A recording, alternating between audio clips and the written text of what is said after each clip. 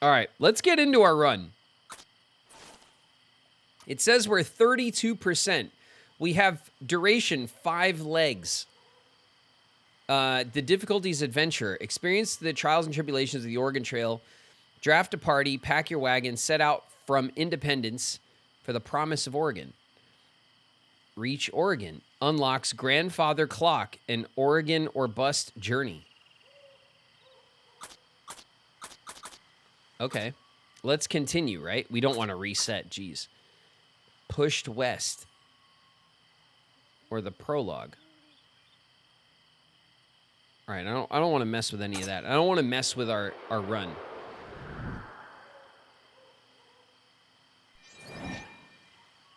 Okay. Well, I guess it is nice. We'll still get all the ambiance, right? The crickets and the birds chirping and stuff. All right, we're at Fort Laramie. That's right. We're at Fort Laramie. Here's our ladies, Ruby, Lulu, Helen, and Ada. Everyone is looking like they're in pretty good shape. We have a bit of a hygiene. Lulu's got a bit of stank on her. Ada and Ruby are just ever so slightly. They're just a 1 day, all right? Lulu's got a 2-day stank on her. It's time, Lulu, almost, for you to clean up. Helen, pristine, smelling great. Let's see. We could. What's in the store? A whole lot of nothing, right? We only have 175 bucks. We could view our wagon. Okay, in our wagon we have 272 pounds of food, which seems okay.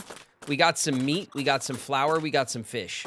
I mean, we have a very balanced diet for the Oregon Trail, I feel. We have 6 repair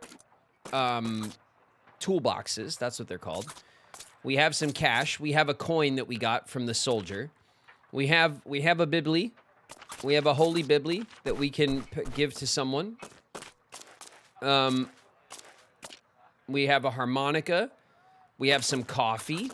We have this wheel grease, which we've not used, but maybe it's probably time. I think maybe when we get to tougher terrain, we'll want to use the wheel grease to keep the wagon in shape so we don't have wagon trouble on tougher terrain.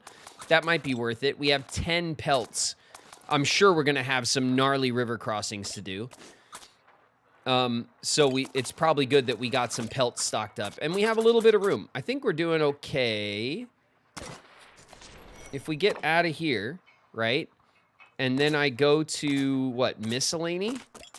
Do we want to buy some, damn, 60 bucks for 10. So $6 a shirt. $6 a shirt feels expensive, but I don't know. Should we just, we do have some blankets, right? Let me check again. We have 5 blankets. Okay, so we have 6 because blankets count as clothes, if I remember correctly. So we have 5 blankets and 1 shirt left. And we've had this 1 stack of shirts the whole time. So we've gone like 2 legs of the journey on just our first stack of clothes. I think we're okay. I think we're okay. We're going to compromises will have to be made. We're rested. I think we've traded with everybody. Sell pelts, sell fish.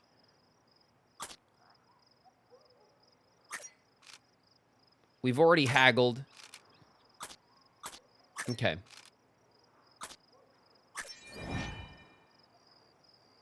Services. What do we have? Like a doctor, a barber, a physician, and a blacksmith. I think we're doing fine. Let's get out of here. Let's just hit the road.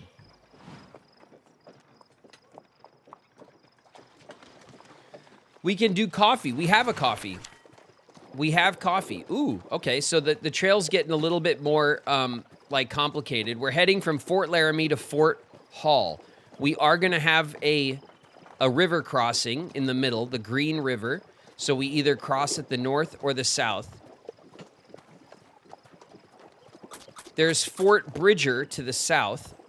It looks like the north path is faster, but the south path will take us to Fort Bridger, and I don't know if we have any quests that go down there. We have to double check. I think we might.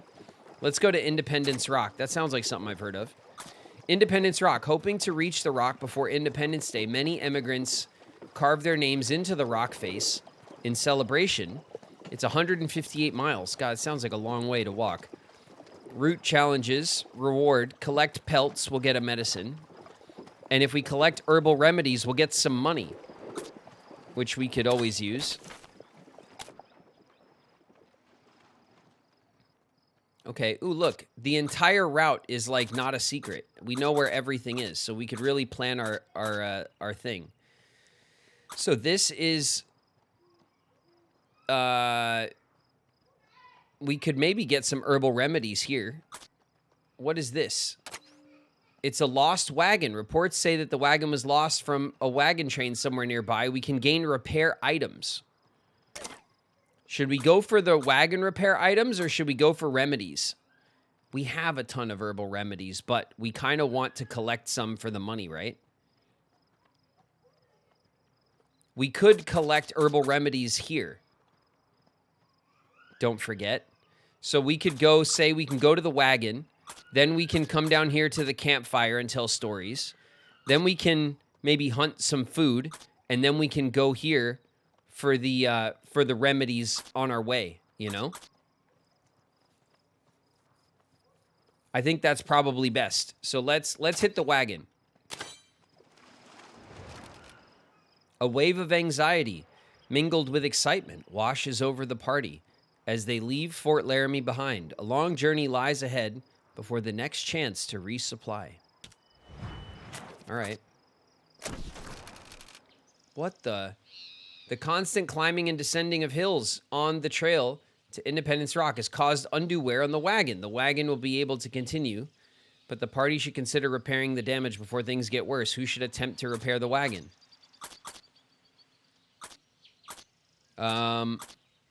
Ruby, you're up.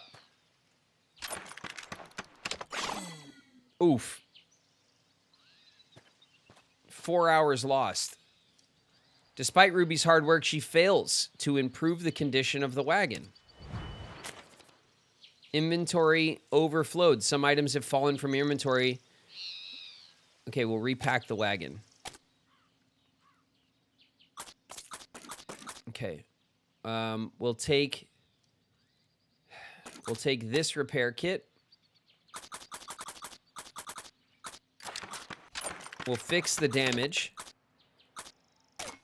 And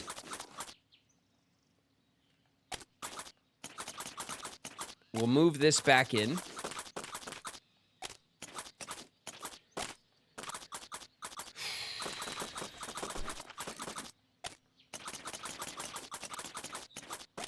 Okay, so what does it say? It says, yellow means exposed. I wonder if there's like, we have 2 exposed. Info. 2 items placed in exposed slots may be lost during poor weather or during river crossings. And then damage means the items can't be placed there. So we could leave the exposed parts. I don't want them to build up though, you know? We'll leave them for now. We'll leave them for now. The wagon is wearing out. Yo, what the hell is going on?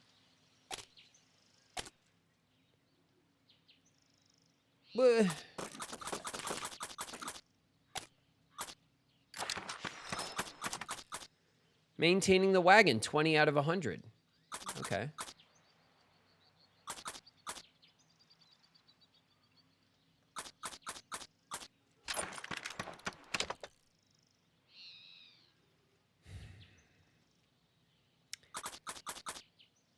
Okay, we're gonna fix the whole damn wagon. Okay, the wagon is fully fixed. I'm gonna move the blankets back. Rotate. Like that. Okay. And now we're going to use a wagon grease. Wheel grease made from animal fat. This grease is applied to reduce wear on the wheel joints, essential for wagon maintenance. Prevents wagon wear for a few days. Single use. Let's apply grease to the wagon. Okay? Because this is ridiculous. All right.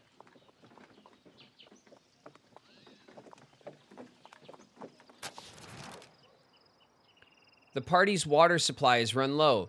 If it's not refilled before too long, dehydration and death may be the result. That's very dramatic.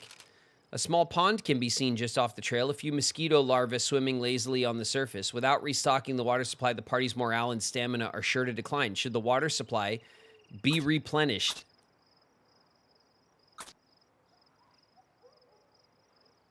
We don't want to, like, drink water from a still pond with mosquitoes, right?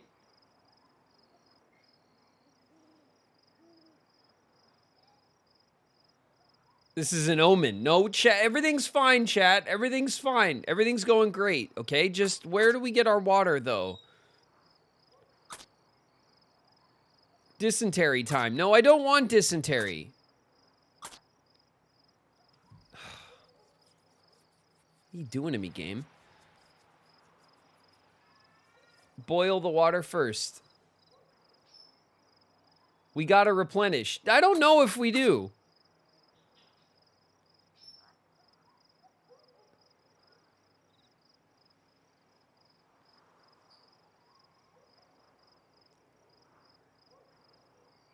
Keep walking.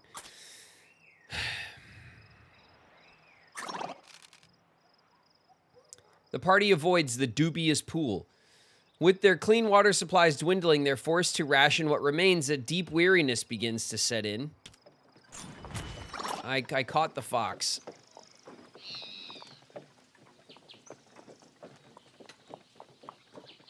Okay, Ruby's stamina is suffering.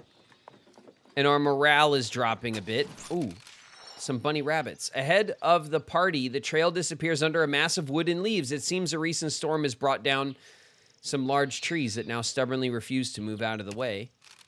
Given some time, the fallen trees could be chopped and removed. However, it would require significant effort on the group's part to do so manually. Alternatively, the party could backtrack, find another way around. No guarantee. What should be done? I'm going to try. We got to get to work. Get to work, ladies. All right? We're not going to let a tree stump stop us. That's right. All in unison. Heave-ho. The party gets to work clearing the trees. They set in for an exhausting day.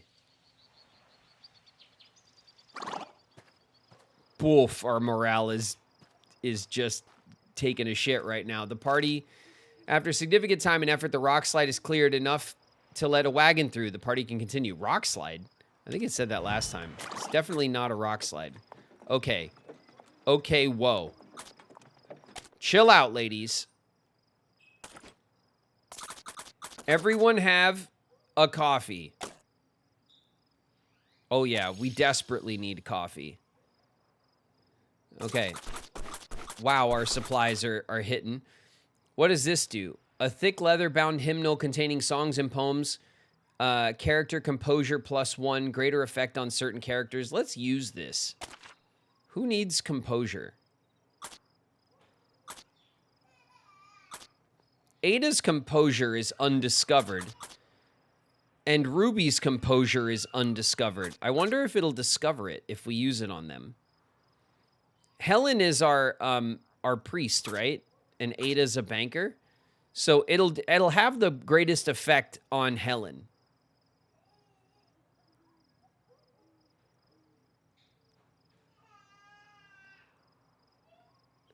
Do you think we give it to Helen to maximize its effect, or would we rather find out Ruby and Ada's composure by using it on them?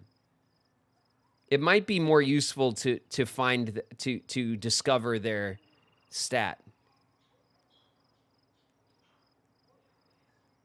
Helen maxing. We could Helen max big time.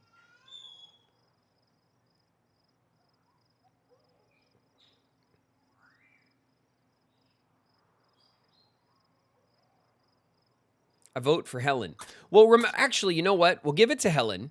We'll Helen max for composure, right? Because I think one of the campsites coming up is a story campsite, and then that should help us discover these stats. We only have, I think it's these stats, and that's it left. So let's Helen max. Okay, this way Helen and also Lulu have very, very strong composure, and I think that's probably good. Let's move our food stores to one side. Let's,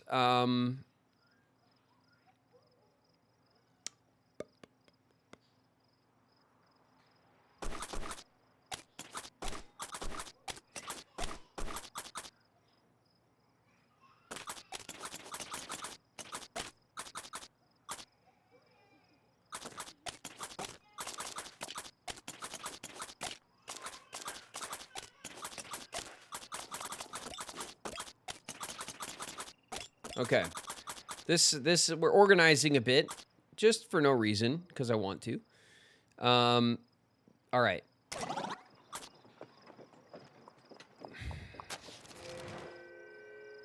The party approaches a dilapidated, wind-blown wagon.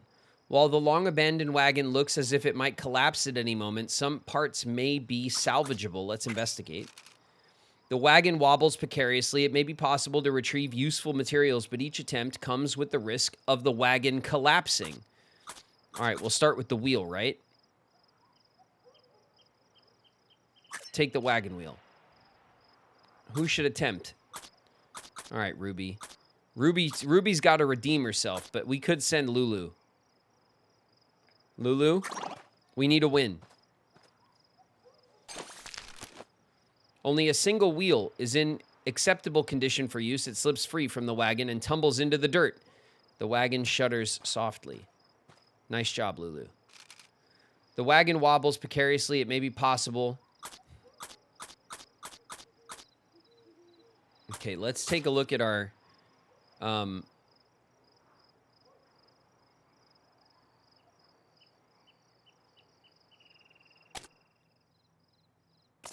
Okay, we got the wagon wheel. We got lots of room for the, whatever, the axle and the other shit. We got room. We got room. Should we go for the tongue or the axle, or should we just be happy with the wheel that we got? We went for 2 parts last time, and we were successful. But getting the second part, we are pushing our luck. I think going for 3 is too greedy. The axle. All right. We'll go for the axle. I feel like sending Ruby for the second one is just we're really asking to get Ruby hurt. Helen, you have this max composure. Helen leans down. The wagon shifts suddenly in the wind. She'll need to react quickly. Okay.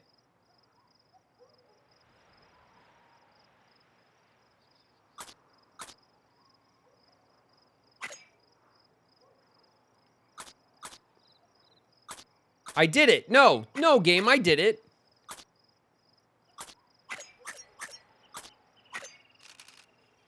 As Helen moves to retrieve the item, the wagon finally gives way to the intrusion. Its decrepit shell splinters into the dust. Nothing left to take. All right, all we did was miss the axle.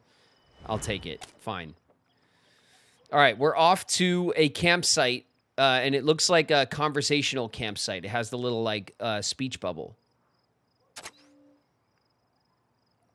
Tell stories. Learn and trade stories for items. Let's go. I thought she would explode. I pressed the button. I pressed the button, okay? The game is out to get me. It's a plot. A fox. I see you, fox. And a dog? Hey, dog. A happy-looking dog stands behind the trail, wagging its tail. If the hound is domesticated, there doesn't appear to be anyone around to whom the dog may belong. What should be done? Let's approach the dog. The dog, as friendly as it looks, could be dangerous. Who should approach the hound? Hell, Lulu, right? Lulu is a farmer. Lulu is a farmer and therefore knows how to do everything.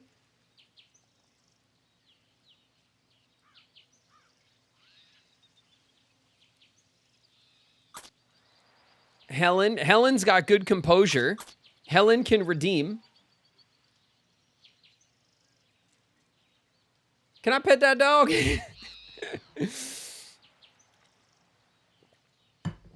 Let's send Helen. Helen is our religious leader who's very composed. Helen, pet that dog. The dog wags its tail as Helen approaches, showing no signs of aggression. Feed the dog, pet the dog. Ask where its owner is. This dog is absolutely going to gore someone. No, it's not. The dog is friendly and totally cool.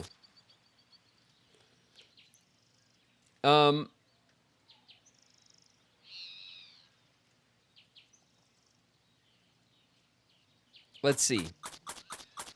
Feeding the dog might be like the best way to ingratiate ourselves to a dog, you know? Petting the dog it sounds like we might get bit. Let's give the dog a little food. Here you go, pups. You want a little food? How about some meat? Munch, munch, munch. Happy woof. Oh, man, it made a happy woof. The dog continues to wag its tail, happily awaiting Helen's further actions. Let's pet that dog. Hi, dead puppies. It's another happy woof. The dog Helen's hygiene is dropped. The dog continues to wag its tail, happily awaiting. Let's ask where its owner is. Where's your owner, little dog? Where is he? Big woofs. The dog's bark, unsurprisingly, offers no insight as to where its owner may be. However, the hound doesn't seem too concerned. Helen isn't quite sure what she expected. The dog continues to wag its tail, happily awaiting Helen's actions, and now we could just leave. Okay.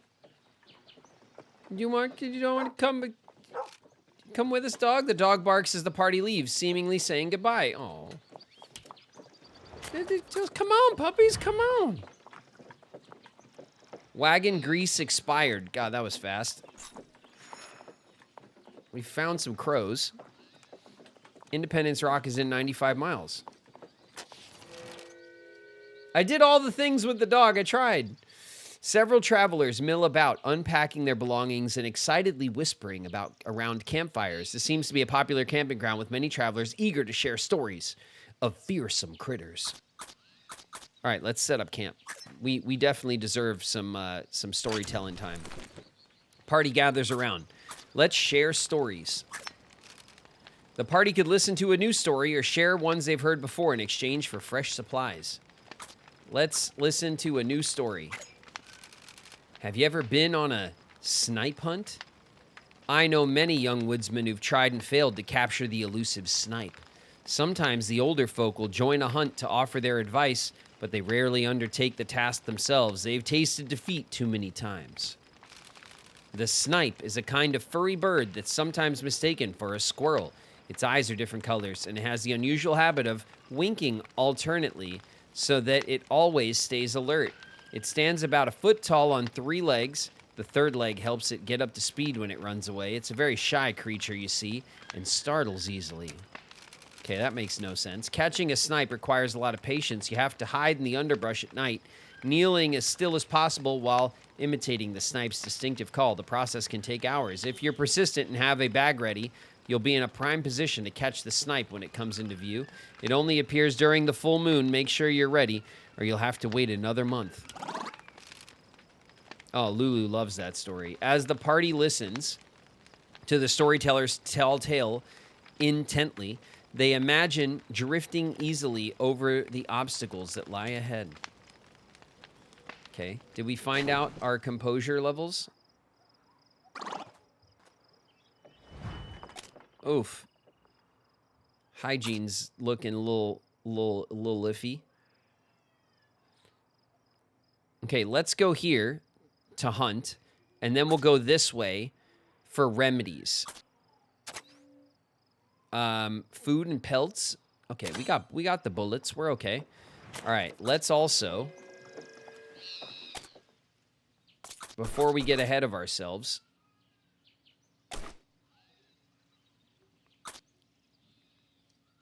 Helen, you get the shirt.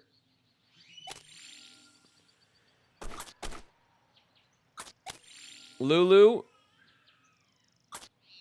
Okay.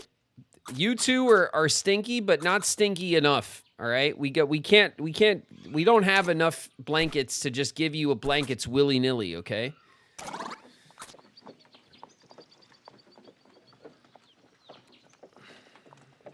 They're going to have to stink a little longer until they get a little stinkier, and then, and only then, will they get a blanket. A large irregular mound lies on the trail ahead. It's hard to make out quite what it is. Oh. It's a deer, lying dead in the dirt, skin clinging thinly to its ribs. The creature seems to have died of starvation, though it still has enough meat to feed a brave traveler or two who should gather the meat. Lulu, get to work. 25 meat and a pelt with low morale. Lulu cuts as much meat from the deer as she deems edible. It's hardly hot cuisine, but it may end up being the difference between life and death. It's true. Waste not. Waste not and all that on the Oregon Trail. All right. Our energy is low. Of course, we don't have any coffee.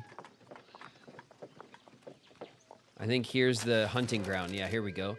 Hunting is ideally suited to those who've spent time in the wilderness, requiring keen shooting skills and the ability to track prey. Those with low stamina will be unable to carry back much meat. Ruby? Ruby. We're going to make a hunter out of Ruby yet. Ruby examines the hunting grounds ahead of her. It seems like she'll be able to find a few animals. That's right.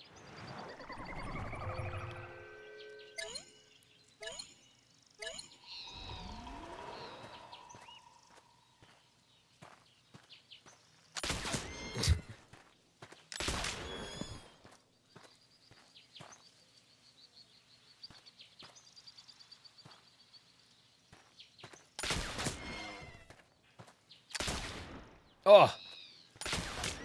Got him.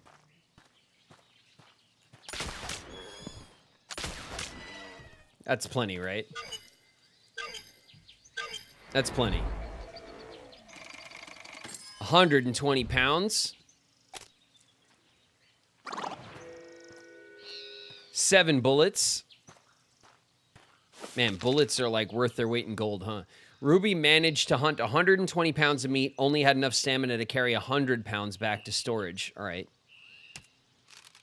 Ruby can spend some time skinning the animals. Yes, we will.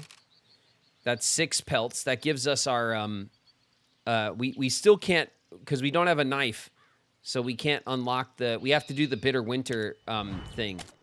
God, I want to play more of this stuff. I really like the way this game is set up with different challenges and stuff. Let's go here so we can gather herbal remedies for our... so we're going to get some medicine anyway, because we just did the hunting. We got pelts.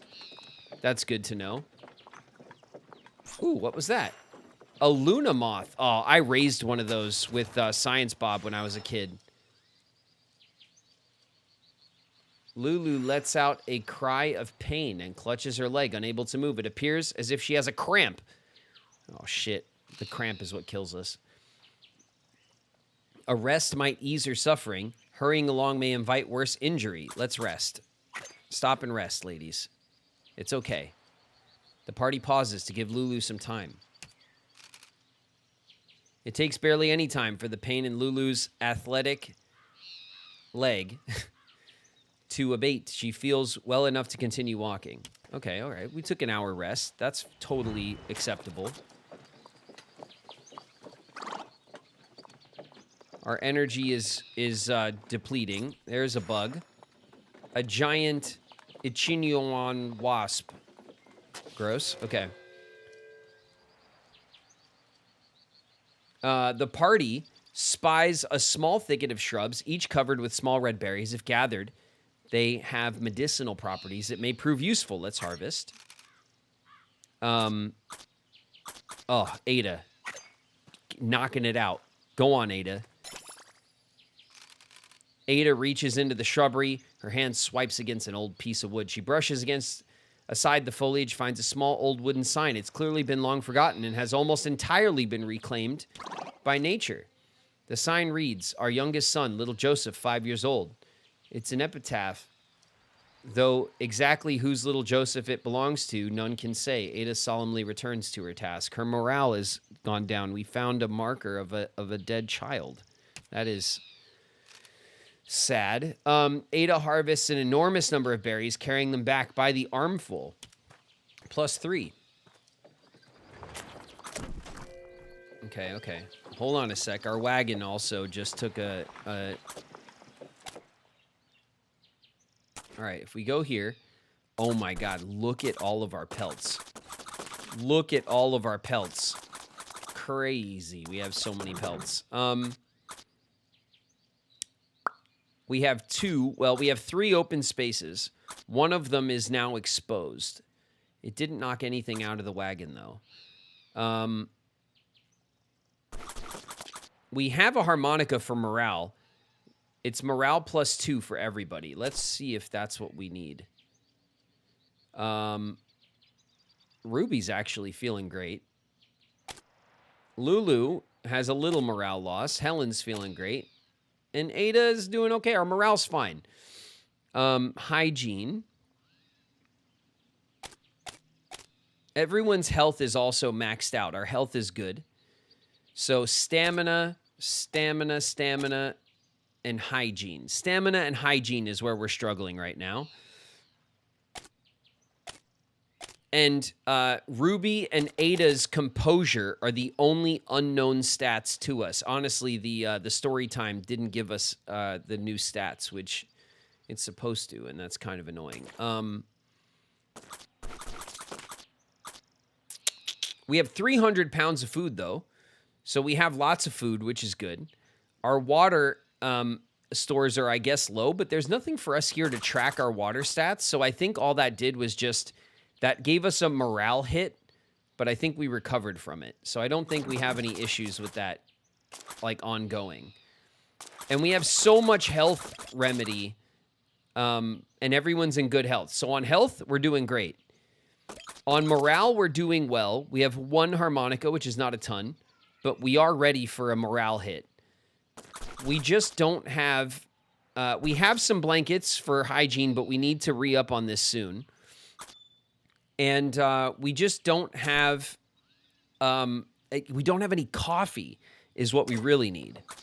We need more coffee. A Coronado skink we found.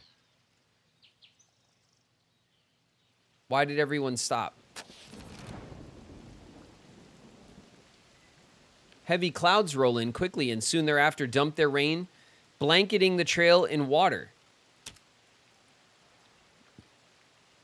Okay.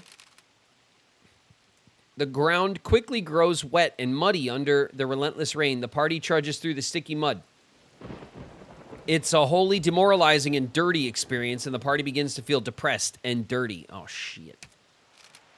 Helen, who's messy, revels in the mess, finding the coating of mud and dirt quite invigorating. Okay. Helen's morale went up.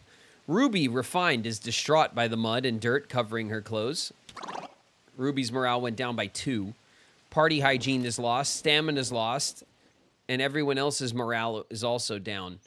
After some time, the rain begins to clear and the ground begins to dry. The party can continue unimpeded. All right, shit. Dude, our energy is so bad right now. Let's... Ugh. All right. Ruby gets a blanket. And Ada gets a blanket. All right. Helen and Lulu are slightly, ever so slightly stank, but that's okay. All right. We love them just the same. And stamina. Stamina is where we're struggling. We need coffee like stat. We need coffee so bad. We've never needed coffee more in our lives.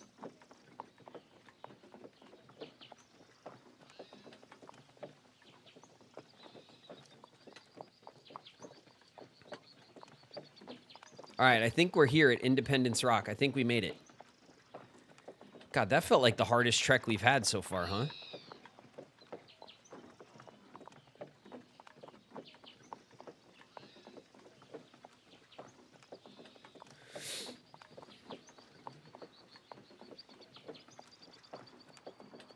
Ooh, a snake.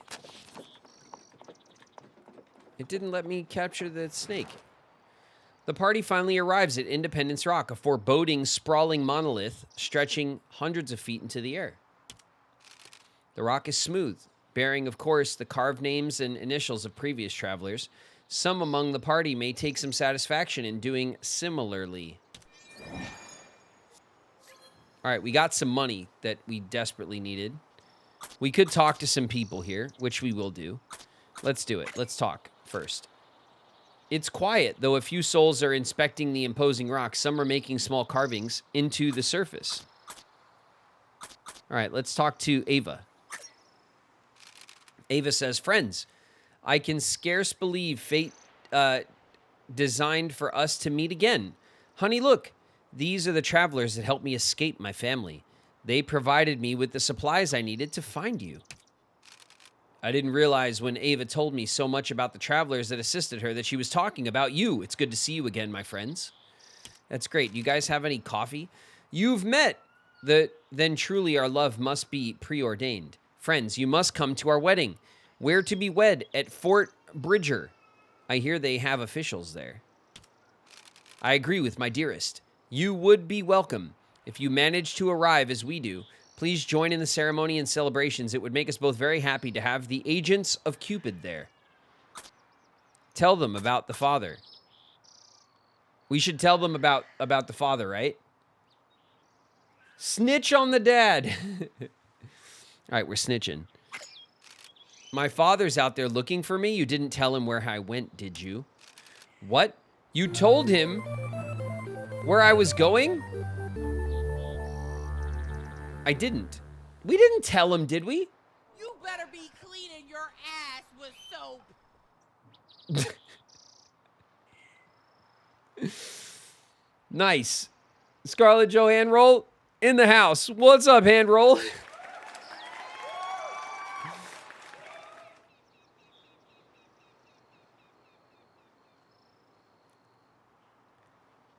I didn't think we told him where she was going. Did we?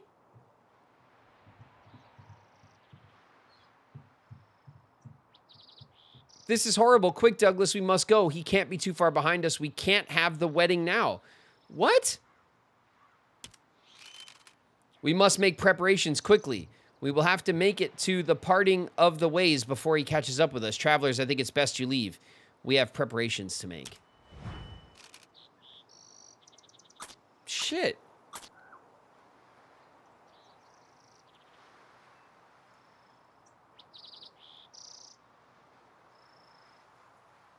We said we would keep an eye out for her. That's what I thought. I thought we were like, yeah, we'll keep an eye out for her. But we didn't tell him. We didn't give him information.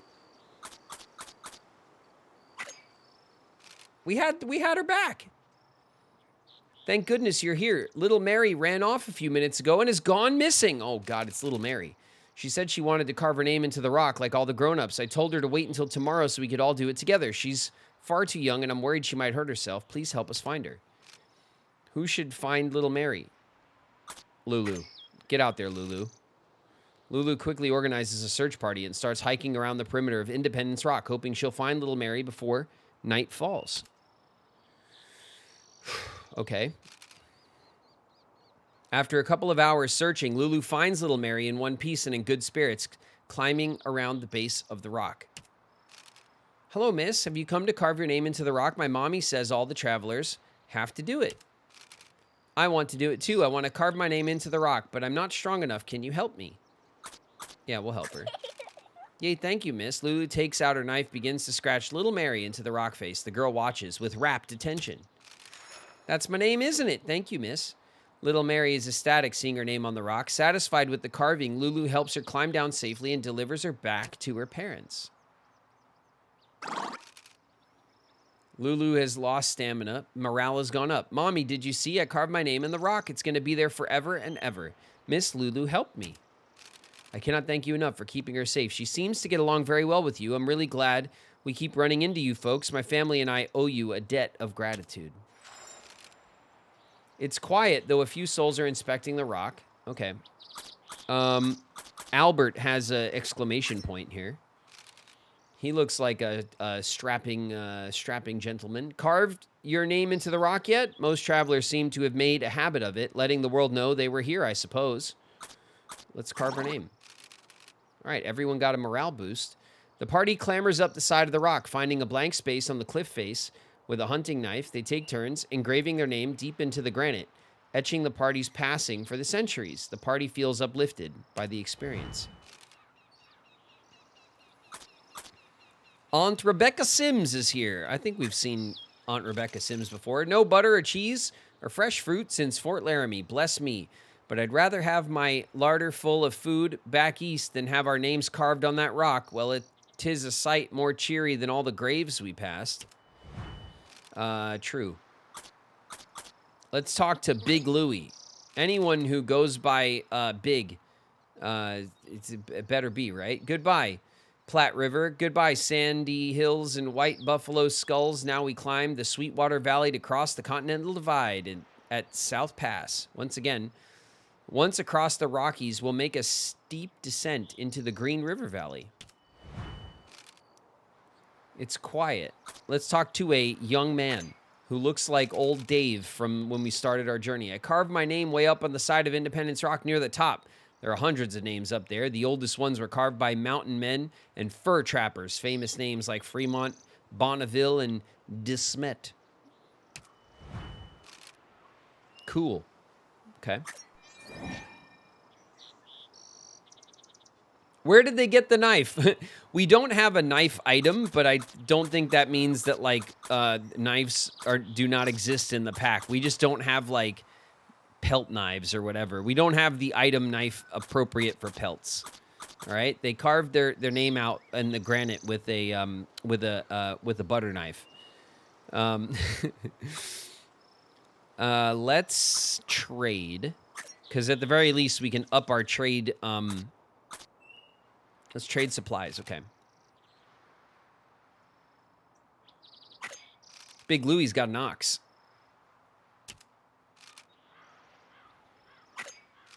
As much as I'd love to offer you one of my fine beasts, your wagon's full. I know, I just want to haggle with you. All right, 96 flour.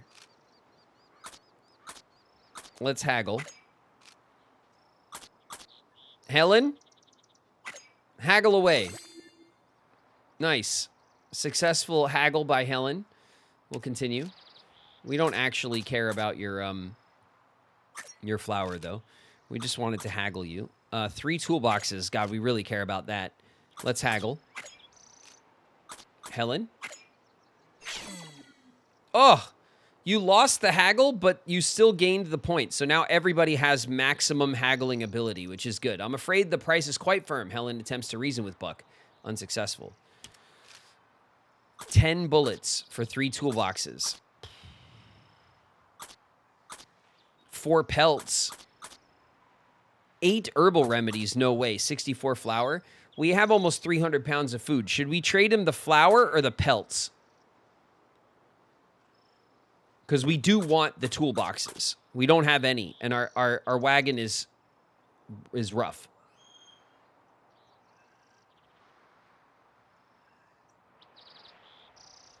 Hand roll, thanks so much for the resub, by the way. 8 months. 8 months, hand roll. Sorry, I didn't call that out. Sell pelts for cash. Well, we have a river crossing coming up, so we'll need the pelts for that. We'll trade the flour. I think that's fine.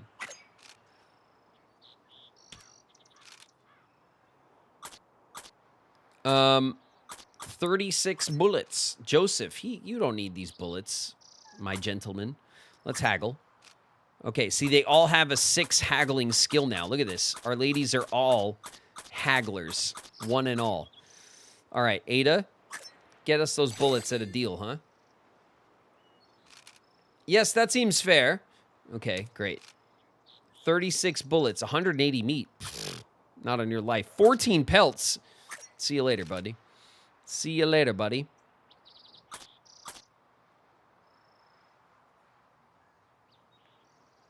4 traps. 2 medicine. 9 pelts. We'll haggle just for funsies. Ruby, haggle for the traps as our hunter. 8 pelts and 1 medicine. Or our dragoon medallion. No way.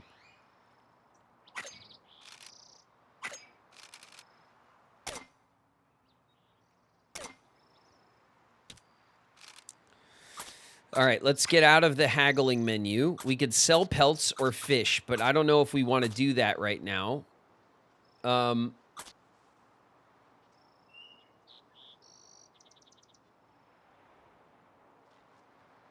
much flour do we have? We have we have enough food supplies. It turns out we only have 8 flour left, but we have 200 pounds of meat and 23 pounds of fish. We have 201, actually, pounds of meat. So we have a ton of meat.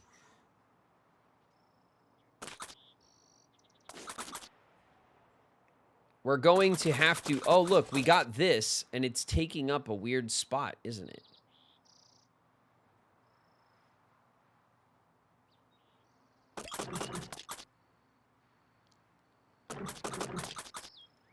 Hold up. Wait a minute. Let's see.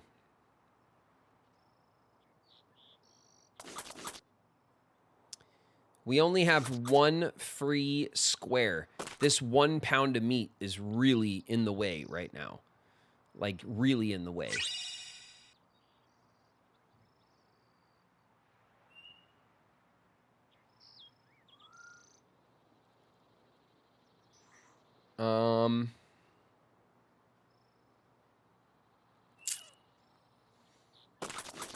I say we probably take this pound of meat.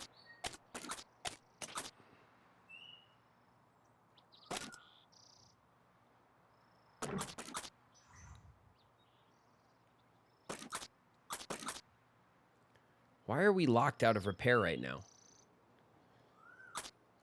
I think we sacrifice 1 pound of meat.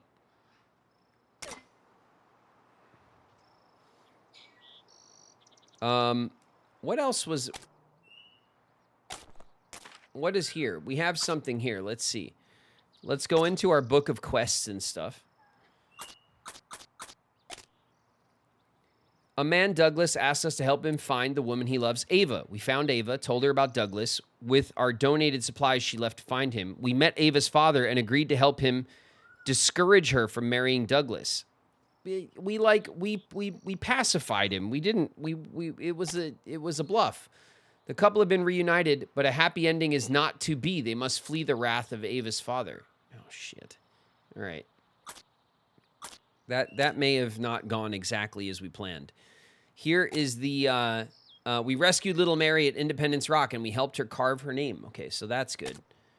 And then let's look at our I don't know, rewards or whatever, our collectibles. Let's see, locations. There's a new natural landmark. That would be, of course, Independence Rock. Dubbed Independence Rock. The ads are going to start. We'll chill right here and wait before we move on. Dubbed Independence Rock because travelers aim to reach it on or before July 4th. This landmark was covered top to bottom with engravings from passersby. Travelers' names were especially common, though others chose to carve religious symbols. Okay, let's look at this checklist down here. This says Peppard's Folly is 1 of 4.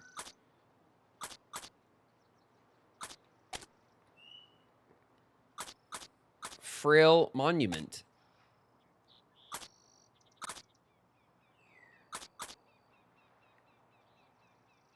Help little Mary carve her name into Independence Rock. Wait a minute. Make sure little Mary gets a doll for her birthday. Didn't we make her a doll? Or is it not her birthday yet? Help little Mary carve her name into the rock. Okay, we did that. Independence Rock was a popular place for immigrants to carve their names, but these deliberate messages are not the only mark that travelers left on the landscape. There are many places where wagon ruts are still clearly visible in the ground to this day. Okay. All right, we're in ads, so we'll chill here at Independence Rock for another minute or two.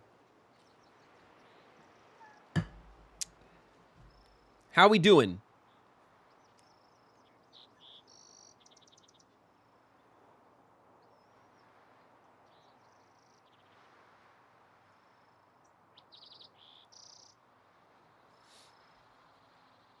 No one's died, so pretty dang good. Yeah, pretty good, right?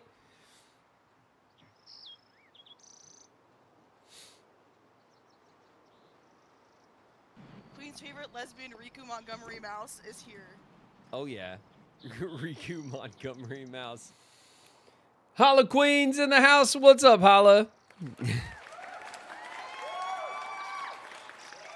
Holla Riku Montgomery Mouse. What's up?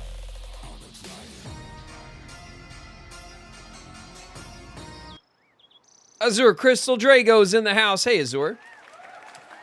What's going on, Azure?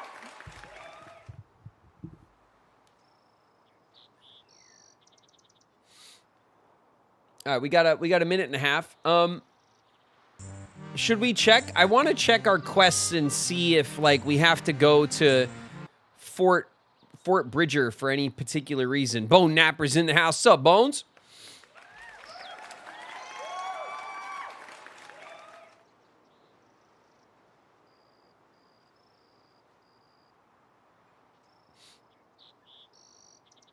Should we check?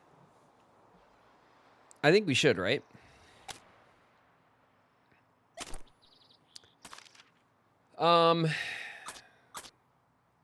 So like this is our collectibles. This is our quests, right? This is our, I don't even know. Oh, there's our XP, Journeyman Emigrant. We're a Journeyman Emigrant. We've completed 11% of the game. We've completed a journey. 48 events. We played for 3 hours. It feels like we've done more than that, but okay. We've collected 55 animals. We've completed 10 route challenges. We've consumed 352 pounds of food. We've traveled almost 1,000 miles, almost a third of the way across the country, coast to coast. No deaths, no dysentery. Give me a chance, game. The California Trail.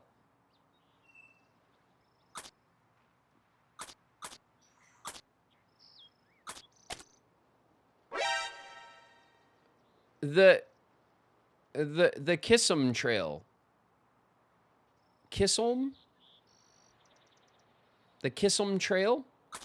The California Trail. There's other trails. You really shouldn't have betrayed us. My. Calla Apple's in the house. What's up, Calla?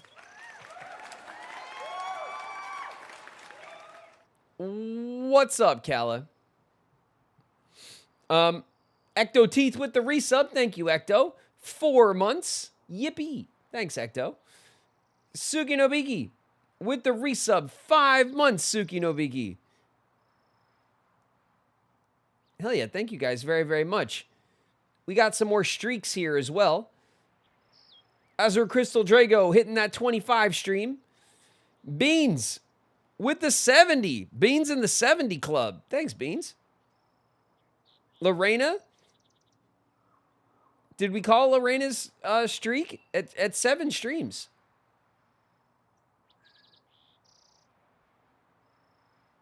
Hartswesker, welcome. Following from an hour ago. Welcome. Thank you very much for the follow, if you're still around. All right. Let's look at our quests. These are all our different quests, these tabs, right? Let's see. This one is the Horse Creek Treaty. I think we finished it. Yeah, we witnessed the signing of the treaty. This one... Oh. Sorry, buttons. Buttons. My bad. Let's go back here to quests.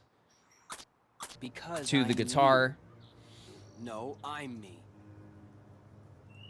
I'm me, he says. Vale's in the house. What's good, Vale? What's up, Vale?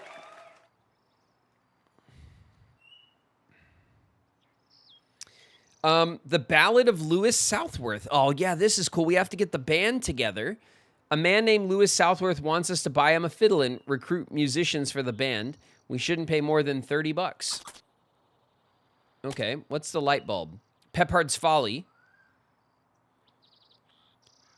Look at that. We met an entrepreneur named William Thomas who wants investors for his wind wagon business. We totally blew him off. That was a mistake, it seems. The Peoria Party. We agreed to help gather 9 missing dragoons who've been scattered across the trail. That's true. We haven't found any of them yet. Star-Crossed Lovers. This...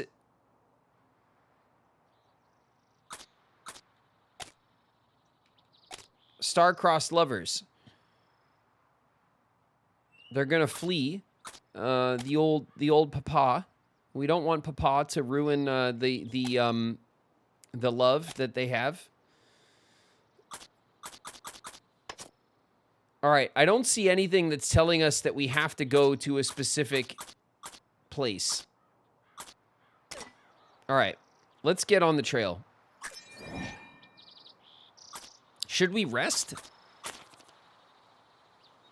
Oh, yeah, we need to rest, right? Let's rest. We haven't rested yet. Resting ends the current day, gives the party a chance to recover stamina. Yes, please rest. The wagon bed's rearranged into a cozy sleeping space, as is possible, and the party settles down for the night. Sleep when you're dead. Lauren, we're struggling out here, okay? We have to keep our ladies in tip-top shape, all right? The trail is long and full of terrors. I think is the old saying.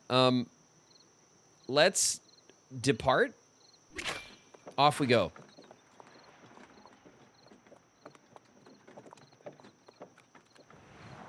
More rest. I mean, we got some rest. We got enough rest. Let's go to the parting of the ways. And then, do you guys think we should go down to Fort Bridger anyway? Probably, right? Like, because we'll see some more, like, events and people and stuff there, as opposed to just crossing the river and going straight to Fort Hall. Like, we want to push, right? We want to push for, like, the extra stuff. Let's go to Parting of the Ways. All right, we got to collect meat. We'll get coffee if we collect meat. Oh, man, all the meat on this trail is dead. Collect pelts. Let's go. All right, we can go to a sleepy campsite, or we can go to a guy. We can collect we can collect a guy. We know a guy who collects a guy. Let's go. Let's go to collect the dragoon. As the majestic Independence Rock fades into the distance, the party looks ahead to their next challenge. We got to collect a guy, yeah. Don't worry about it. It's totally normal. The constant climbing and descending of hills on the trail, the parting of the ways, has caused undue wear on the wagon. The wagon will be able... The wagon will be able to continue. But the party should consider repairing the damage before things get worse. Who should attempt to repair the wagon? Helen? Helen, you do it. Oh, all right. Helen was not successful, but did gain some serious constructive knowledge. Despite Helen's hard work, she fails to improve the condition of the wagon. All right, let's repack. Oh.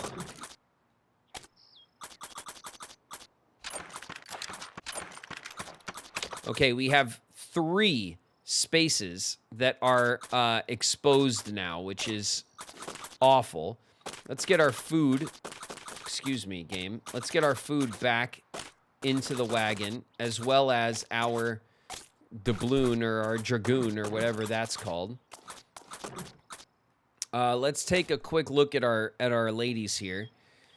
Morale down 1, full, down 1.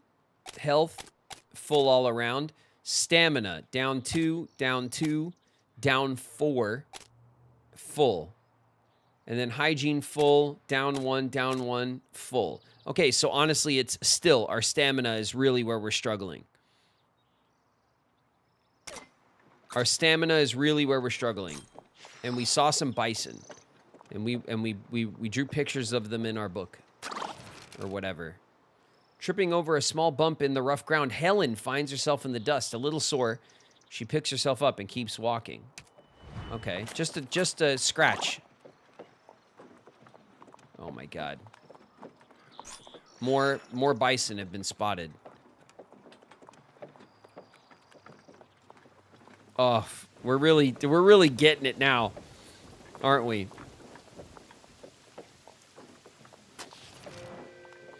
Joseph Holman says, "Stay back, citizens. There's been a murder most foul." Oh, I see. You're that group the captain's got hunting us down, eh? I had you pegged the minute I saw you, detective's intuition, as it were. I could use an assistant on this case. Very well. If you help me track down the killer, I'll return to the captain as soon as I'm able. Let's investigate. Excellent. With your help, I'll have this case solved in no time at all. I've compiled a list of clues, suspects, and pieces of evidence. Simply tell me what you wish to inspect, or let me know when you're ready to make an accusation. Oh my god, we have a murder mystery. All right, give us the overview. Everyone present is part of a wagon train heading to Oregon, with the exception of Quill, who arrived only yesterday. The others have been together for the better part of a month now. Some have known each other longer, some less. Until now, there's been no infighting. Our victim is one Elias Farthing. He funded the expedition and was its de facto leader. He wasn't well loved, but as far as I could tell, he also didn't have any explicit enemies. For the most part, their journey seems to have been normal, except that they're being harassed by thieves a lot more than usual. These thefts have been targeted and efficient. It's likely that somebody on the inside has been helping them somehow. I've compiled a list of clues. Okay, that's the overview. Let's look at the dossier. All right, pass the dossiers. I've taken the liberty of compiling some information on each of our suspects. Each suspect also provided a writing sample so we could compare it to the note we found at the scene. I watched as each wrote their sample so I could see which hand they favor. Just let me know who you'd like to learn about. Quill Peabody, Gareth Fairfield, Gurney Goldman, Marshall Brennan, and Kellogg Hardin. A couple of... Look at this group. They're all guilty. Look at them. Look at them. Every one of them. All right, let's talk to Quill.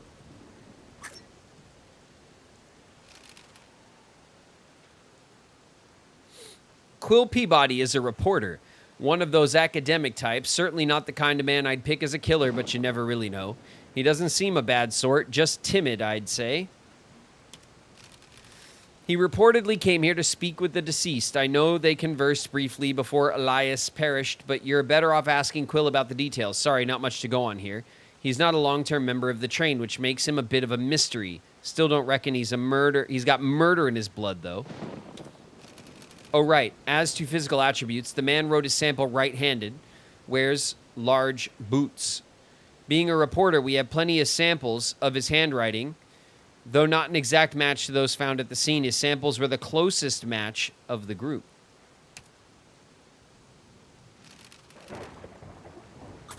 Tell us about Gareth.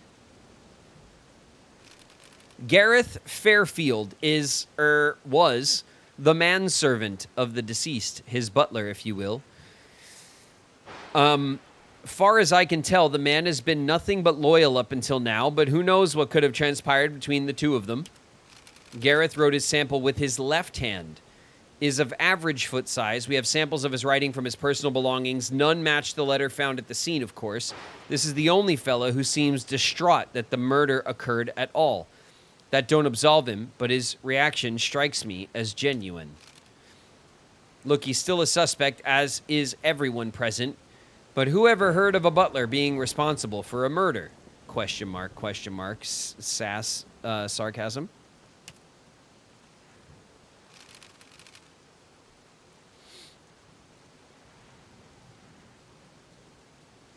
Hey, you're the Riku voice actor from Kingdom Hearts. That's right, Subite. Indeed. Caught. Red-handed. Guilty as charged. Kellogg Harden. Let's see what Kellogg has to say. He is? Pow. Please. Shh. Keep it between us, okay, pal? Kellogg Harden isn't the kind of man you want watching your back. Or your front, if I'm honest. He's bad news. He's garnered some infamy around here, never killed a man, far as I know, but done all sorts of bad besides. He's our prime suspect for the thefts. He's also a long-term enemy of Marshall. The two have been at odds for years, far as I could tell. As to his physical characteristics, the man claims to be ambidextrous, wears an average-sized boot, and though he was equally skilled with each hand, his handwriting sample was horrible. Not sure if he's just an ugly writer or if he's faking it. Okay. All right. I hope you guys are taking good notes here. Gurney Goldman. Gurney Goldman is the sort of fella who'd buy out his enemies rather than kill them. Never met a man richer than this, at least financially. He's not without problems, of course. Wealth is both the source of his power and his ever-present demon. Old Gurney wrote his sample right-handed. It is small-footed. His writing sample was neat, but not quite a match for the letter we found. This isn't the kind of man who gets his hands dirty, but if he had to, he's definitely of the backstabbing sort. Hard to say how he's involved exactly. Okay. I hope you guys are remembering all this. Marshall Brennan. Ah, Marshall Brennan. Only really a suspect by circumstance, but we should cover him in fairness to the rest. Marshall wrote his sample right-handed and has a fairly small-sized shoe. I must say his handwriting was truly terrible. As bad as Kellogg's, if not worse. Don't tell him I said it, though. Marshall's the impromptu sheriff of this wagon train. He's the one that's been keeping the bandits at bay, though depending on who you ask, he's not doing the best job of it. Okay, that's everybody. That's the suspect dossiers. We can interview people.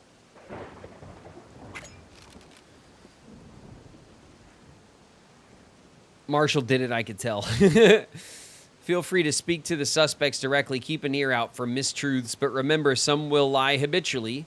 Catching a lie doesn't mean you've caught the killer. Let's talk to Quill. Can I help you? Alibi. Let me think. I went to bed early, around 7 perhaps.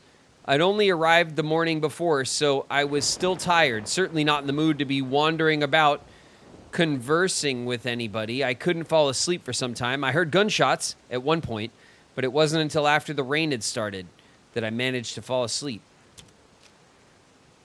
Victim relationship? I'm a reporter. Elias and I had only properly spoken the once. Yesterday morning, in fact. He told me he had news to share, but he had to procure evidence first. Frankly, I was and remain baffled. I don't know what news he was talking about or what evidence he was attempting to produce. Examine. Spin around, Quill. Let's take a good look at you. Quill Peabody is a tall, thin, well-dressed man. He seems bothered by the rain. His eyes are nervously darting around the gathered group. Okay. Okay, so far nothing screams murderer, right? I mean, obviously one of them is guilty, but I like that it doesn't seem quite so cut and dry the way that they're giving us information. Let's see, Gareth. I hope you catch the killer soon. I'll do anything I can to help. What's your alibi, Gareth? Let's see, I was preparing dinner for us in the wagon when I glanced outside to see Elias talking to somebody. That would have been around 7:30. He never came back. As soon as it started raining, I went out to check on him. This would have been about 9. I found him lying in the mud. I hope you catch the killer soon. Victim relationship. I worked for the man. I was a valet, chef, attendant, so forth. I resolved matters he hadn't the time, nor stomach to solve for himself. I hope you catch him soon. Let's examine him. Have a spin, Gareth. Gareth is an enormous, imposing man. He looks less like a servant and more like a bodyguard or a soldier. Well-dressed, maintains a neat composure in spite the rain.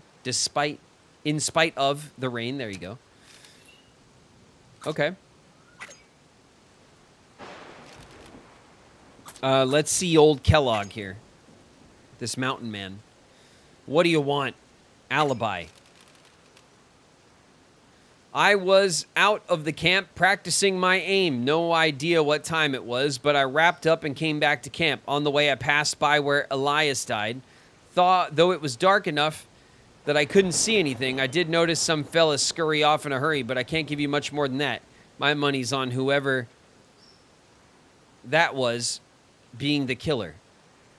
Very astute, Kellogg. What's your relationship? Elias? Saw the fellow around time and again, but I didn't care to know him, and he didn't care to know me.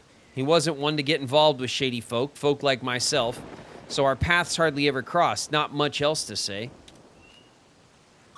All right, let's examine him. Have a spin, Kellogg.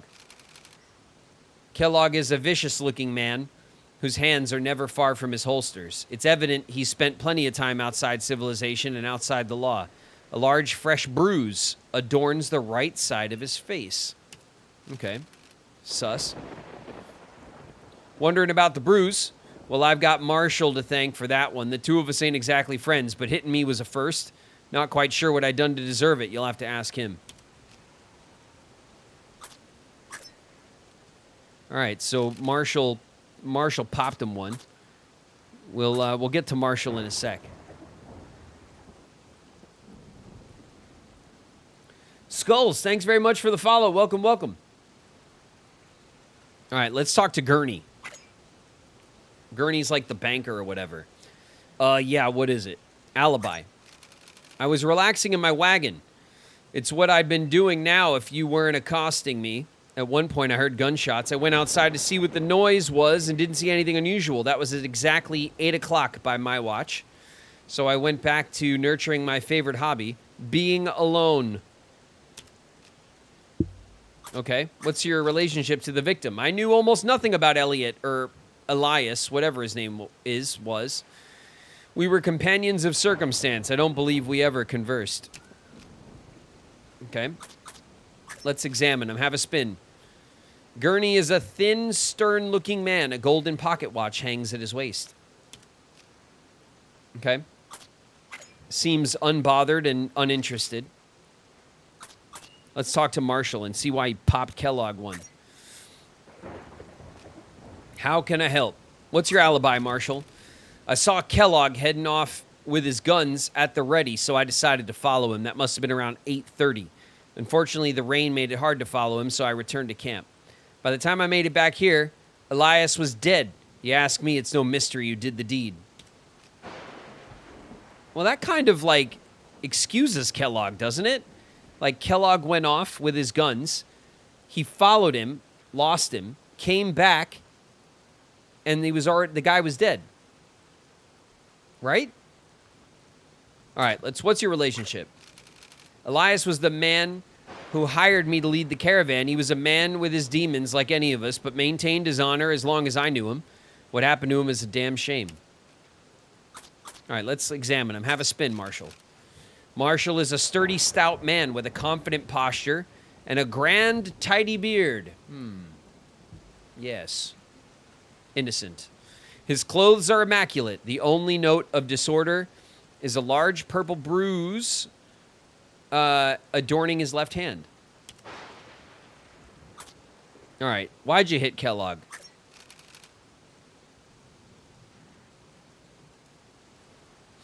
It was graven in the study with the candlestick. How dare you? How dare you lie on my name? Saw that, did you? Well, I'll make no excuses. I hit him, all right? You ask me? It's not even half of what he deserves for killing Elias. Why do I think it was Kellogg? Not much for detective work, are you? His shoe size fits those found by Elias's body. The blade used to kill the man was fitted with a left-handed grip. Kellogg is ambidextrous. He was also unaccounted for at the time of the murder. I'll make him pay for what he's done, mark my words. Okay.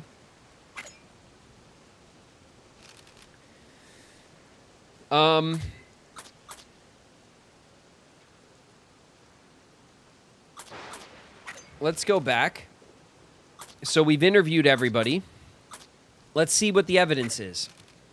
I've assembled all the evidence I could find. Let me know if you want to take a closer look. The crime scene. The body of a middle-aged man lies face down in the mud, his fatal wound clearly visible in the center of his back. The body has sunk deeply into the mud, suggesting that it's been lying here for some time. Several boot prints are scattered about in the mud. Only one distinct set stands out of average size. Several boot prints are scattered about in the mud. One stands out of average size. Okay, well, didn't the big guys who fought, didn't they have, like, big old feet? The man's clothes are intact. Except for some stains from the rain and scattered mud, there are no injuries anywhere other than the fatal one in his back. It's unlikely he fought against his attacker. Nothing else about the crime scene stands out. I estimate the time of death to be about 8:30 last night, caused by a single clean stab wound to the back. Okay, so the gunshots are not the indicator of the killing. It's a stab wound. The footprints make for a difficult clue, unfortunately. The only footprints that are visible are those made after the rain had started. But it seems like the rain started around 8:30 anyway. I've assembled all the evidence I could find. Let me know if you want to take a closer look. The ruined letter. We found a letter on Elias's body, but it was so rain damaged as to be illegible. Still, there's a bit to be gleaned from it. The handwriting was messy, and it certainly wasn't written by Elias's hand. You ask me, this is our motive. The killer wasn't able to retrieve it, though I can't say why. From what we can make out, it looks like it's addressed to an external party rather than someone from the train. This is likely how our mole was communicating with the bandits. Unfortunately, the rain did them a favor. It's not much use to us now. Okay, so he was killed over the thievery that was going on. Murder weapon. Elias was killed with a single thrust from this knife. Of that much I'm certain. It's a standard hunting blade that can be found anywhere. With one distinct feature, it's been customized to have a left-handed grip. That's our biggest clue. As I said, the knife is otherwise unremarkable. The blade itself isn't warped at all. It's unlikely that Elias fought back. The position of his body supports this. The untarnished condition of the blade also suggests it was used efficiently, which means our killer was almost certainly left-handed. Okay. Okay. Recap. What information do you want to review? We'll review everybody. Let's see. Quill. Quill Peabody is unknown to most people. He wrote a neat right-handed sample. If he wrote neatly with his right hand, then he's not left-handed, which I think clears him, right? He has a large shoe size. The shoe size of interest is average size, right? He fell asleep around 7, awoken by gunshots, went back to bed. Okay, so I think Quill is probably in the clear. Gareth. Gareth Fairfield was Elias's personal butler. He wrote a neat sample left-handed. Okay, so he's left-handed. If he writes neatly with his left hand, the writing that makes him a suspect for the knife, because he's definitely left-handed if he writes neatly with his left hand. Average shoe size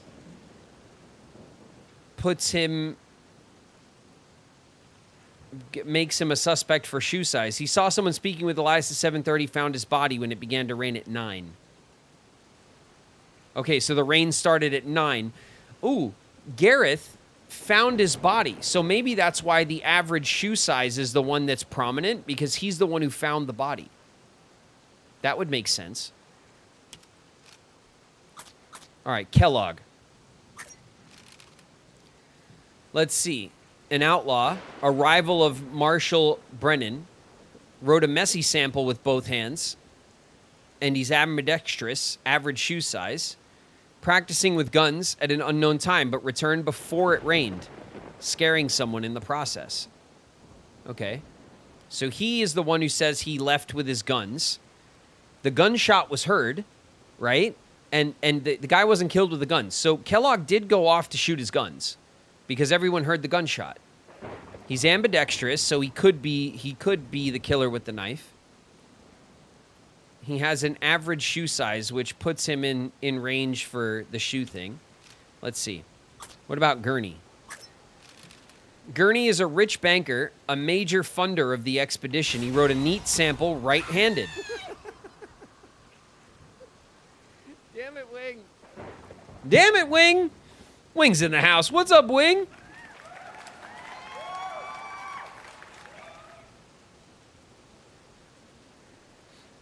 A sus-stash. They all kind of have a sus-stash, don't they? All right, so he wrote neatly with his right hand, which means he's not left-handed. He has an average shoe size. He was alone in his wagon, went outside to investigate gunshots at 8 o'clock. Seeing nothing unusual, he went back inside. So there's the gunshots. At 8 o'clock, that means that that Kellogg was firing his guns at 8 o'clock. And didn't they say that 8 o'clock was the proposed time of death? Marshall Brennan, impromptu sheriff, rival of Kellogg, wrote a messy sample right-handed. Small shoe size. Saw Kellogg leave camp at 8:30. Tried to follow, but the rain was too heavy. By the time he returned, Elias was dead.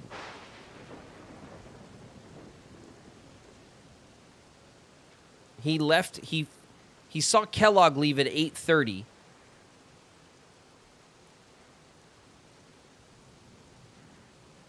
He wrote a messy sample right-handed.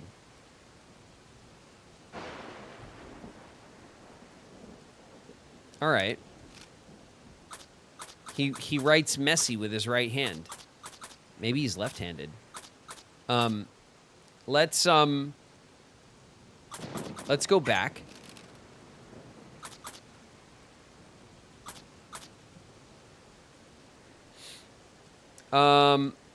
The evidence. Let's look at the evidence. The crime scene. When did we suspect he was killed?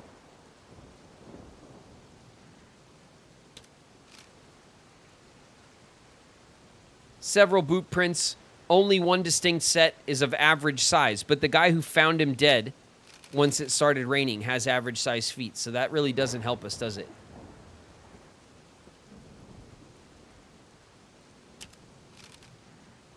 I estimate the time of death to be about 8:30 last night.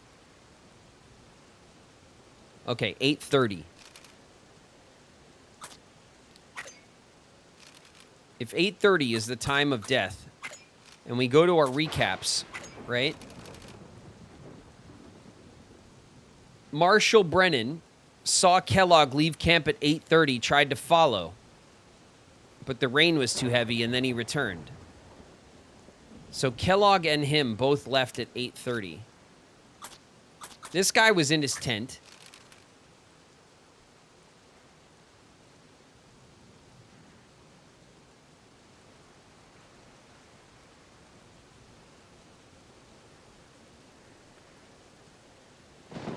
Oh, check this out. He was alone in his wagon. He investigated gunshots at 8 o'clock. What does Kellogg say? Practicing with his guns at an unknown time. Returned before it started raining.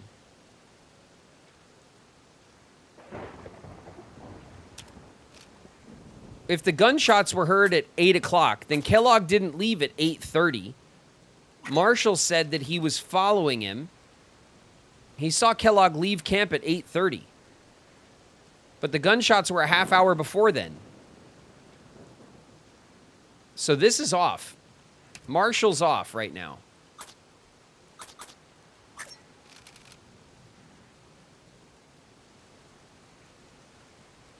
The body was found at 9 o'clock when it was raining.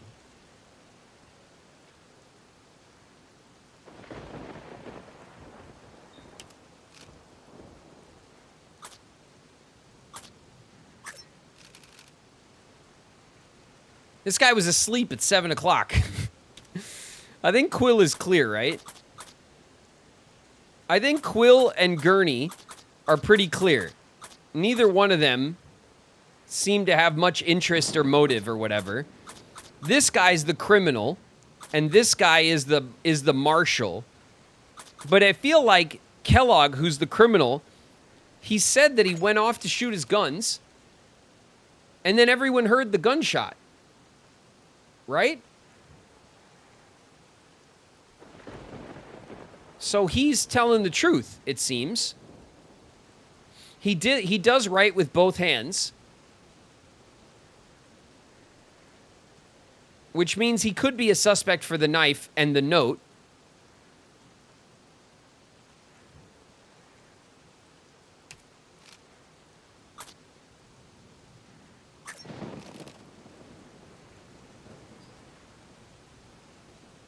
The note was written messily with the left hand. Gareth writes neatly with his left hand.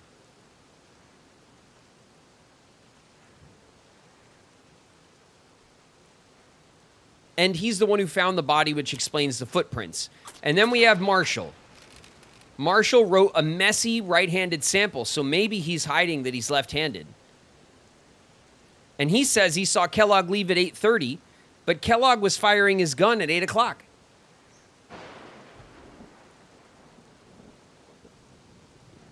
He tried to follow, but the rain was too heavy. The rain started at 9. Dude, Marshall's the one who's sus to me. All right, let's go back. Let's make an accusation. Know who it was, do you? Don't leave us in suspense. Marshall, you bastard. Marshall Brennan, really? Really, Marshall?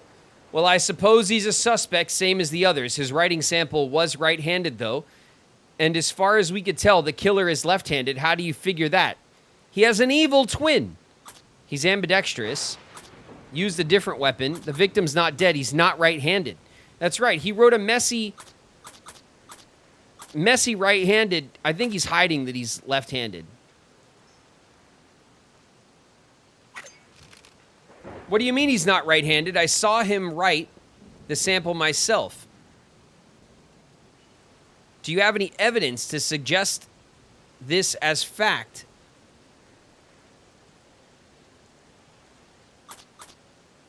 The bruise. The bruise. Wait a minute. Where was his bruise? Was his bruise on his left hand? Was the bruise on his left hand? Oh, he's full of shit. He's full of shit. We caught you, baby. Your bruise is on your left hand. I see. Kellogg's bruise was on the right side of his face, and Marshall's was on his left hand. Therefore, when he hit Kellogg, he swung with his left hand. Got you. Still, this isn't much to go on. For one, Marshall has small feet. No prints of his size were found in the mud at the crime scene. Can you explain that? Yeah, it wasn't raining yet. It wasn't muddy. Why on earth do you think the ground wasn't muddy? Look at it. It wasn't raining. It wasn't raining yet. It wasn't raining at the time Elias was killed. I suppose that could add up, but if it hadn't been rain damaged, why did the killer, Marshall, as you claim, leave the letter? Wasn't that the whole point of the murder? He was interrupted. Because someone saw him running, right? He got interrupted. I see the killer was interrupted when Kellogg returned, and so didn't have time to retrieve the letter. But why? Why would Marshall kill Elias? Money, power. The money, then you get the power, then you get the respect. The victim not dead. What? No, the victim dead. theft's mastermind. An evil twin. I love that evil twin is an option. Who picked evil twin in this? Maybe evil twin is actually what's been happening this whole time. It's the theft mastermind, right? It was about the thievery that's happening, and that's why the sheriff sucks at his job, and because like he's the one protecting from the theftin, and they're getting thefted left and right. They're getting thefted left and right. I see. Elias found a letter that Marshall had written to the thieves detailing the wagon's train supplies and guard routines. You claim that Marshall killed Elias to stop him from spreading the word. Is that correct? Yeah. It pains me to say this, but everything you say adds up. I'll place Marshall under arrest and catch up with the captain when I can. We got his medallion. Take my medallion. It might be worth something along the way.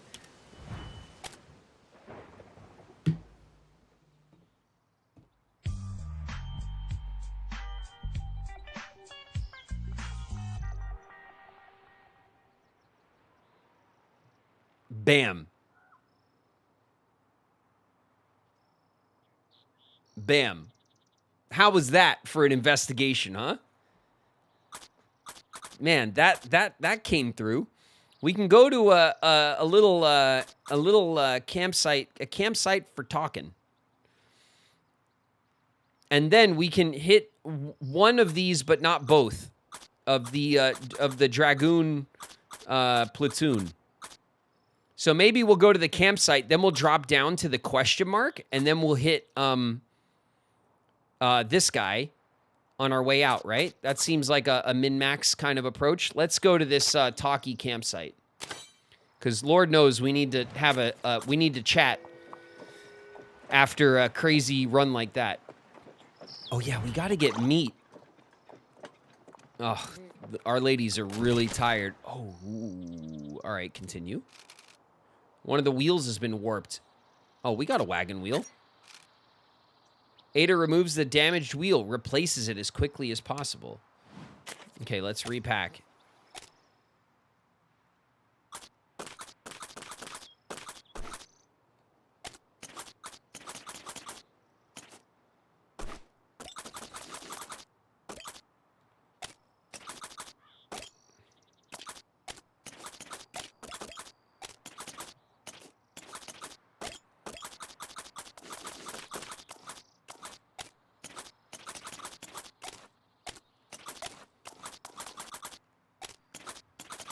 Okay, bam.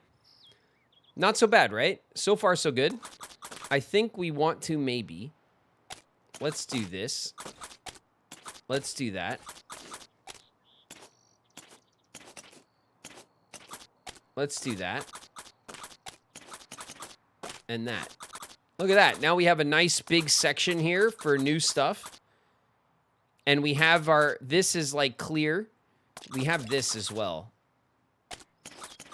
We can move this here for now, just to keep it safe from the exposure. We already don't have any. Should we use our wagon grease?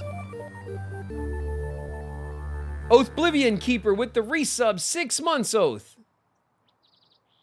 Hey, I've played this one before. Nice. We're doing good. We just solved a murder mystery for sure. For sure, we just saved the day. Oh God, we need like so much stuff. Should we use our wheel grease? Because our wagon is like, our wagon's giving us trouble. Or do you think we should save it until maybe one more damage, and then because we have some room to work around damage? How's our wagon health? We have 2 exposed sections, and that's it. But we just repaired it with the wheel, and we've been having trouble lately. Use it. All right, let's use it. Apply grease. Yeah, grease it up. Okay. So we'll grease it up, and then we'll take our medicine, and we'll put our medicine up here. All right? Let's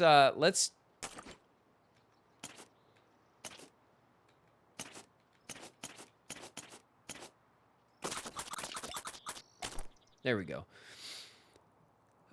Let's see. Stamina. Ruby's got stamina issues. Lulu's got stamina issues. Getting a little stank. Just a little. Morale is down ever so slightly. Helen has been a little injured. We can give Helen a little herbal remedy. That'd be nice. Helen could really use a blanket, actually. So we might give Helen a blanket. Ada's got a little morale, a little stamina, but Ada's doing great, actually. So let's give Helen a blanket. Because we can't have too much stank. Right now, Lulu is the stankest in the group. And then also, let's use a herbal remedy on Helen. So everyone's nice and healthy, which you know we love to see it. And then, because oh no. No one said that we were going to do that. No.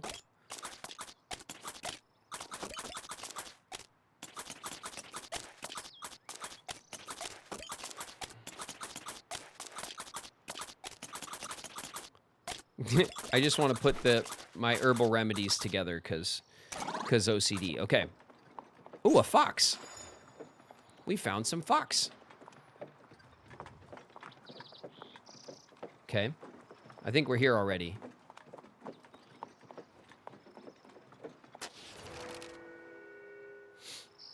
Several travelers mill about, unpacking their belongings and excitedly whispering around campfires. This seems to be a popular camping ground, with many travelers eager to share stories of fearsome critters. Let's set up camp.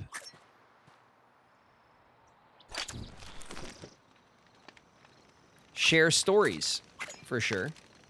The party could listen to a new story or share one they've heard before in exchange for fresh supplies. Do we want to share a story for supplies this time?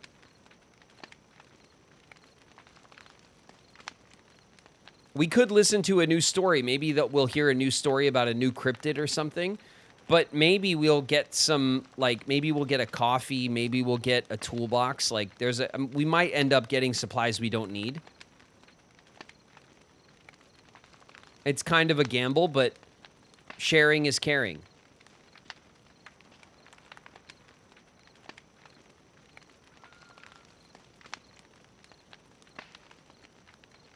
Helen can tell the story of how she was crushed by the wagon. Maybe you'll get soap. Maybe. All right. Let's share a story. We haven't shared our own stories yet. What kind of critter story should the party share? Birds, beasts, or fishes? Should we tell a story about a beast?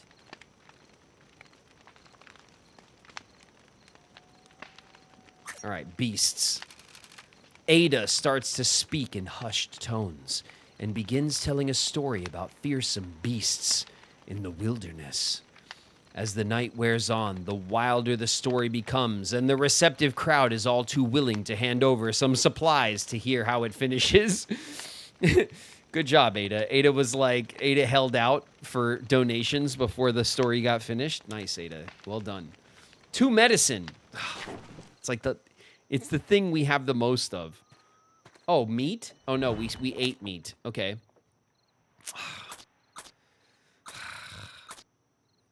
Am I right?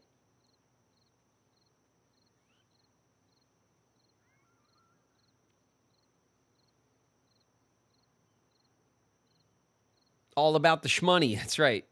Ada did the shmoney dance, and we got some medicines. That's all right. I mean, it's good to have. It's not like, well, we won't use it or whatever. We probably will use it, but we have more medicine than anything else, so it didn't turn out the way I wanted. Which is how the game goes, right? We agreed to help gather 9 missing dragoons. Oh, okay. This is our victory right here. No, excuse me. Thank you. No. Resume. We discovered the identity of the murderer, allowing Joseph to continue en route to the captain. Oh, okay. It says we did it. All right, cool. Let's go to the question mark, right? So we can reveal an undiscovered locale. on the trail. All right, ladies. Ooh, is that a white bison? It is. A white bison was spotted. That's got to be a rarity, huh? Stick that in your journal. And a bright cluster of berry bushes surrounds a nearby rock, a stark contrast. Okay. The berries are not readily identifiable, may be unsafe to eat. If they are indeed edible, however, they might make a fine supplement for dried rations. What should be done? Let's inspect the berries, right? We'll inspect. Ada, now's not the time, right? Ada, inspect.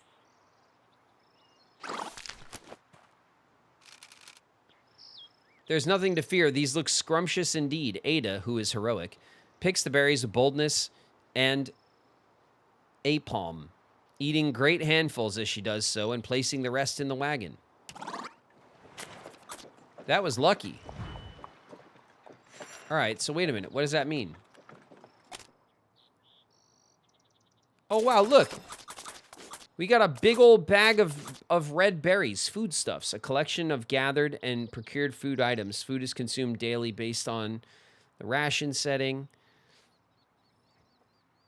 We have 247 pounds of rations. We've never adjusted our ration. Maybe that can help with our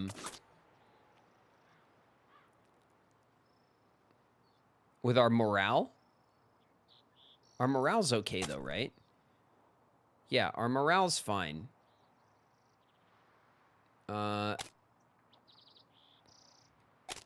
Let's see. Stamina's down. Morale's a little down. A little bit of hygiene loss. Stamina. Ada's just slaying. Ada don't care. Our morale's actually not that bad, honestly. Only Ruby and Lulu have a little bit of morale loss. Ooh, another one. 2 white bison? That's got to be a hunt. Hunting is ideally suited to those who spent time in the wilderness. Low stamina will be unable to carry back much meat. Who should hunt?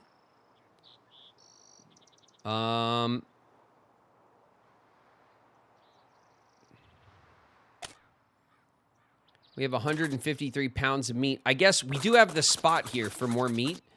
And then maybe we could sell some meat. 63 pounds of berries. That's insane. We have 8 pounds of flour, 23 pounds of fish. Ruby, you're up. We need 100 pounds of meat, and then we'll get a coffee. So we do need to shoot, like, what, 5 or 6 deer at least?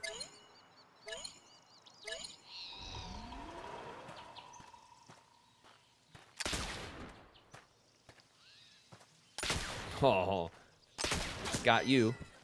Shot that one in the face. That's...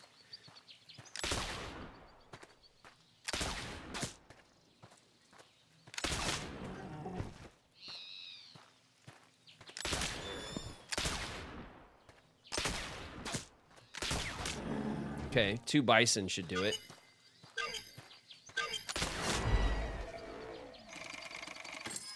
£120. There we go. And Ruby could probably only carry back 100 pounds, I imagine. Enough stamina to carry back 75 pounds. Oh, no. Yeah, get some pelts. We'll have enough pelts to sell for sure.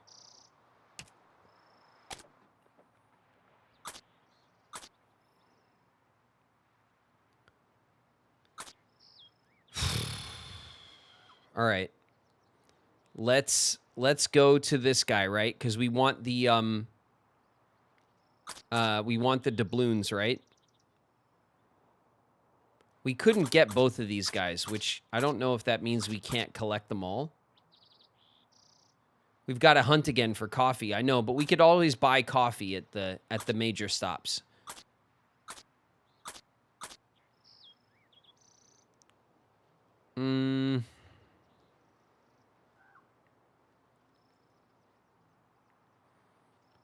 We could slow our pace down as well. Our pace is strenuous. We could make our pace steady to help with our... Let's do that. Let's set our pace to steady. We're due 8 hours a day instead of 12. It'll take us an extra day to get to Parting of the Ways. But I think maybe that's what we should do.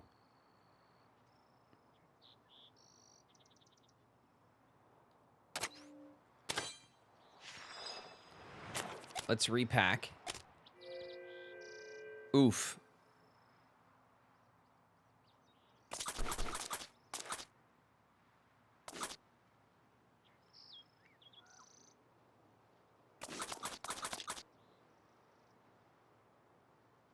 How's our morale?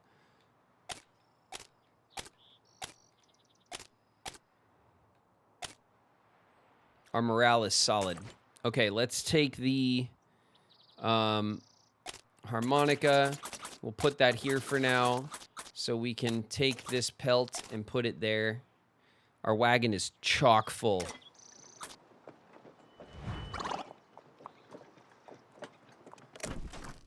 Okay, excuse me.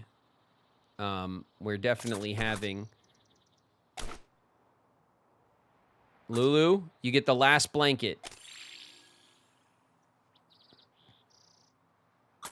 Looks like we have 3 exposed sections of the wagon here, which is not my fave.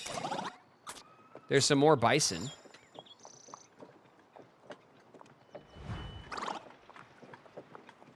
Over there.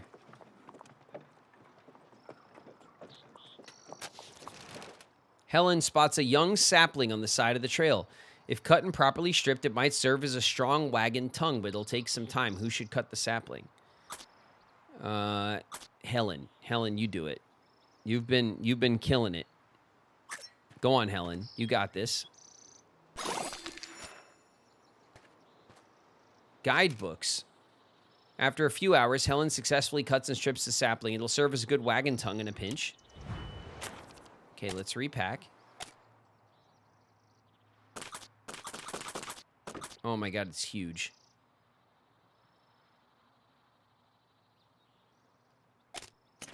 It's 4.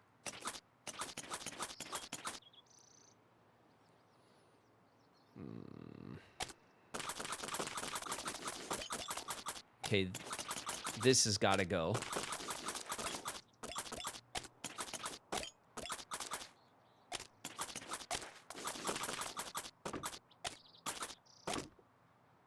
Okay.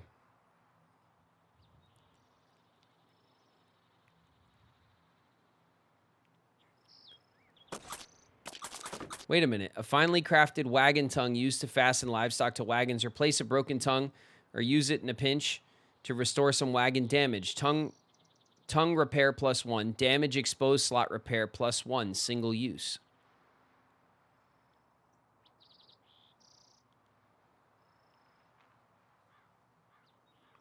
Info. Condition 27 out of 30.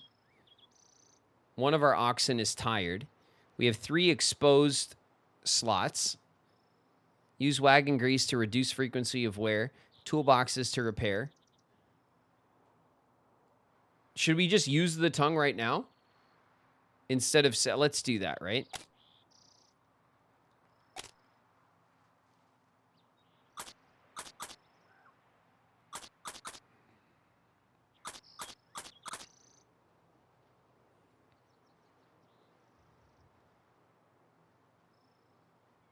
Damage explodes slot repair +1. Is it really only going to do 1?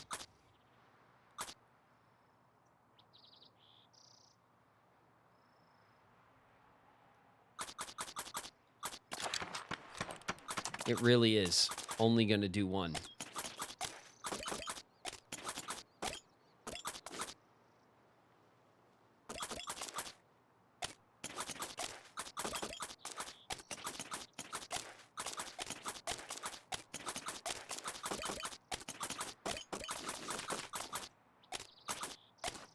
Okay. Well, we got a free repair out of it, I guess. That's fine. We are so tired, though. And slowly but surely starting to stink.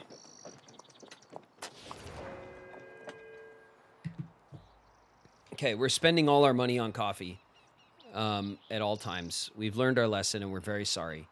Ralph L. Kilborn, please help me. Move along, strangers. This man owes us a healthy sum, $50 to be exact. There's nothing to be gained by getting involved in this. We're going to intervene. Now, just what are you planning? Let's argue. We can argue with this psalm bitch, right? Helen, get over there and argue. You got a high argument stat or whatever, charisma, whatever that is. Helen's like, listen, don't give me that shit. With a cool head and steady voice, Helen manages to convince the creditors to leave the man alone, at least for now. Fine. We'll leave you alone for now, Ralph, but we'll be back shortly, and we'll be expecting interest. Hell yeah, Helen. Is that the flies around Helen because Helen is stank? Does Helen got the flies right now? Thank you, thank you. Please take my medallion. I'll take a minute to compose myself, and then I'll find the captain. I don't think I'm cut out for this kind of journey.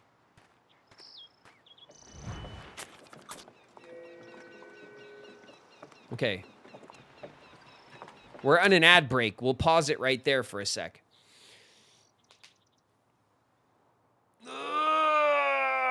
Okay. So far, so good. Let's, They actually say that? Of course. Italian Gemini's in the house. What's up, Gemini? Hey, Gemini. What a short king. Short king evading taxes. Was he a short king? I didn't notice. I believe it though. Let's check our quests and stuff while we're in ads. Let's go here. Okay, so this is our Dragoon quest. We rescued Ralph from the creditors who were harassing him, allowing him to rejoin the captain. Nice. Okay, Hey, captain can deal with that. Like we're friends already.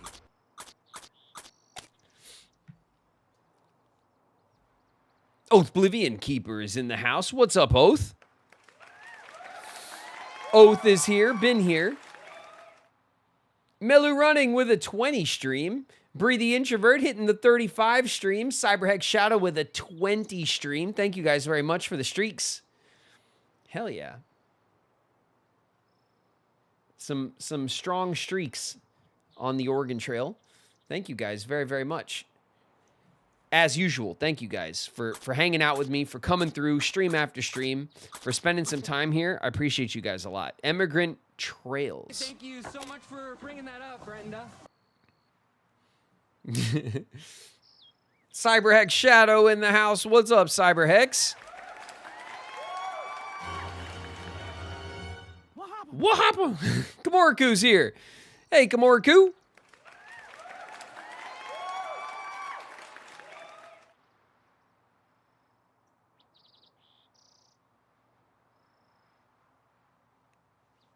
Quick, soap. I don't know. I don't know if there's any soap in our future, okay? It's not known. California Trail. Discover 25% of all waypoints in a single run. The Mormon Trail. Discover 50% of all waypoints in a single run. Let's see what that means. Rolling Hells is in the house. What's up, Hells? One of the 3 major emigrant trails, together with the Oregon and California trails, the Mormon Trail was perhaps most famous for being traversed with hand carts instead of more traditional wagons. Between 1856 and 1860, thousands of emigrants attempted the journey in this manner. That's interesting. You dropped this. What's up, Gildrop? Gildrop's here.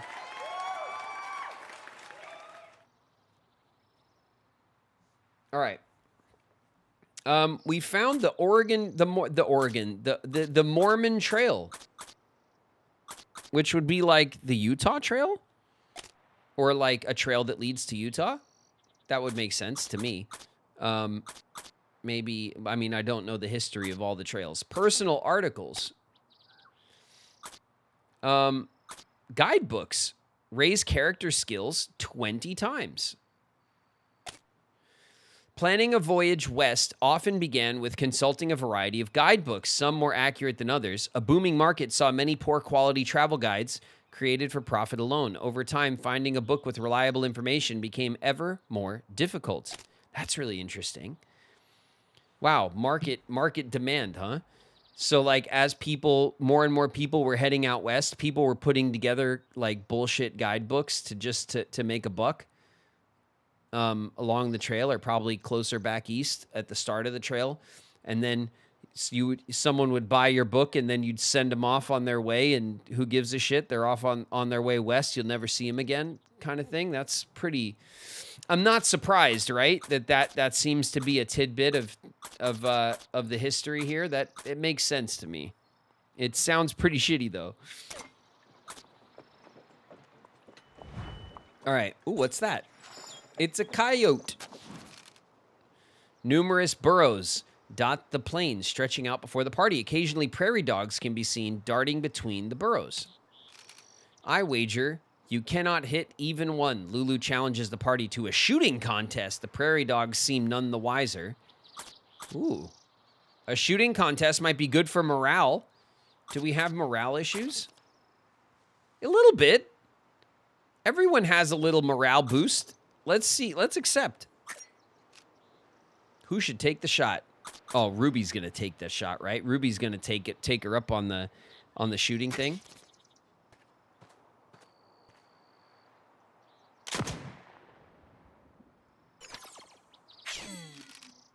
Despite Ruby's best efforts, the prairie dogs are simply too quick, retreating to their holes at the first crack of the rifle. Okay, Ruby missed. Ha! I knew it. Okay, did that make everyone sadder? Was that a terrible idea? I don't know what happened. Maybe we didn't do anything good there, actually. Turns out.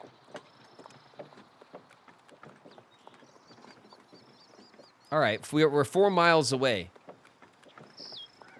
We're at a slower pace, remember? It's trying to help with our stamina. Our stamina is pretty aggressive right now. Also, Ada's starting to stank. We gotta get Ada a blanket or a shirt or a something. Ada needs help. Helen is not smelling great either, nor is Ruby. Only Lulu smells like flowers at the moment, gloating about the prairie dog competition.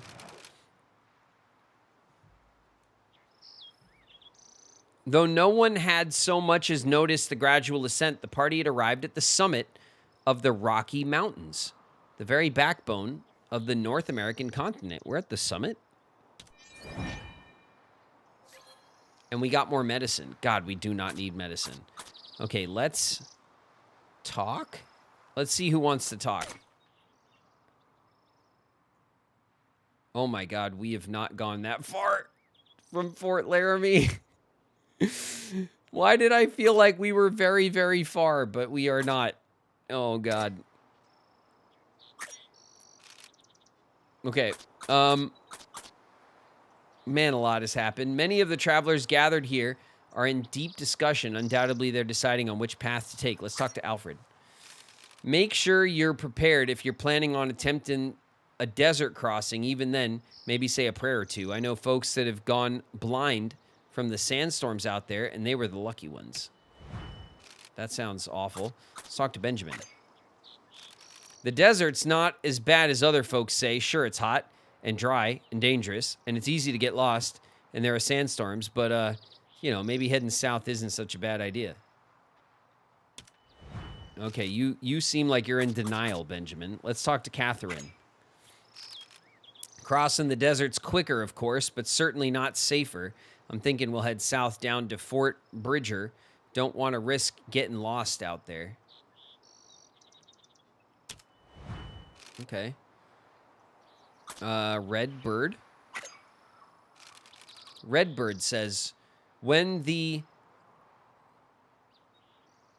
Baishtashil Tashil first crossed our lands, their wagons were few. Now the trail is crowded and the land is overgrazed by their animals. Are there any Tashil that still live in the east? My people are afraid that we'll be forced to move to keep our families safe. I'm sorry, Redbird. I don't think that that you're too off about that. Mormon traveler. My family and I travel with 40 other families to the valley of the Great Salt Lake to seek religious freedom. Back east, Mormons are persecuted. In Utah, we'll join together to build a new community, changing desert into farmland. And so they did, right? So I feel like that was a success. All right, let's go back. Nobody has a mission for us or anything. We could trade. There's no store or services here. Hopefully we'll get a trade for some good stuff. Let's trade supplies. What do we got? Traps, flour, toolboxes, and clothes. Okay, we want the toolboxes. We want the clothes. 5 toolboxes? You better believe it. Hey, Buck. I'm looking to trade. 83 meat, 25 bait, 2 medicine. Okay, let's haggle. All right. All right. Helen, haggle it up. Oh, yeah. Good job, Helen. That's what's up. Yes, that seems fair. Let's see if we could trade him for 1 medicine. Oh, 1 medicine? Give me those toolboxes. We got so much medicine. Okay, that was a great trade. Let's try to get these clothes as well. 2 clothes for 1 medicine. 4 pelts. Let's haggle.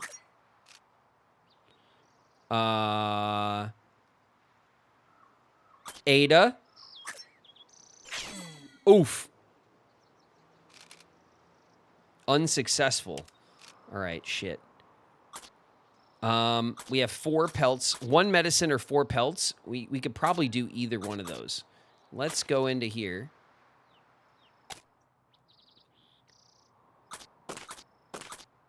We have 6 medicine.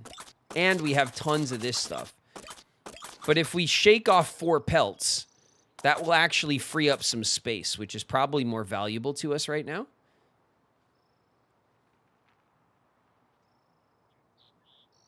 Sell the pelts for money. Oh, okay. Yeah, okay. All right, that makes sense. We have plenty of medicine. Okay, we'll trade medicine. Continue. Flour. Who gives? 3 traps. Who cares? We got some more food than we know what to do with. We got 250 pounds of food. Let's go back. We don't even need to haggle with them for points or anything. We could sell pelts.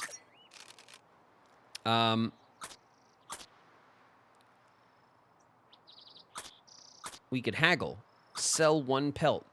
The fur trade offers $5 a pelt. Let's haggle. Ruby, you haggle for the pelts. Oh, come on, Ruby.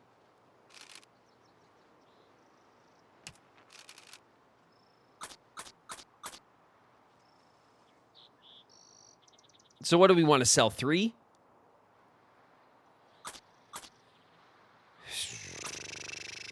Let's see. How many we got? We have 22 pelts, which is a hell of a lot of pelts. Let's take this. Oh, we can't repair right now, but we'll use these 2 repairs. We'll get 2 spaces. We'll probably end up using this clothes right away, too. Do we want to sell, like, 1 at a time? No, we need them for the river crossing, I know, but we have 22. It's like we have too many. Let's sell 3. It'll mean we'll free up 1 space here. We'll have a space for an extra pelt in our pelt stores. Let's sell 3 pelts. Okay, $15.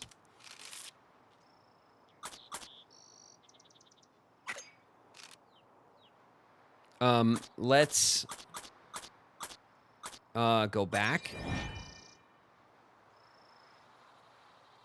Let's open up our... Let's repair. Okay, our wagon is repaired. Fully.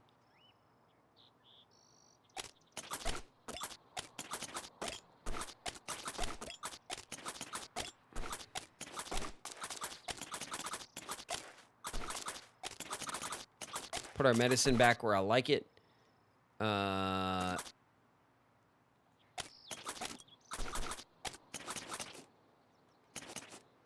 put that there. So we have this little section here. That seems fine. Okay, our wagon is repaired. We have three toolboxes.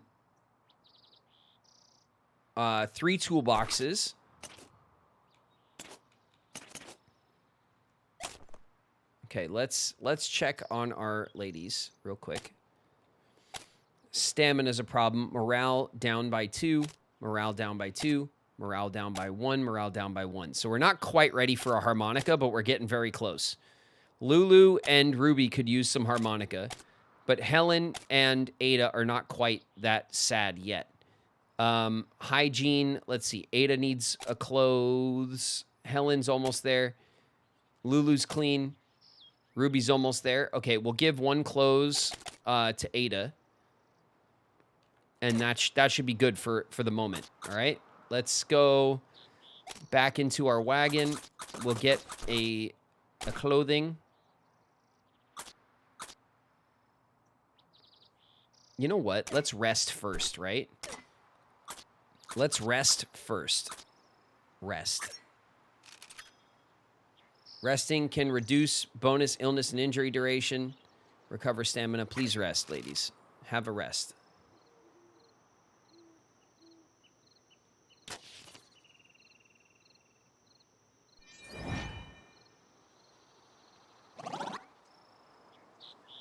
Okay. Ruby, Lulu added 2 stamina. Helen and Ada added 1 stamina. We could rest more. Looking at... Let's use... Let's give Ada some new digs. And I think...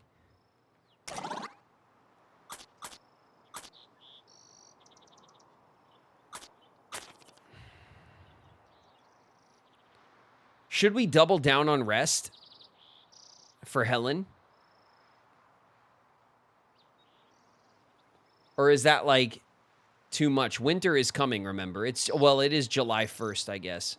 We did get to Independence Rock like before July 4th, which is what they said we were targeting.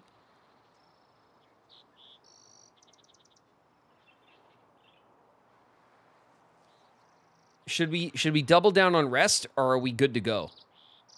I don't want Helen to, like, freak out on us. Let's rest. Okay, we'll play it safe. We've been playing it pretty safe. We'll have another rest. The first time we stopped for 2 days.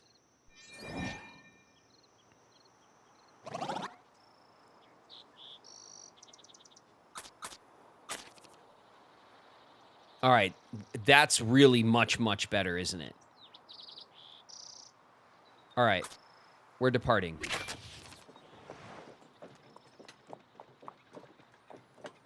We got some extra rest, and I think it was a good idea. We can head south, which I think they said was like the desert route, but it'll take us to Fort Bridger, or we head north and we go straight to Soda Springs. We want to head to the fort, right?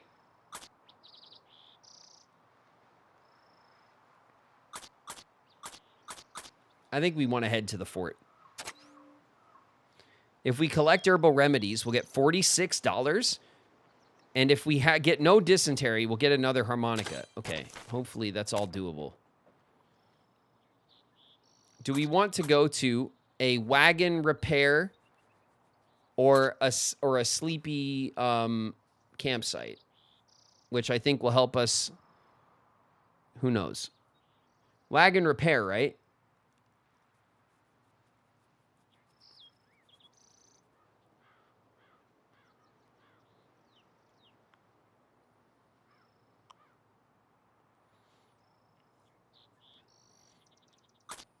All right. We'll travel here to try to get some wagon repair items.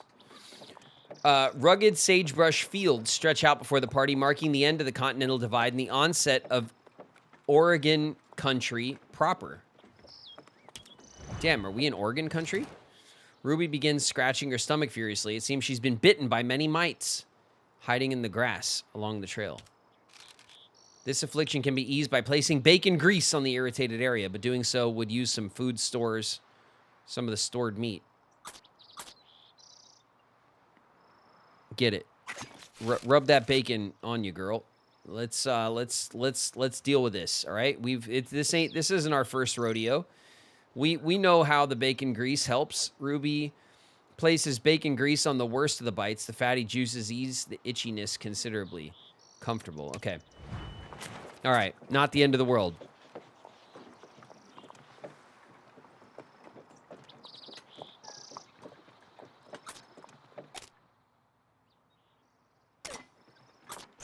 Bam.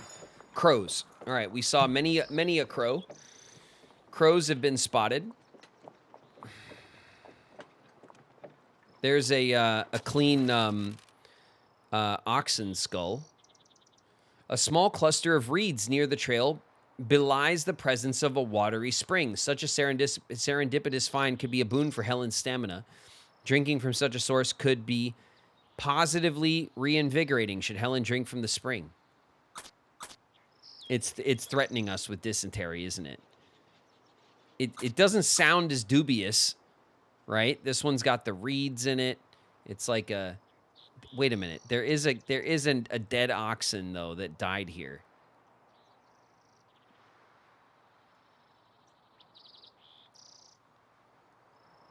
There's a dead oxen that died right in the water, didn't it?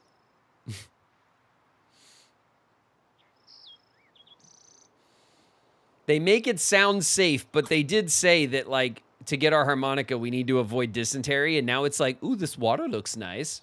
They're trying, right? All right, we're going to push on. We're not falling for that shit. Helen eyes the sparkling water with thirst on her lips, but thinks perhaps it's best not to drink from a random stagnant pond. I agree. I think the skull was foreboding enough. Oh my God, everyone started stanking really hard. Helen! Helen, what happened, Helen? It's an emergency. Helen desperately needs new clothes and still doesn't smell that great. Oof. All right.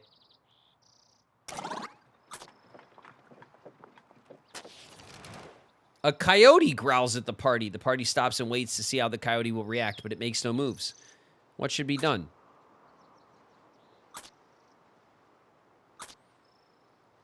Pet that dog. It's a coyote. It's a coyote. It is related to the dog, but it is not a dog. It's a coyote. I don't know if petting a wild animal is a great idea. I don't want rabies. Yeah, rabies.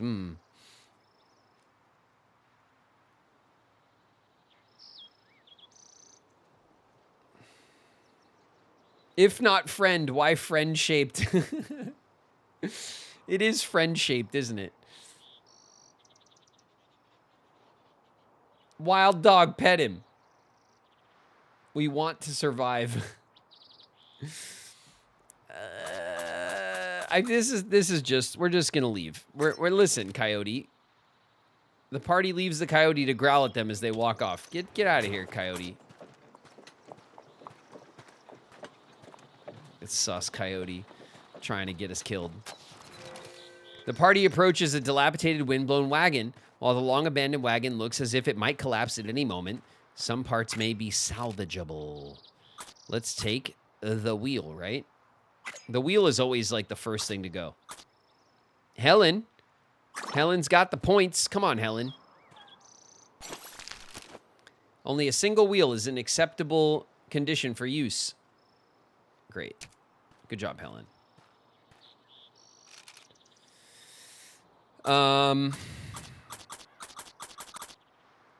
How's our storage looking? Oh, we got room.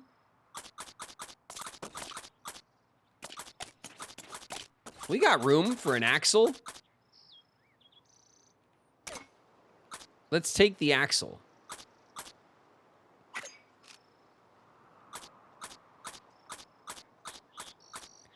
Helen, I want you to take the axle as well because I want your carpentry skills to get up there, okay? You got to break away on skill set here.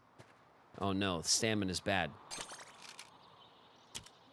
Helen got it. Oh, shit. Nothing left to take. Bad reaction on my part. I don't know what is happening. Did we get the axle? No. Okay, we failed. We failed. Chat, all of us together, we failed. Oof. Helen is tired AF. No one's stanking too bad. Ruby has smelled better, but is not stanking too bad. Morale is down. -3, -3, -2, -1. It might be time for a little harmonica. Yeah. It's time for a little harmonica. I confirm. I confirm that it's harmonica time. Okay. That's better. We now have nothing for stamina or morale, though. But we have plenty of health resources, plenty of food resources.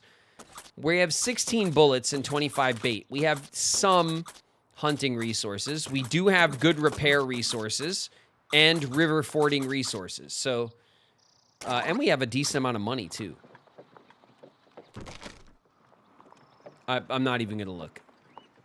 Oh, wait a minute. I can repair that. Hold on. 2.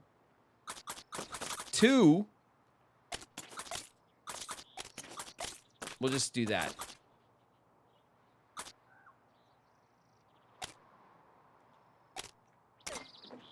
That's fine. What's that? A desert horned lizard. Lizard. It's a lizard. A loud crack over the wagons runs over a sharp, heavy rock. One of the wheels has been warped. Oh, we got the wheel. Man, already. All right, let's repack the wagon.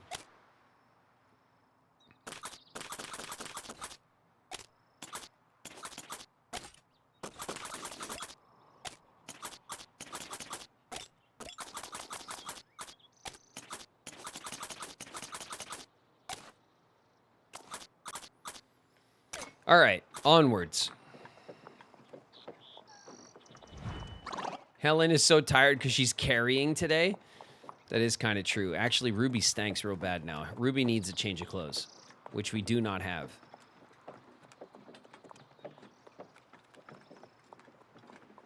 Oh, we made it to the river crossing.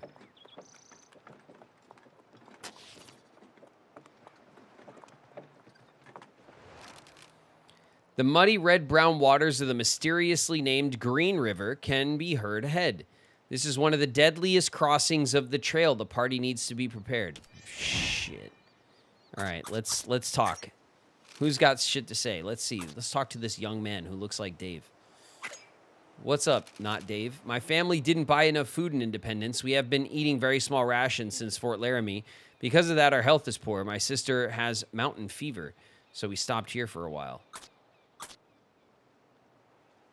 Let's offer a medicine. Oh, that gave us some morale. Thank you kindly. This will surely break my sister's fever. The boy snatches the medicine, runs off to treat his ailing sister. Okay, I feel good about that. We got lots of medicine. Let's talk to Harriet. Why on God's earth did somebody name this the Green River? There's preciously little that's green about it. Okay. Let's talk to Henry. Soda Springs is a few days' journey from here. Some say the water there bubbles on its own and can be combined with other drinks. I'll just be happy if I live to see it. Oh my God, Soda Springs. Sounds like my kind of place. We'll get the bubblies.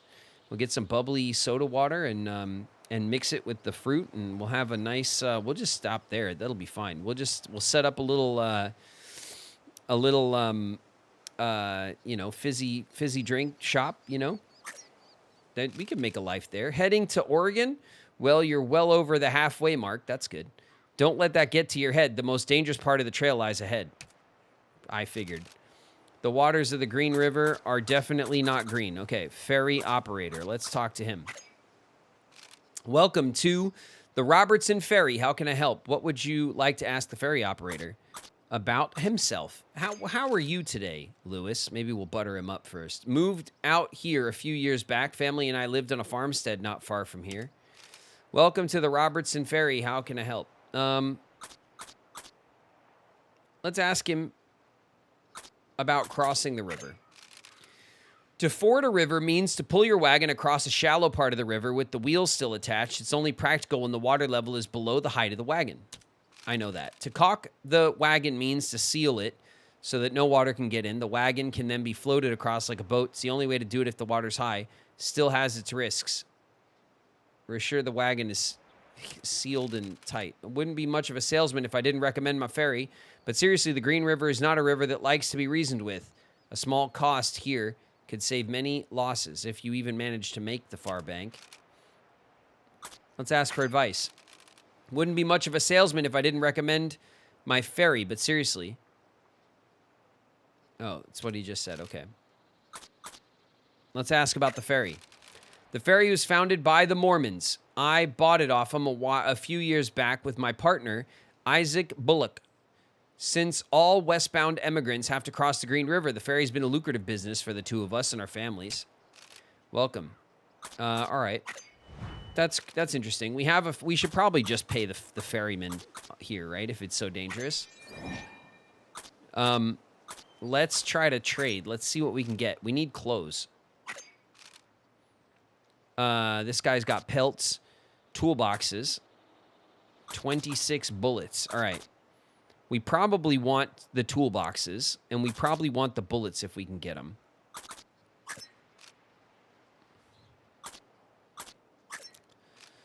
We'll haggle. Lulu. That's it, Lulu. Good job. Okay, Martha says, yeah, that seems fair. 9 bullets for 3 toolboxes. We don't have that many bullets left. 7 herbal remedies and 45 meat. We'll reconsider for a minute.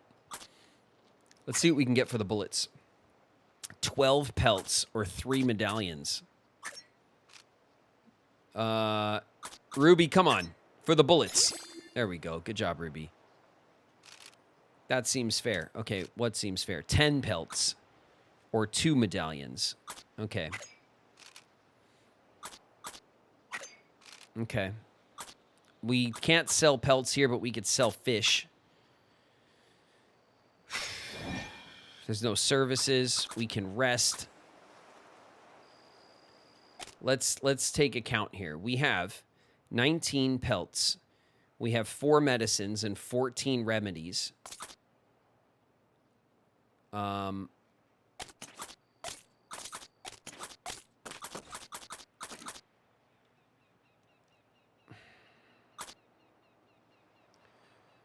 have 144 pounds of meat.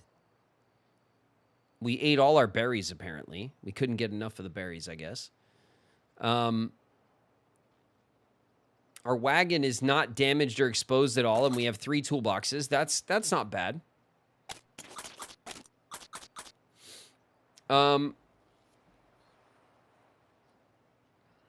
We only have 16 bullets, and that's not enough for me. So 14 of our remedies. We could sell some of our remedies, but I don't want to. Let's see. Everyone's in full health. Everyone's in full morale. Man, Helen is just exhausted. And Ruby's a little stank. Just ever so slightly.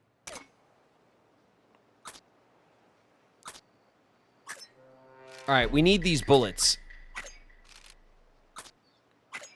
For 26 bullets. Let's trade the pelts, right?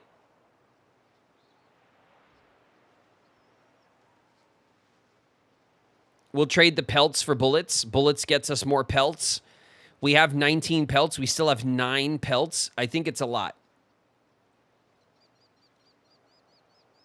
I don't know what trading the medallions. I feel like we should hold on to our medallions.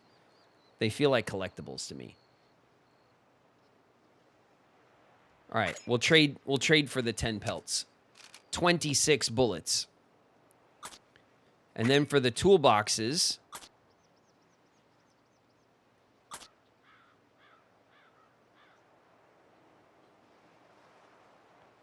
$45 meat, 7 herbal remedies. That's half of our herbal remedies.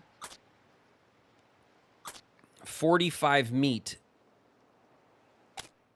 We have 144 meat, so we'd be down to 99 meat.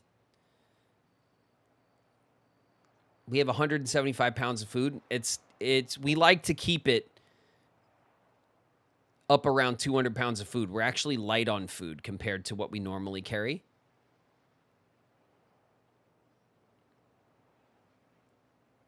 We now have 42 bullets. So we can trade 9 bullets for the toolboxes, and that means that for the pelts, we got bullets and toolboxes just for the pelts that we traded, because we're trading less bullets than we just got. So that makes sense, right? 9 bullets. Yeah, okay. We'll trade the bullets. So that means we traded up our pelts for toolboxes and bullets. I'd call that a good, I'd say that's fair enough. And we're not going to sell any of our fish or food. We want to keep all of our food. We're going to rest. Resting ends the current day, gives the party a chance to recover stamina, slightly improve river conditions. We're going to rest. The wagon bed's rearranged. Great. Everyone needs a rest. I mean, Helen needs a rest really bad. Helen's stamina +1. And we lost 11 hours.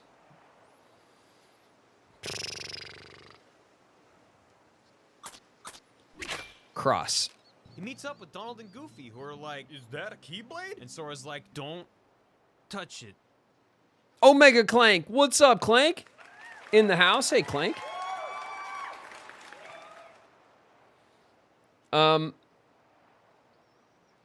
We could use the ferry. It's going to cost us money. We have a decent amount of money, so I'm assuming we could afford this, but I'm not sure.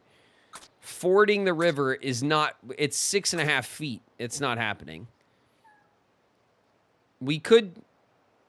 It has a moderate current. This is a dangerous crossing. I say we use the ferry, honestly. Should we continue to rest? Do we want to double down on rest for Helen's sake? Or is that being too careful and we're wasting too much time? Remember, winter is coming, as they say.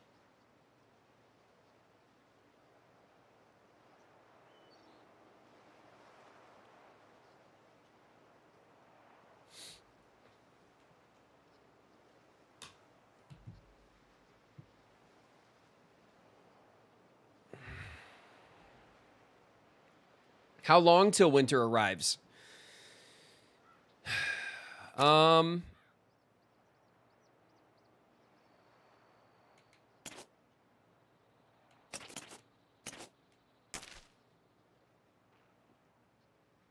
We're traveling 8 hours a day.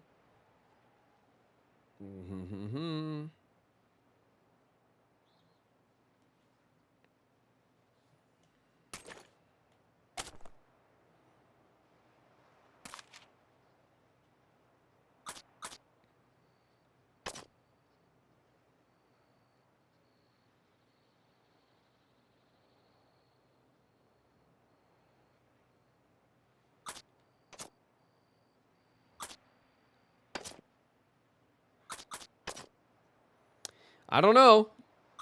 It does say, we have seen like a thing, but it kind of pops up once in a while. I don't know how to check.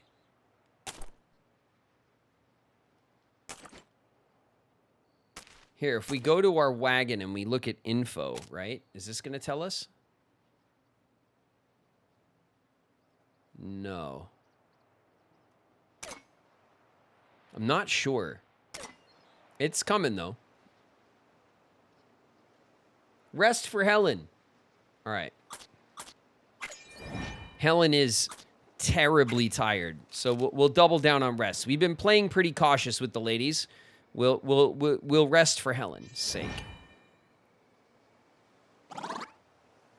+1 on the stamina. All right, Helen, that's as good as it's gonna get. 5.7. What's the ferry gonna cost us? $5 a person and head of oxen, and there's a bit of a wait. A 3-day wait.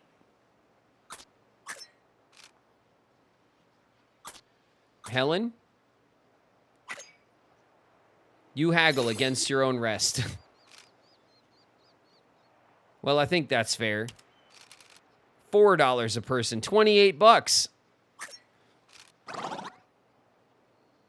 We take our turn for the ferry.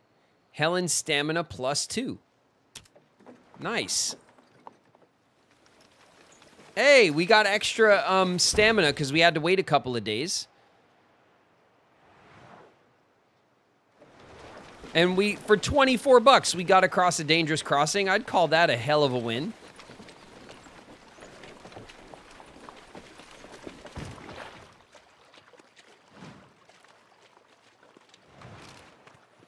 The party alights from the ferry after a pleasant ride across the river. And we got a harmonica as well. All right, let's head to Fort Bridger. If we collect meat, we'll get coffee. And if we restore Ruby's hygiene, then we'll get a medicine. Not that we need it.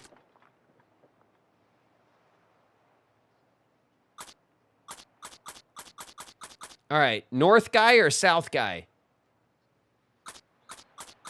Which guy looks more like the guy? South. All right.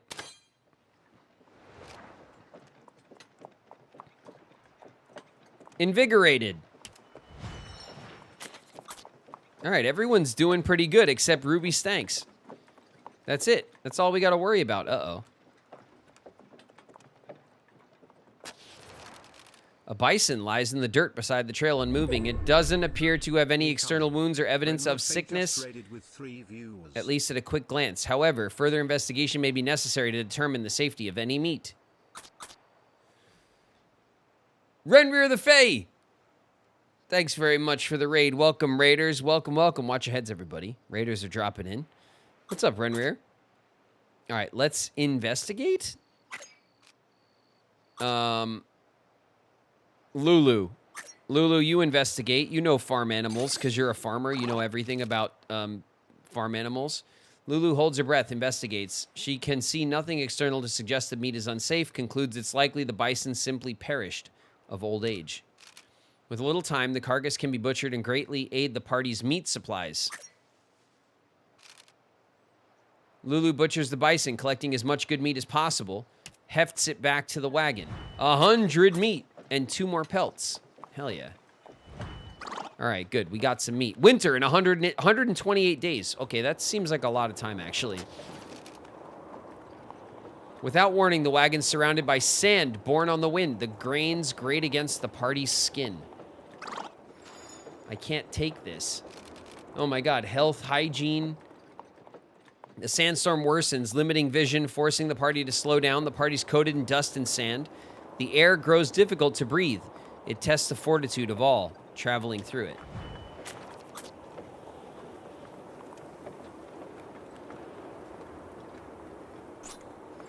Some coyotes have been spotted. Wow, everybody stanks all of a sudden. We're stanking really bad right now, actually. Just ahead of the party, the figure of a man can be seen slumped across the ground. It looks like this is one of the dragoons, but he's sound asleep. My friends are my power. Boss! What's up, boss?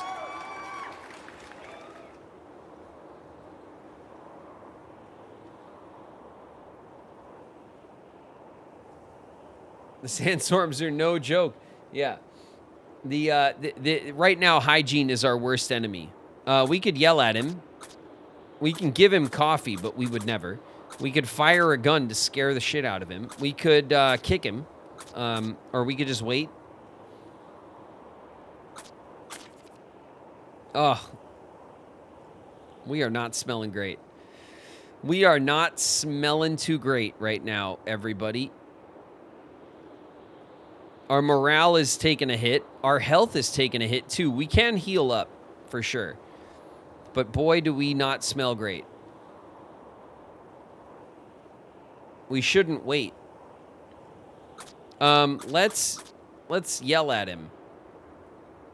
Get up! The man lies completely still.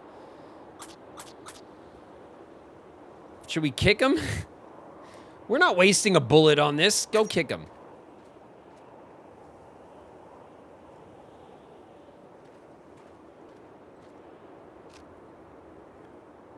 Unfazed. What the hell?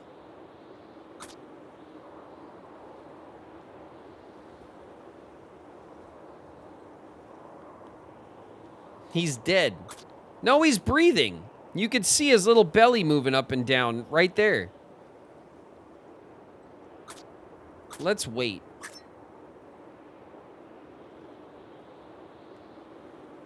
We lost 6 hours. Did we get some rest? My God, there he goes. What's going on? Oh, I fell asleep again, huh? Thanks for waking me, travelers. I was on my way back to the captain. I best resume my journey. We got his medallion. Take my medallion for the trouble. You go on. I'll catch up with the captain in a little bit. I need to rest my eyes for a moment. You pain in the ass. Oh, we did. We got... Okay, cool. We got some stamina for resting, at least. That's not bad. Oh, boy, do we stank.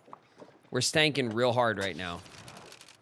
The party comes across a pair of musicians performing for a small crowd beside the trail. Their music is good, drowned out by the sound of their bickering. Could they be the brother and sister mentioned by Lewis Southworth? I bet. You're out of tune.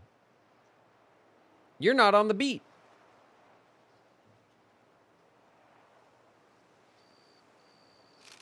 It's Marvin. I've just about had enough of you, Rosetta. How do you expect us to draw a crowd if we don't put any heart and soul into our music? It's Rosetta. We're lacking an audience, brother, not heart and soul. I told you it was a silly idea to perform for immigrants on the trail, but did you listen to me? There doesn't seem to be much hope of hearing the siblings play again unless the argument can be resolved peacefully.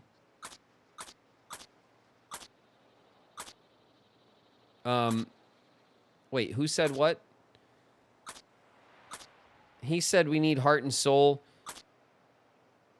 She said that it was dumb to play on the trail, right? Do we stay out of it? We can't hang out with the musicians while we're stanky. Well, I mean, we don't got a choice right now, do we? We're stanking. There's no way out of it. Do we stay out of the bickering? Or do we say, yeah, you need soul, right? Because that would be the one I would support over, like, don't play on the trail. Because we want them to play on the trail, like at the fort. Or is that, like, get off the trail and come with us to the fort? What do you guys think?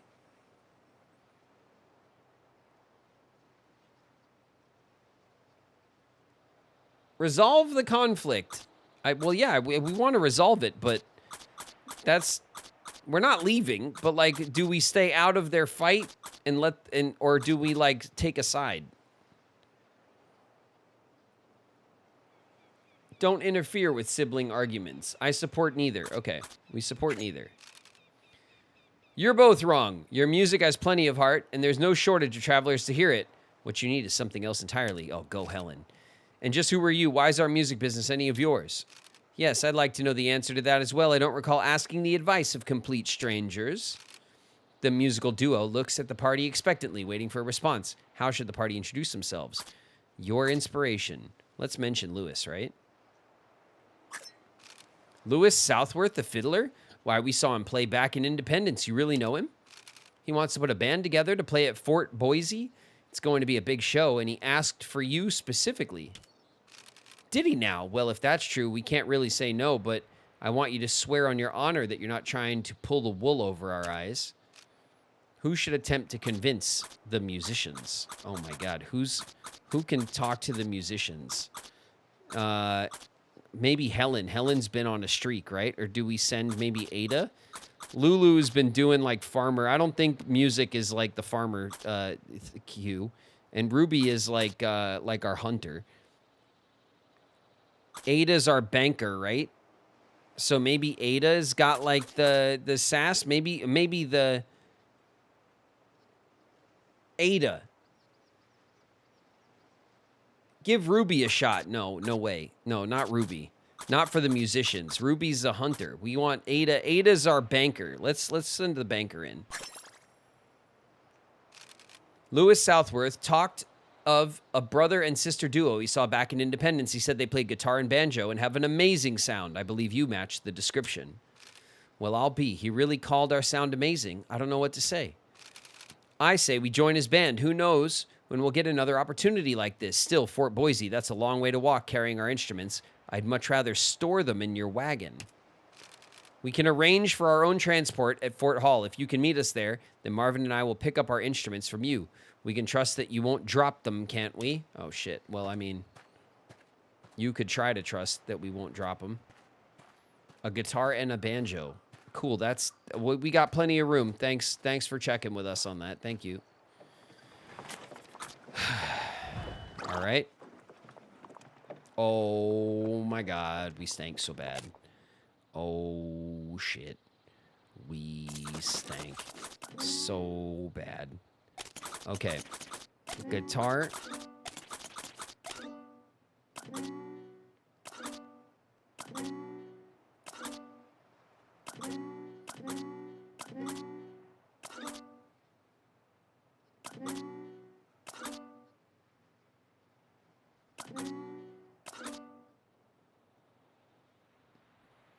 You don't have a bar of soap. We do not.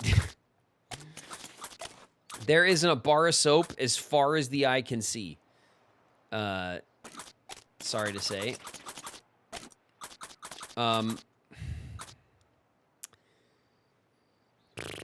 Let's see.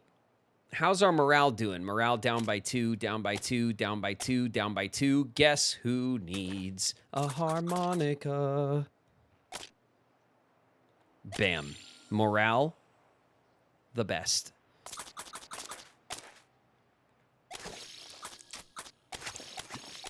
Health, the best. Okay. Our health is looking great, actually.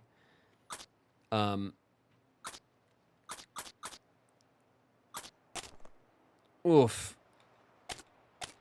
Our stamina is not terrible, but man, our hygiene is going to get us killed at the moment.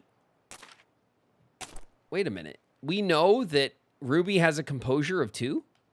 When did we find that out? Oh, and we know Ada's composure as well. So now we have no mystery stats anymore. Man, Ruby could really use an increase in possible composure, it seems.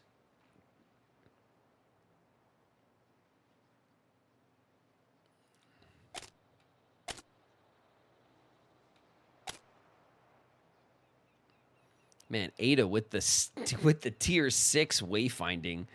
It's crazy. Okay. Let's check our quest information.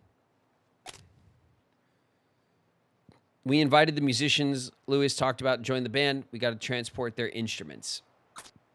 Yup. And we rescued Ralph from the creditors. With a bit of effort and well-meaning violence, we woke up Francis from his nap. Okay. Let's see what we have here. Rivers of the trail. Let's see, the Green River, right? Yep, the green. What the? There we go. Green River. Vast and powerful, the Green River regularly spans up to 500 feet in width, can be 20 feet deep despite its name. It is often a reddish shade owing to the color of the soil carried along by the water. Okay. The reddish soil. Let's see, what's this? Trail challenges. Mechanical. Cultural legacy. Okay, let's see the trail challenges. Skillful. Discover all of your party's skills in a single run. Hey, we did it. Reach Oregon before October in the Oregon Trail.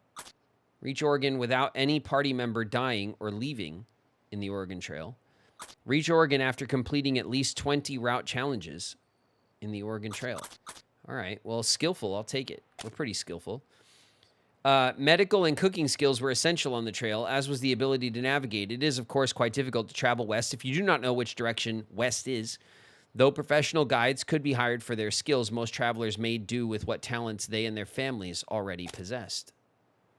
Okay.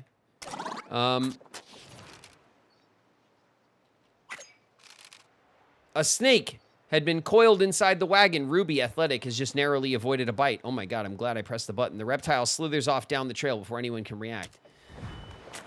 Whoo! All right, we did it.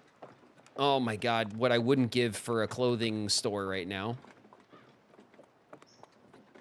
We need clothes so bad. It's really bad, actually. Oh, we're pulling into Fort Bridger. God, we got to be able to buy clothes, right? We're going to spend so much money on clothes right now.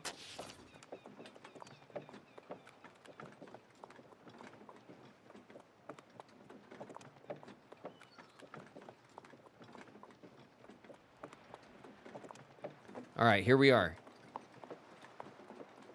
Just a couple of stanky ladies just marching right into the fort. At first glance, it's not clear why this scant collection of log cabins merits the title of Fort Bridger at all. Nevertheless, the party's more than grateful to have arrived. And we collected a coffee. Hell yeah. Oh, we go look at this. A full 3D cutscene. Or background. I'll take it.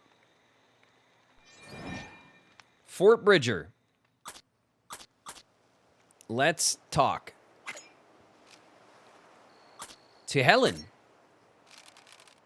One child drowned in a swollen creek east of Fort Laramie. My husband died of typhoid near Independence Rock. Now I travel alone with my 5 children. The eldest, Caleb, is 11. I fear he'll be a man before we reach Oregon. That's an awful story. Aunt Rebecca Sims is here. We know her. We should have taken the sublet cutoff. Not enough at this fort is worth the time it took to get here and the outrageous prices. Food's not fit to eat, much less to pay for. Some folks sell their clothes off their backs if we let them. Yeah, I'll buy them. I will buy the clothes off your back. It's George Bush.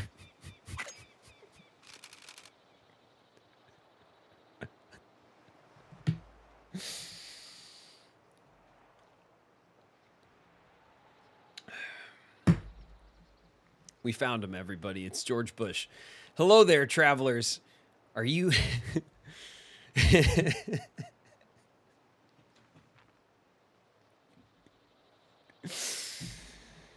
It's which one? I don't know. It's got to be W, right? It's got to be W. Hello there, travelers. You headed west too? You fool me once, ain't gonna fool me again. I brought us some lovely fruit and shade trees to plant when we settle into Oregon. God, I love that quote so much. Say, you look like you could do with some extra supplies yourself. Please take some of mine. Oh, what a generous Mr. George Bush. How lovely. Okay, Trader Jim. It's Trader Jim. It's got to be W, right? This fort was built by Jim Bridger. Jim was a mountain man before he put in this blacksmith shop and small store to supply the overlanders. Does a big trade in horses. Jim and his partner, Vasquez. All right, cool. We could trade. There's a store. There's services. What kind of services we got? Oh, the barber. What's the barber? My success is in your tonsorial satisfaction. I don't know what that's. You stay away from my tonsils, sir. I have services for all, even the hairless. My tonics will restore the lushest of locks, even to the shiniest. pates? A barber can restore hygiene. Okay. The barber costs $5. $5. Is that for like a full restoration?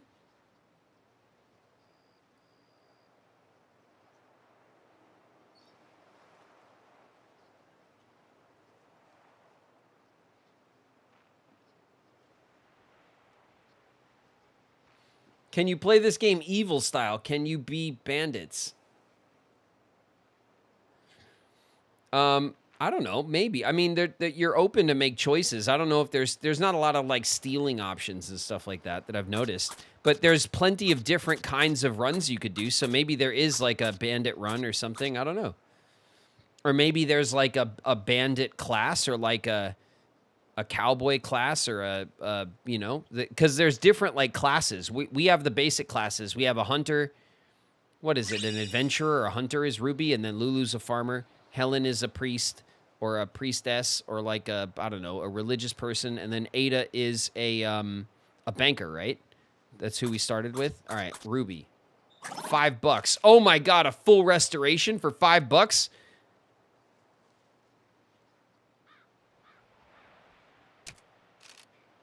$7? Oh shit. All right, Helen. $7 for Helen. Okay. $11? It's too much, right? It's getting too expensive. If clothes are 6, then 5 is a deal. Okay, yeah. Well, the barber bids the party farewell. Okay. Okay, this was, I mean, that was something. Wagon condition. We don't need anything else. What we need to do is check the store. This is the wagon you already got. Cool, I don't want your wagons. How much coffee you got? 1? $23 for coffee? Holy... All right, 10 shirts for $75. That means they're $7.50 a shirt, right? $7.50 a shirt. And the shirt repairs 3. Oh my God, the prices here are high. Because we're out in the desert?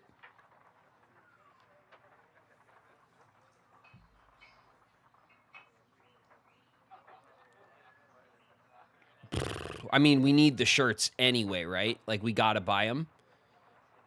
We gotta buy shirts, right? Like, we can't afford to like stank any harder.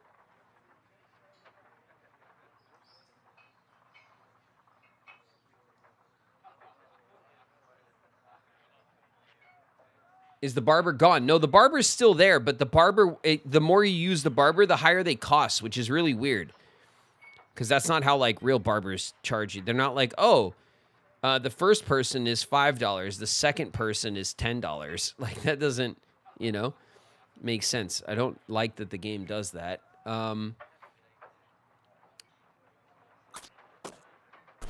Let's see. $23 for one coffee is nuts. We have to buy the shirts.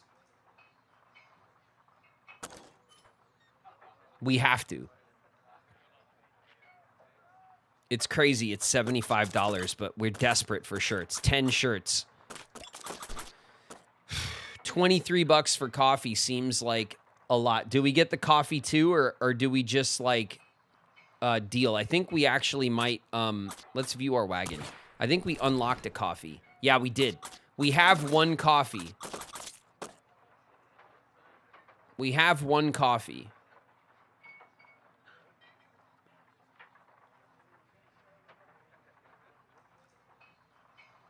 It's coffee for the whole party, yes, but we have one.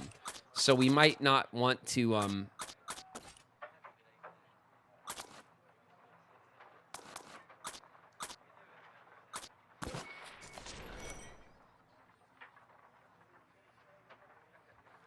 The shop is not buying anything, by the way.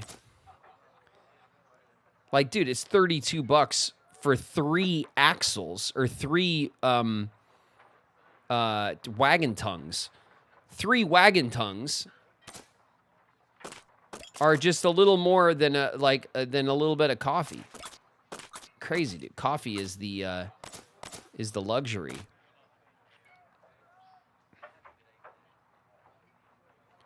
Meat is out of stock.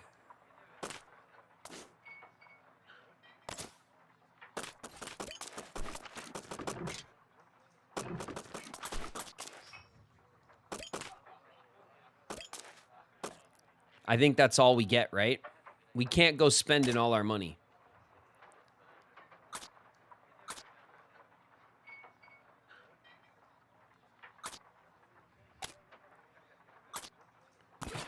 View wagon. Pay now. Confirmed. Okay. So now...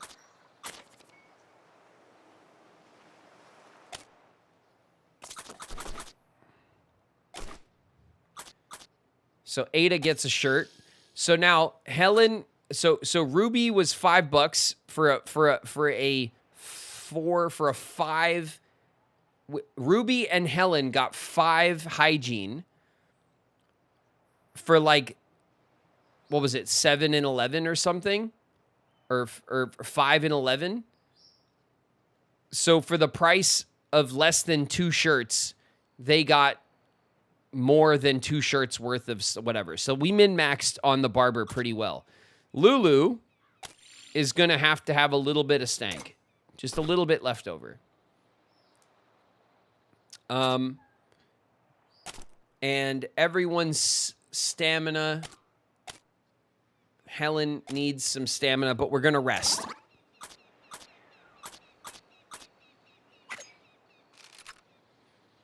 Okay, we'll rest. We'll let the ladies rest, and that should be fine.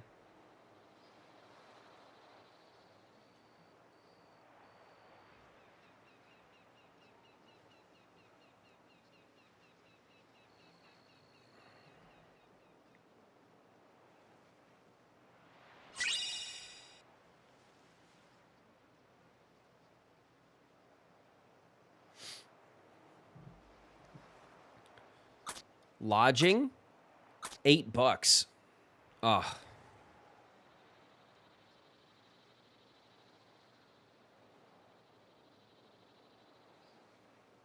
Yeah, I'll do $8 for lodging. Let's do it. We'll get extra stamina and morale.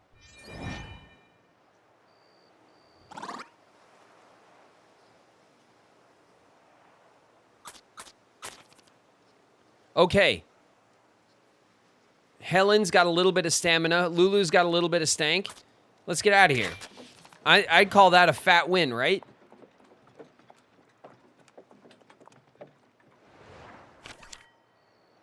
Soda Springs. If we collect herbal remedies, we'll make a lot of our money back.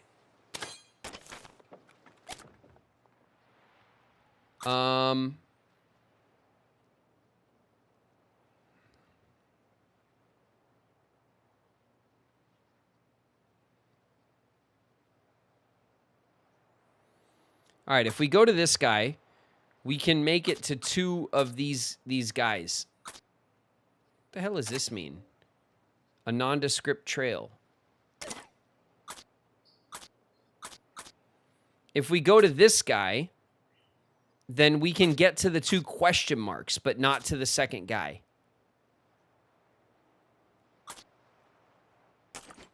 We have 4 doubloon dragoon medallions used to trade.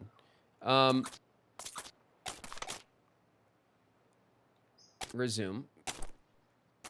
And then if I go to our quests and then to this, we agreed to help gather 9 missing dragoons. So there are 9 dragoons.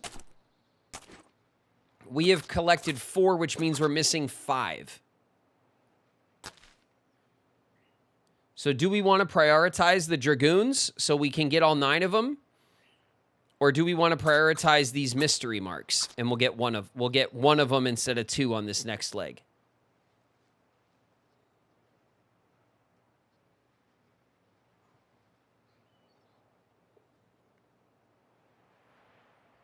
What do you guys think?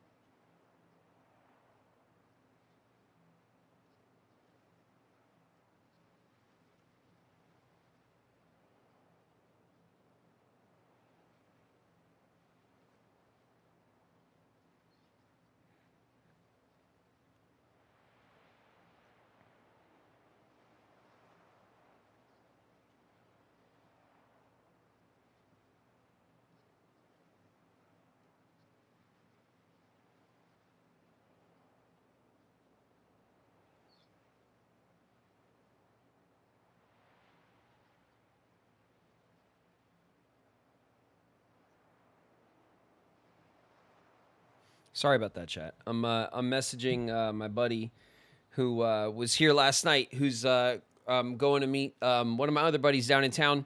I want to meet up with them maybe for dinner tonight and stuff. So I'm just answering messages that I've been ignoring. Dragoon maxing, more dragoons. Okay. Dragoon maxing.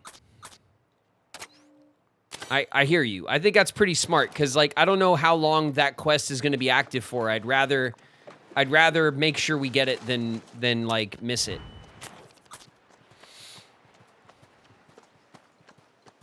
Do we want to check our pace? Our pace is steady. Do we want to keep our pace steady? We do, right? Because we still have like we don't have like we have one coffee and that's it. So we actually struggle with our stamina. All right, we'll leave our pace steady. We don't want to mess with our stamina. The party happens upon a small pool of still clear water. Perhaps drinkable, perhaps not. A brief investigation might resolve. All right, Ada. Ada has said. Ada smells the water. There's no mistaking a rank odor. Poisonous water. Ugh. Knowing the water to be undrinkable, the party passes it by, trekking further. Okay. Well done, Ada. Wait a minute. What the hell was that? It was a kawati. What's a kawati? The wagon lurches to a stop. A crack in the wheel. Repairing. All right, Helen. You got the skills to fix the wheels. Yeah. All right. And a skill up. That's what I like to see. You're a little tired from it, but that's okay. Let's repack. We're not throwing out 136 pounds of meat. Are you crazy, game?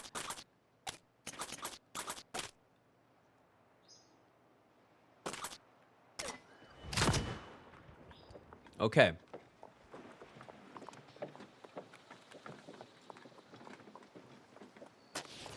All right, here's this dude. Sound of a gunshot slowly fades. The party approaches a man on the trail who seems to be nursing his foot. Oh, no, he pulled a ruby. We can give him medicine. We can heal without medicine. Should we give him a medicine? He'll be so hyped. Yeah, I'll give him a medicine. We got a lot of medicine. There you go, bud. Oh, he's like, oh, I feel better. I can tap dance again. Oh, thank you, strangers. My name is Sydney. I was trying to rendezvous with my captain, but my rifle misfired as I was traveling. I shan't make the same mistake again. Godspeed to you. Great. Thanks. Travel. Okay, let's go to the fishing spot. We haven't fished in a long time.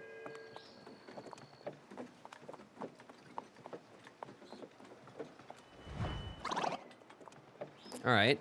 Everyone has picked up a bit of stank. A musty, sour odor emanates from the wagon, betraying the poor quality of flour within. Cook 5 to make tack, sift, or discard 5.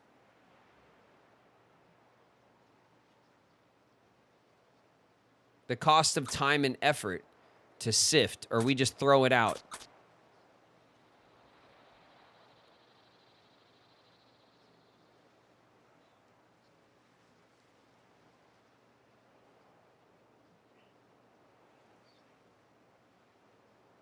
Quatties are cute. I mean, sure.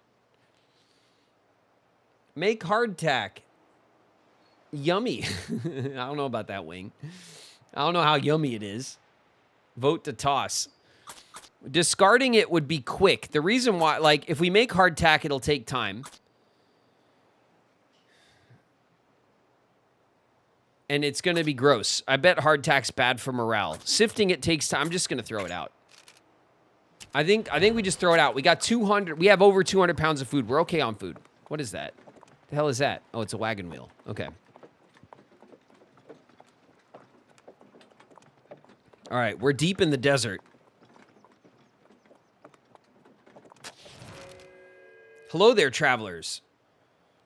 I've set up my challenge again. You did very well last time. Would you like to try to best yourselves? My challenge remains the same. I'll give you a few minutes to fish up as much as you can. Once that's done, I'll grade you. Harder to catch fish will be worth more. Rare fish are worth even more. Sound good? Yeah. Who will do the challenge? 3, 4, 5. All right. Helen is got the skills. Helen's been carrying so hard. Do we want to send Ada maybe? What's our stats looking like? Helen's a little stank and tired. We'll leave Helen out of it, okay? That leaves Ada or Lulu. Ada's in the best shape, so I say we send Ada.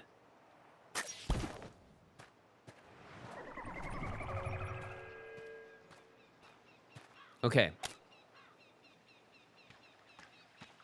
Wow, there's not a lot of fish here in the desert.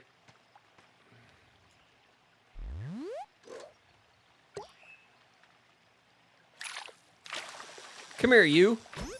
Got him. Old tin can, 4 inches. All right.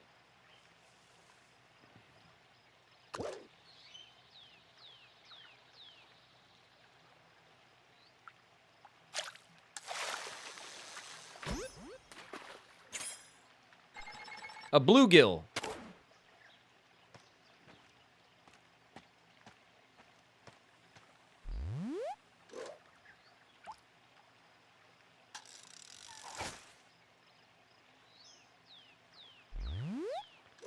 All right, the fishing is definitely tougher.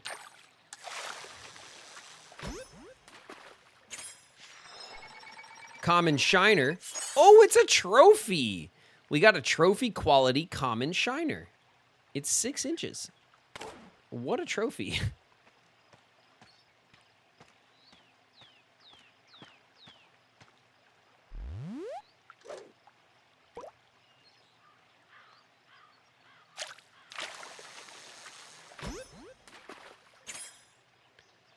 Another common shiner.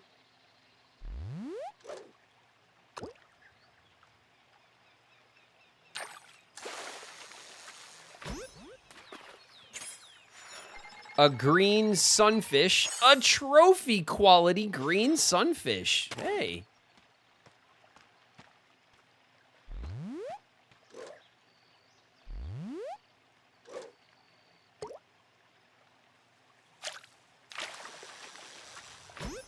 Two trophy fish.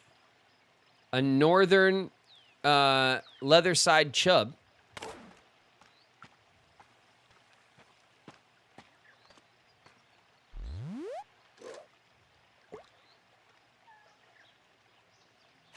Might be our last one.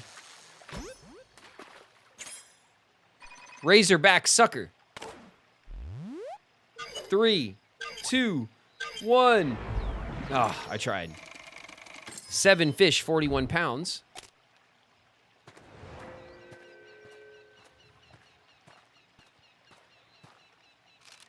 Welcome back. Let me see what you caught. I'll let you know how you did. In the meantime, I'm interested to hear how you thought it went. It went okay. That's interesting. Always curious to hear how people think they actually did. Makes the next part more suspenseful. Let's see. With the fish you caught, you got a score of 6,500. That ended up being a grade of great. Excellent work. I prepared a little something in the way of a reward for you as well. Hopefully it'll make up for rushing around chasing fish for me. Ada managed to catch 41 pounds of fish, bringing it all back to storage. Without a proper knife, we can't properly clean the fish, and only some of the meat's obtained. Knives can be unlocked. Okay, so we got plus 16 fish, 3 fish traps, 1 trail map. Thank you for trying out my challenge. Maybe I'll meet you folks further along. I can offer you a challenge once again. I hope you'll consider accepting. Okay, it's He Dao. Nice. That was our second fishing challenge with He Dao. And if we're going to, let's go up here, right, to this, what does this mean? A nondescript trail. All right, let's go check it out. Some items are not in the... Okay, let's pack it up. Ooh, the fish traps are, like, big. Trail map. A current map of the constantly evolving trail, an essential part of any expedition, reveals nearby waypoints, single use.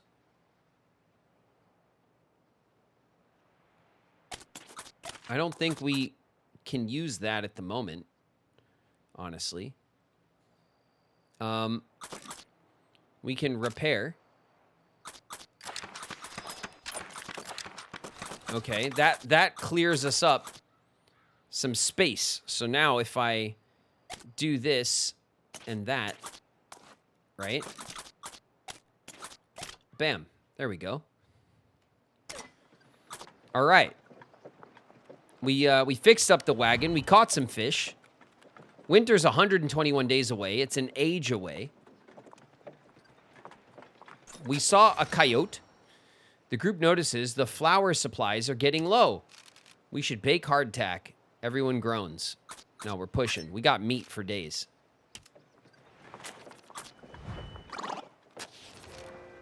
The party takes a moment to choose which trail to follow. Oh, it's just a nothing happens trail. All right, maybe we should have went fishing instead.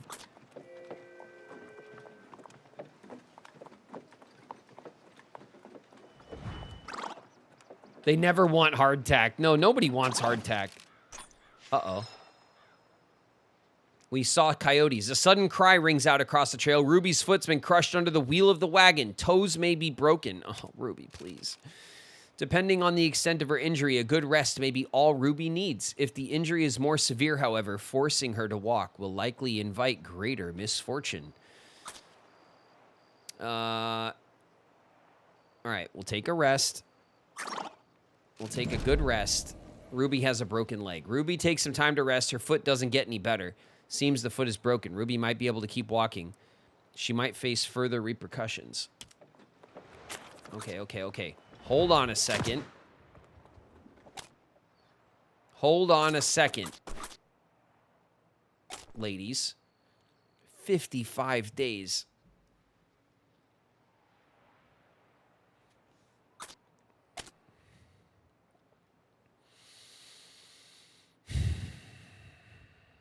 Permanently reduces max health. Reduces max stamina. Reduces wayfinding. Treatment will slightly reduce. 55 days, Ruby.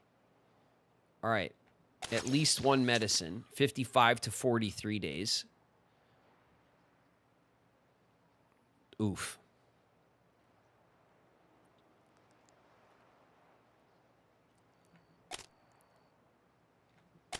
$32 days.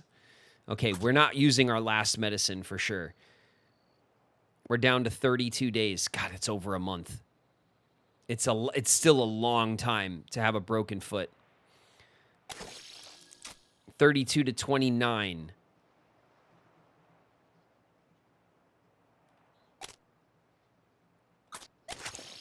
26. 22. 19 days. 19 days, huh?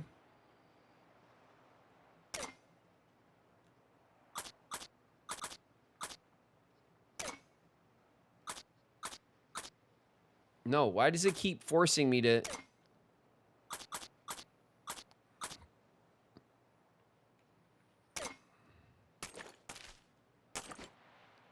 All right, we have 6.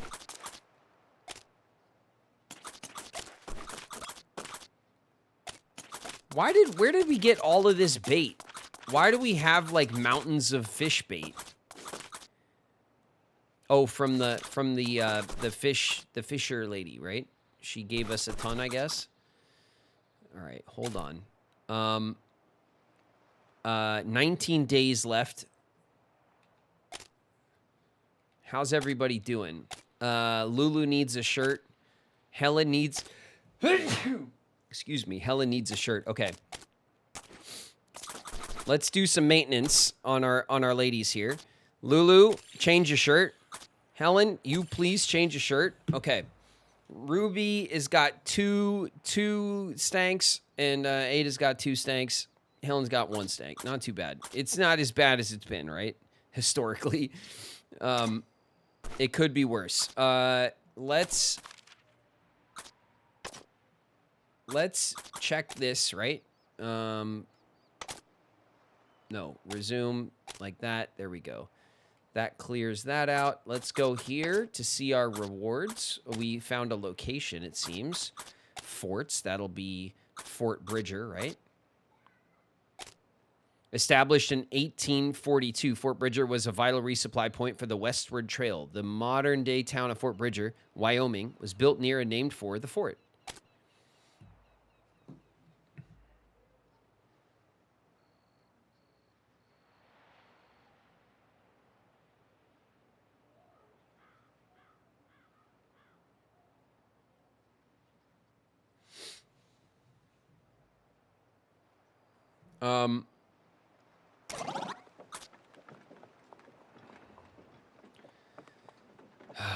All right.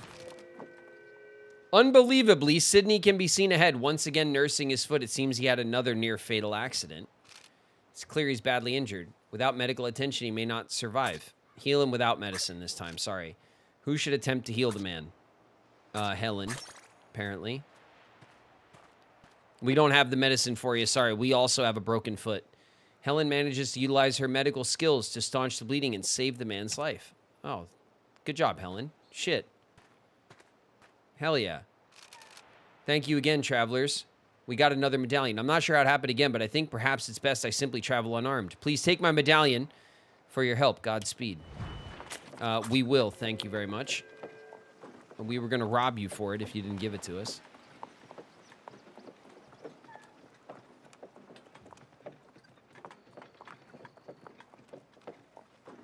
All right, Ruby's broken leg went down by 1. That was something that broke in the wagon, it seems. We'll push. We got 8 miles, 7 miles to Soda Springs. Come on, ladies. Oh, no. Oh, God. The wagon's back wheel sinks into the desert, shifting sands. Its axle jams. Hopelessly mired. It will move no farther. Biceps hoe. As things stand, pushing the wagon free will strain the party, or worse, one might unpack its cargo to lighten it first, which would be tolerably safer, but the more cargo is unloaded, the longer the process will take. Unpack the whole thing. It'll have to be done. Great. Everybody stanks. Bereft of supplies, the much lightened wagon is pulled free from the rut by the oxen. Okay. Cargo's repacked.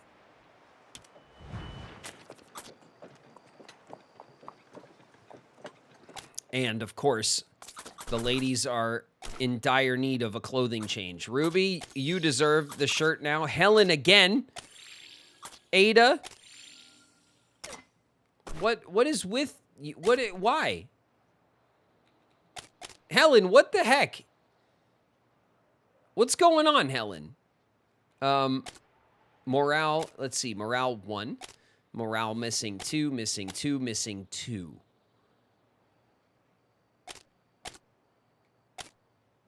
And we have some stamina issues, but mostly due also to the leg.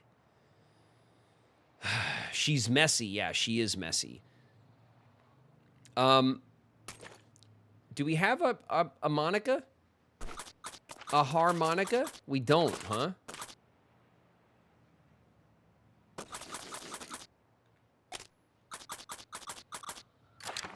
We'll fix the wagon. All right. It's as good as it's going to get. Soda Springs, we made it.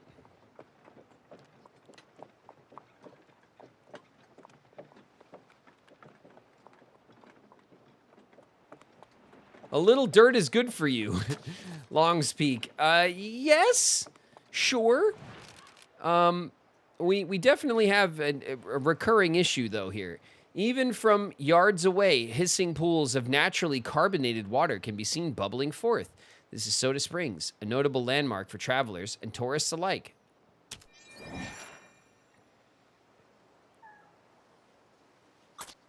Let's talk.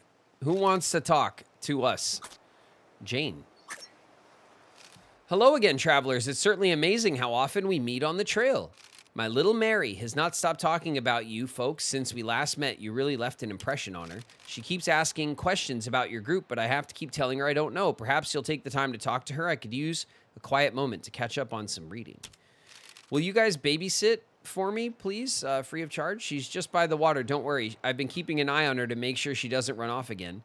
Jane points to the spring where little Mary is playfully splashing in the shallows. All right, we'll talk to little Mary. We like little Mary. Hi, everyone. Mommy said I might see you again. Did you come to play in the water, too? Yes. Yay, it's fun. You'll see. Mommy says you can use the water here to make a special drink. Can you show me how? Little Mary jumps and splashes in the spring with joy, spraying the group with water. Yes. The party spends some time showing little Mary how to make a carbonated drink from spring water. Little Mary's eager to take a big gulp of the effervescent beverage. Wow, this is so good. The bubbles tickle my throat. Little Mary drinks the beverage with a speed and alacrity perhaps befitting someone twice her size. It isn't long before she begins to hiccup. Oh, my tummy feels funny. Little Mary clutches her stomach. Moments pass. She struggles against the inevitable. Burp. Oh, my, I'm sorry. Please don't tell Mommy that I did that. She'll be so upset at my bad manners. Little Mary frantically apologizes for her belch, looking thoroughly embarrassed. The inevitable indeed. All right, Mary. Let's check with Charles.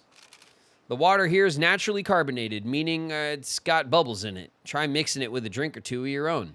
Let's make a drink. All right, our morale went up. The party pours some of the spring water into their canteens, mixing it with drinks of their own to make delicious soda. Travelers clearly aren't shy about trying the famous bubbling spring water. Almost everybody in sight has a bottle or a cup in hand. Let's talk to Celinda Hines. My, the Soda Springs are so pretty. Seems to spout at regular intervals. Felt good to just rest and not be jostled in the wagon all day. When I get to Oregon, I'll have a soft feather bed and never sleep in a wagon again. The travelers here clearly aren't shy about trying the infamous bubbling water. All right, let's talk to a young man who's definitely not Dave, who's definitely not stalking us at every stop. My job every day is to find wood for the cook fire. Sometimes it's very hard to find enough, so I store extra pieces in a box under the wagon. On the prairie, I gathered buffalo chips to burn when there wasn't any wood. Buffalo chips means poop, chat, in case you're wondering. That means poop. Miles Hendricks. I've heard it said that there are many cutoffs to take to shorten the journey. That by taking all the shortcuts, you can save many days on the trail. And why not? Saving time and provisions is worth the risk. The travelers here clearly aren't shy about the springs. All right, let's talk to everybody. We could trade. We could rest. Let's see what we could trade. Supplies, of course, game. 4 wheel grease. Ooh, that's actually sounds really good. Flour. We have 145 pounds of food. We might want the flour. We don't need the traps. We can offer 3 toolboxes. We are chock full of shit. We got so much shit. We got 2 instruments.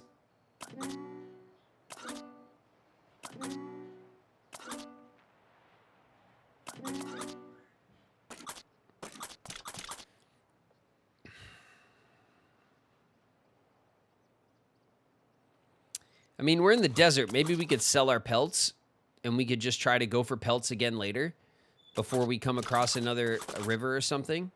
I don't know. Our luck. We'll sell our pelts and then we'll immediately, like, have a river crossing or something. We could also sell this fish bait. We don't need this much fish bait. We have way too much. So there's that. Let's see. The wagon. Ooh, I really want this grease, though. 82 flour. Do we have any flour left? Yeah, we have 78 flour. I think we can maybe get all of that flour into this one stack.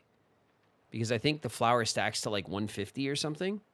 If I remember correctly.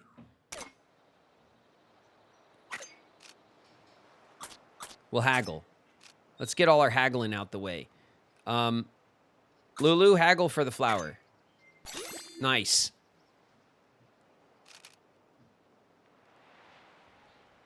Yeah, that seems fair. After a short discussion, comes to an agreement. 5 pelts. Or 19 bait. Shit, we could trade him the fish bait. 13 bullets. No, we don't. We're not trading our bullets. We could trade the 19 bait, though. Yeah. Yeah, let's trade the bait, right?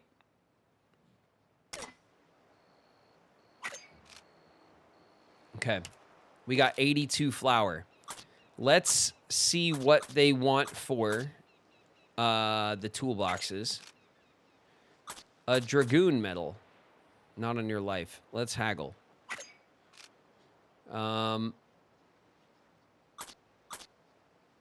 Helen?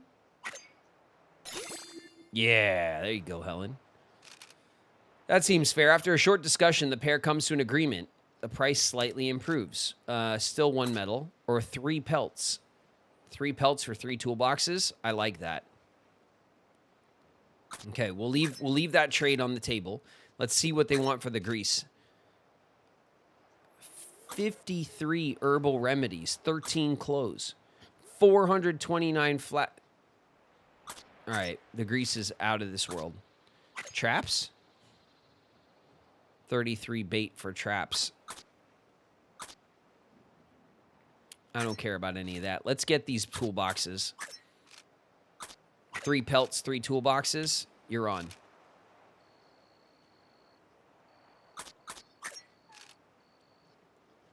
Okay, let's make sure we got... Okay, so 160 is all still here. 1 stack. That's good. We have our 3 toolboxes. We have 5 toolboxes total now, which is nice. And then we have 5, 6, 7, 8. We still have 8 pelts. We have a much more reasonable supply of bait, which is good. I think we should...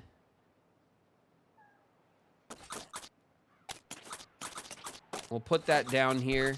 We'll move these over. We can get this up here.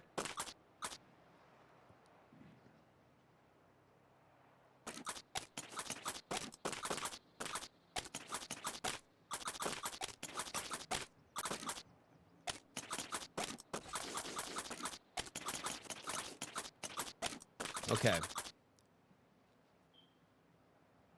That makes sense to me. We have 5 Dragoon medallions. We need 4 more.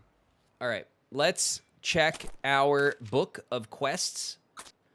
We have to probably... Oh, yeah. Here, the Dragoon quest. We rescued Signy twice. And then this is Mary's quest, right? We played with Mary at Soda Springs. And we helped her drink. And then she burped. But don't tell anyone. Okay. And then here, we'll have what? Natural landmarks. That'll be Soda Springs, right? Courthouse Rock, Independence Rock, Soda Springs. Soda Springs, with its naturally occurring pools of carbonated water, was an extremely popular tourist destination. The water is most frequently mixed in with other beverages, but was also used to wash clothes, bake bread, as well as for medicinal purposes. Okay. Let's rest. How are we doing? Helen could use some rest. So, Helen, it's your lucky day. Helen should get maybe 1, right? Maybe 2, but probably 1. 1. All right, Helen, let's get out of here.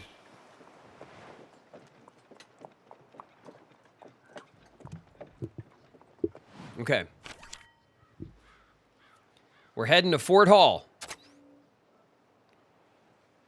A popular trading post for mountain men, immigrants, and Shoshone alike, built on the banks of the Snake River. Oh, God, we do have a river crossing coming up.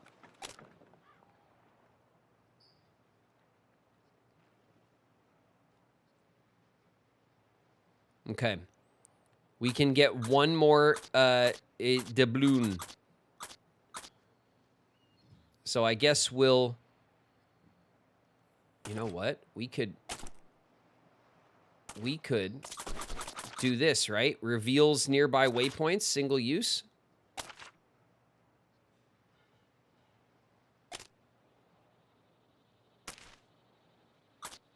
What is this? Oh, it's a hunting spot. Okay. Well, let's go here, right? We'll get a wagon piece, maybe. Do we even have room for a wagon piece? We do actually. Turns out we can move this here. We can move this here. We can move this here. This can go here. And now we have space for a wagon wheel.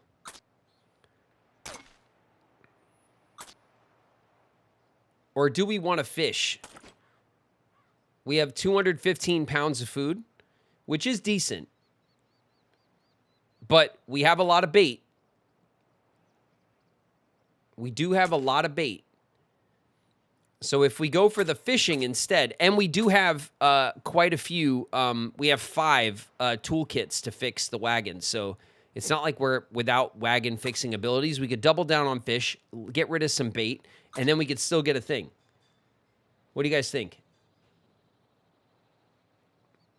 Meat will give us coffee. Yeah, but I don't know if fish meat counts. Maybe it does.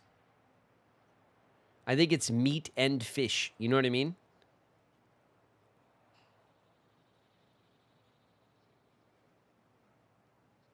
We should use the traps.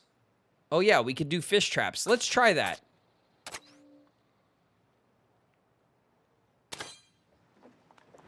We haven't tried our... We might as well. We have these giant fish traps. Let's try to use them.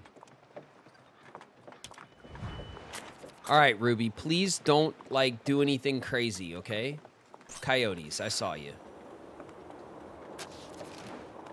Dust swirls around the party, obscuring vision, making it hard to breathe. Okay, everyone's gonna stank from it. The party's forced to stop. Continuing in such a storm would only lead to disaster. Okay. Eventually, the storm clears, revealing some of the oxen broke from their yokes. During the commotion, what should be done? Search for the oxen. Tracking the beast could take a lot of time, would require some skill at tracking. Ada? This is very clutch, Ada. Come on. Okay, that sounded good. Ada eventually finds the oxen cowering behind a rock. Dust built up as they were buffeted by the wind. Dude, we had 3 oxen. We can't just go with, like, 1 oxen. Good job, Ada. Ada for the clutch. And we gained some stamina. Ada did.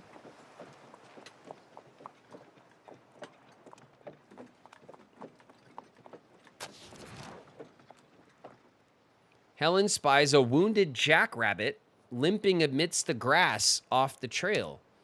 A swift gunshot would put it out of its misery and provide a little food. Who should take the shot?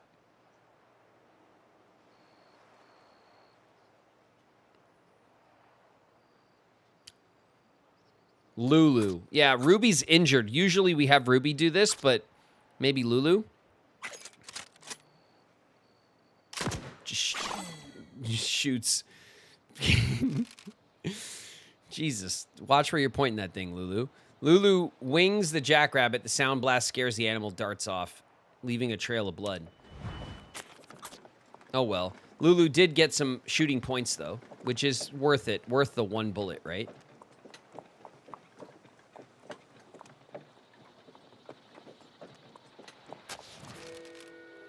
Fish team in the water nearby. Prime location to cast a line. Try to catch a bite. Bait is required. The party could craft some. The party has 47 bait. Craft bait. About fishing. Go fishing. Craft some bait. About fishing. After you selected a fisher, you'll play a brief mini game. Selecting a fisher. The character that's chosen to fish will lose stamina. Their remaining stamina determines how much fish they can carry back. Yeah, but what about our stuff though?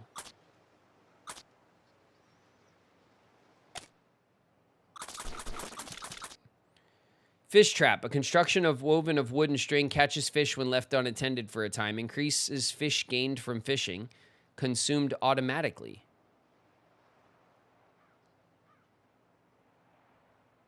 Okay. Consumed automatically, you say, game? Okay, go fishing.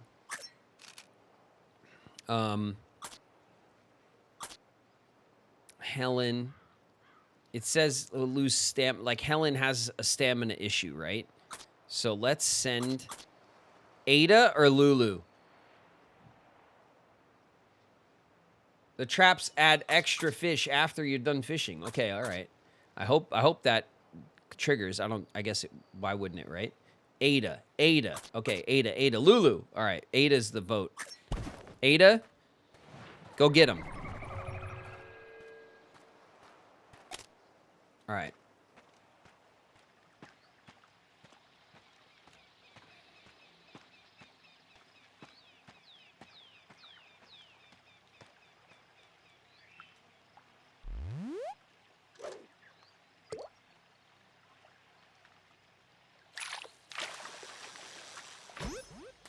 Got him. A Great Plains toad.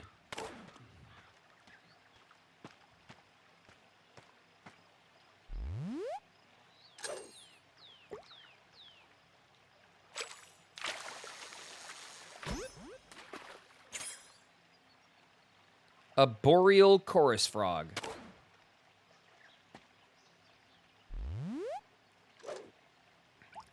No.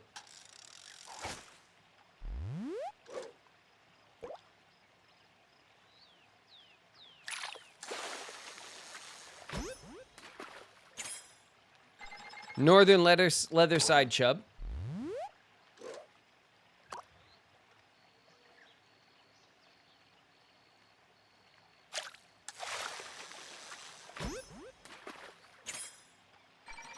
A cutthroat trout.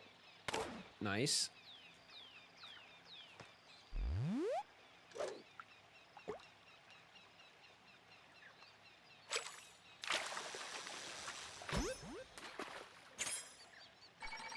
Another cutthroat trout.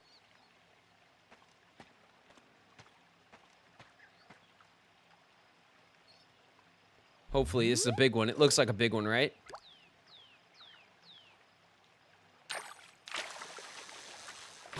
What do we got? A Colorado pike minnow.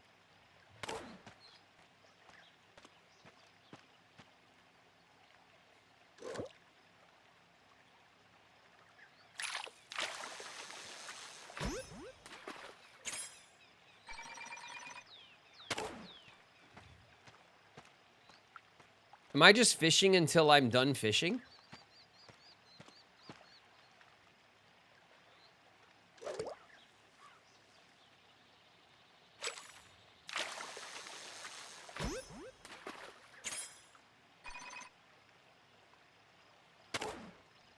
Ten fish limit.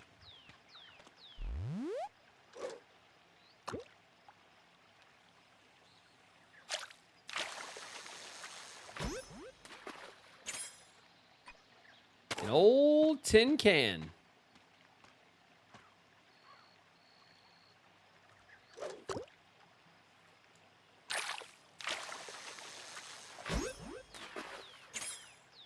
A green sunfish. And a tin can. 88 pounds of fish. All right. It's going pretty good. Let's catch you by the rock here.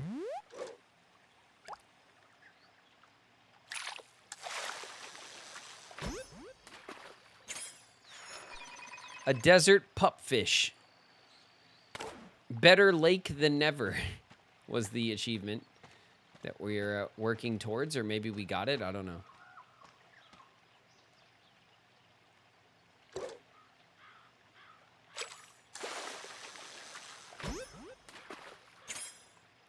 A desert pupfish.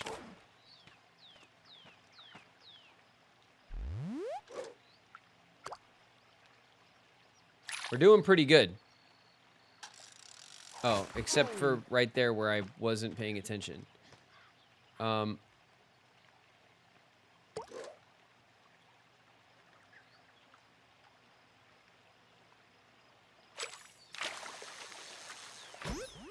yeah. Rainbow trout. All right, we're at 112 pounds.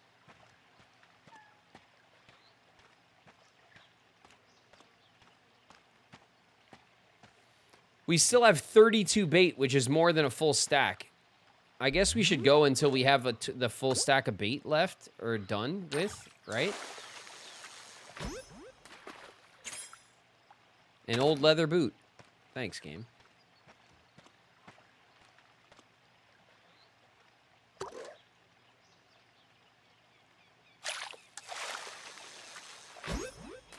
Is that a double?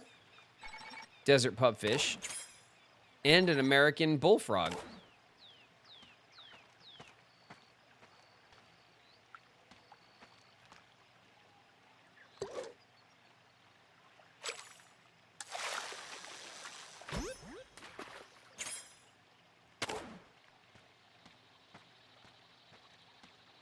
Let's try to get... Oh, damn it. I stepped into the water. Should we call it there? 119 pounds. I don't remember how much fish we can carry in one block. I think it's less than meat.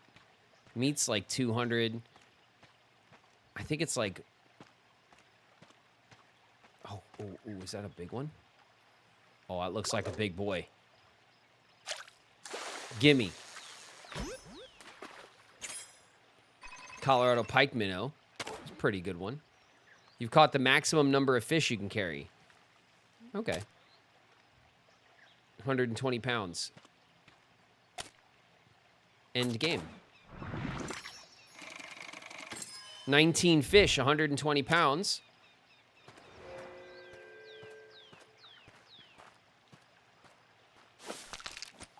Ada manages to catch 120 pounds of fish, brings it all back. Thanks to a trap in the water, Ada also managed to capture an additional 20 pounds.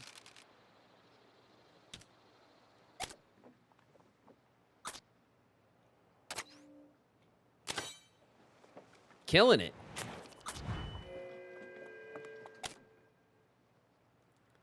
£146 of meat.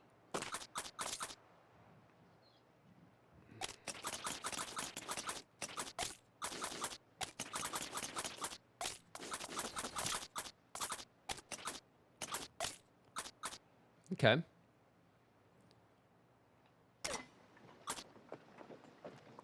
Yeah, fish. That's right. We spotted some crows. Oof. A snake hastily slithers out of the wagon. Nobody managed to get a good look at its species. The creature has bitten Ada in the arm. Damn it!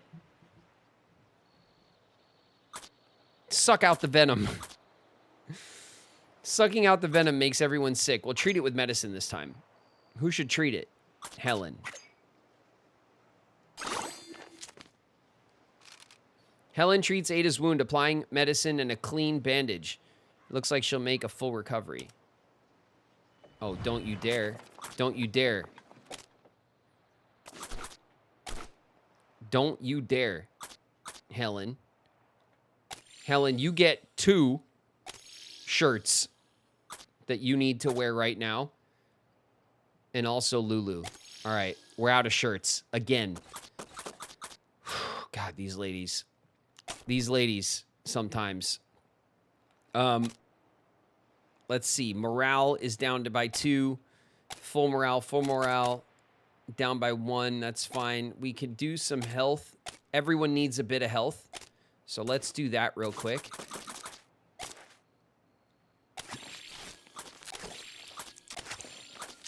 Okay. That helped everybody's health. Ruby's got the broken leg for 7 more days. We only have 2 little herbal remedies left. So we should probably just hold on to them, right? I think. Let's keep our fish bait down here with the fish.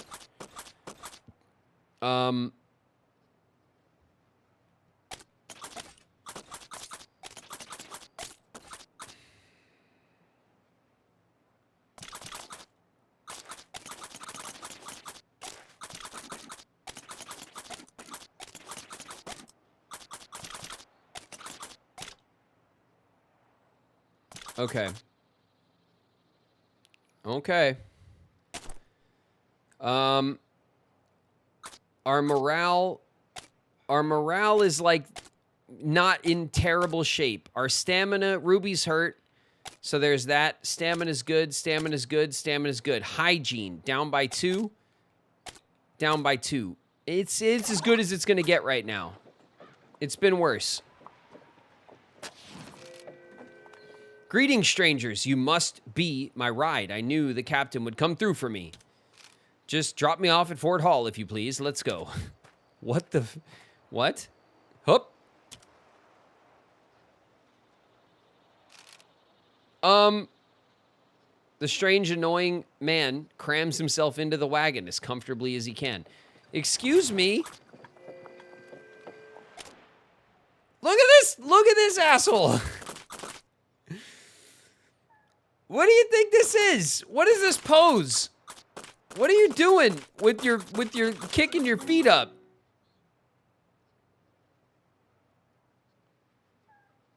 What do you think this is? Sir? Excuse me, sir. What the hell?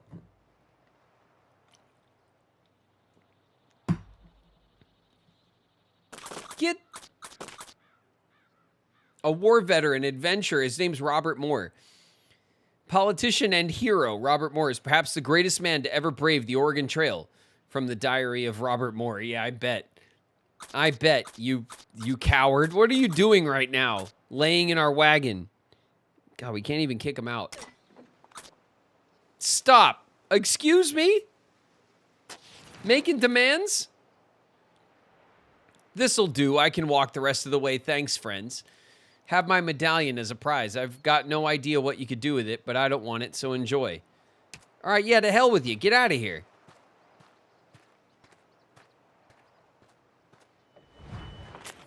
We took like 1 step, yeah, and then we yelled at him and he got out and gave us his medallion.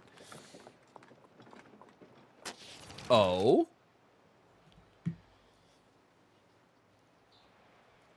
Good to see you again. Ads are starting in a sec. I see you. We've been listening to this bass player perform. He's quite good, isn't he? More importantly, did you manage to bring our instruments? I'd quite like to get a move on.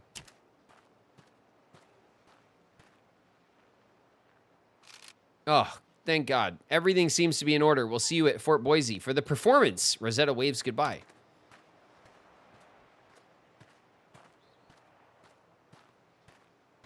What's your deal, bud? It's Raymond. Hi there. The name's Raymond. I don't suppose you could spare some change for this old performer, could you? I'm just a few dollars short on some new boots. Then I'm out of here for good. Raymond seems skilled at playing the double bass. He'd be a perfect fit for Lewis Southworth's band, but he looks to be dressed for winter, not a concert hall. What should the party do? Invite to the band, offer him $5, ask about fiddle. Let's ask about a fiddle. You're looking to buy a fiddle, are you? I hear there's a salesman who went south to Snake River. I'm going to meet with him myself, see how much I can get for my double bass. I bet it's worth a lot.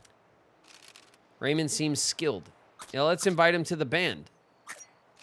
Join a band at Fort Boise? Sorry, no can do. I'm giving up on music just as soon as I've earned a bit of money. I'm going to go live in the mountains and start trapping furs. Then I'll be sure to make a real fortune. Raymond doesn't seem interested in joining Lewis Southworth's band. What should we do? All right, we're in ads. We're in ads. Don't worry, we're chilling. We're chilling.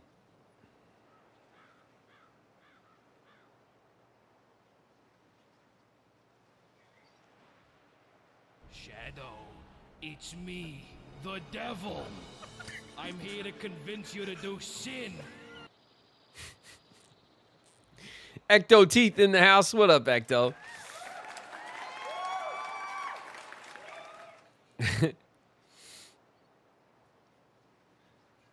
An unwanted man. Thanks very much for the clip. Oh man, the clip farm continues. I decorated. I did it nice. I'm ashamed. Earthbound in the house. What's up, Earthbound? I did it nice. Hey, Earthbound.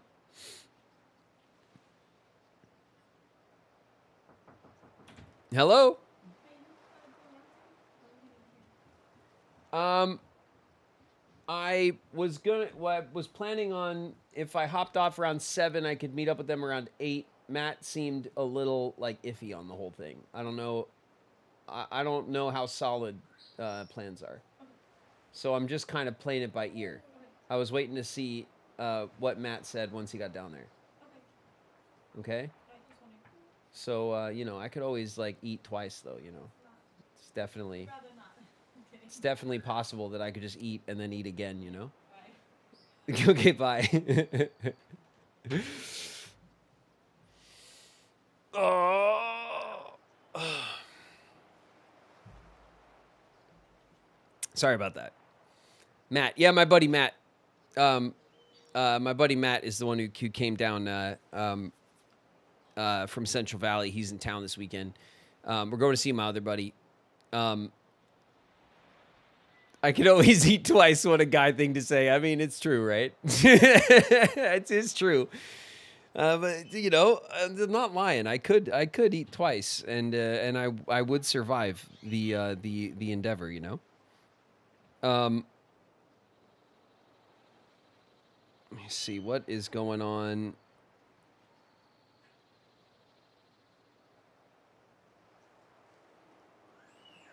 Oh my God, I have a bajillion.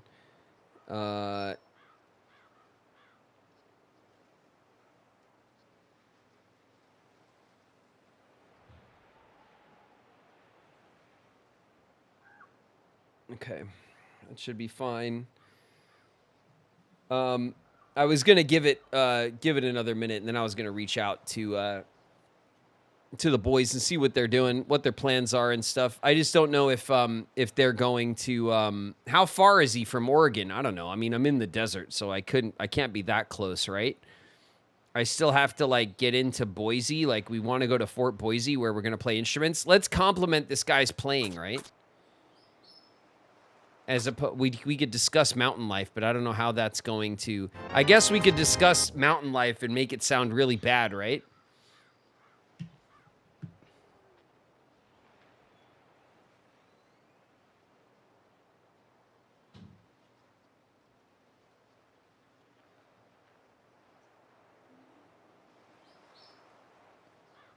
Oh, Lunny with the gift sub to Fuifa.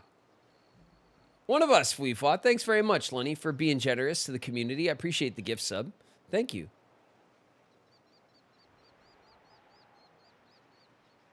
He could stock up on potatoes. I don't know if Idaho was known for potatoes back then. Maybe it was already known for potatoes. I don't know.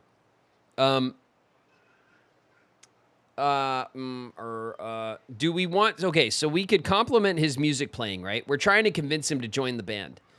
So we can compliment his music. Or we could discuss mountain life and maybe be like, oh, mountain life is terrible.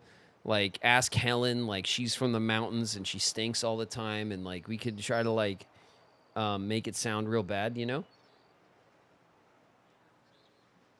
What do you guys think?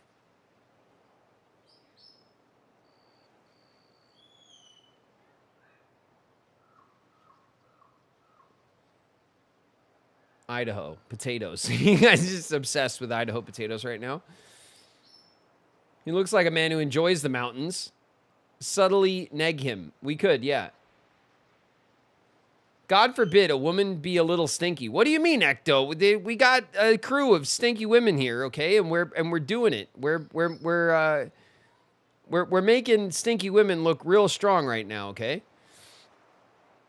Don't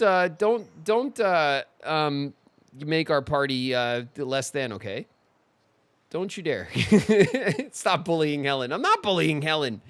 I'm clothing Helen constantly, okay? Do we have the option to badmouth mountain living? Well, it says discuss mountain life. I mean, I don't know what else. Let's try it. Or do you think it's just an obvious dumb thing to do, to not just compliment his playing? He already said he's going to, like, sell his shit.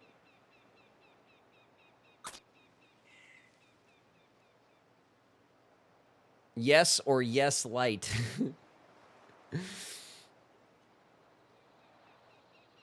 Men like to be complimented. Everyone likes to be complimented, Gabby.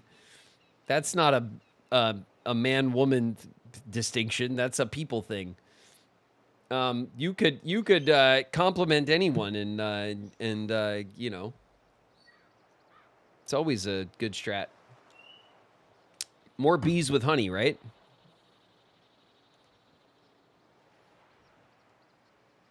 Complimenting might make him pursue a solo career. Let's discuss mountain life. I feel like maybe this is like we could reverse psychology him a little bit. Life in the mountains terribly exhausting, sir. Ah, see? Go Lulu. All right. Early mornings and late nights, long hours, no time to enjoy a hot cup of coffee. Why, I'm exhausted just thinking about it. I'm afraid my mind's made up. Sure, life would be hard, but the rewards are probably worth it. Just think of the clean and fresh air. Despite his words, Raymond seems unsure of himself. Raymond is persistent, but the party still believes he can be convinced.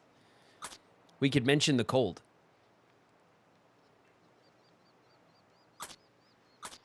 Oh, yeah, it's real cold. It's mighty cold up in the mountains, you know. I've heard stories of men who freeze to death in their sleep. I can't bear to imagine something like that happening to you. Of course it's cold. That's why I've got this thick coat, see? I've got it secondhand from a real fur trapper. I'll admit it's probably seen better days, but I'm sure I could fix it up. Raymond is starting to sound a bit doubtful. It's working. Much to the party's frustration, Raymond is still holding out. Enthuse about crowds. Discuss clothes making. Should we triple down, or should now we get enthusiastic about music, you know, and maybe, like, take a turn?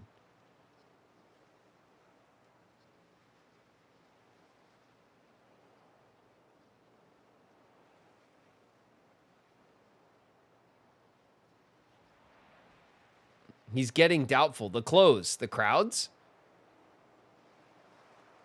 Discuss clothes. All right. You'll be able to take care of that coat for many winters, I'm sure. Mountaineers are very experienced at hunting deer, skinning them, tanning hides, but you already know about all that. Well, it's not exactly something I've done before, but I'm sure I could ask my friend to teach me. When Raymond mentioned his friends, the party senses weakness in his facade. Who should attempt to take advantage of it? Oh my God, Lulu or Helen? Helen for the clutch, right? Helen? Lulu.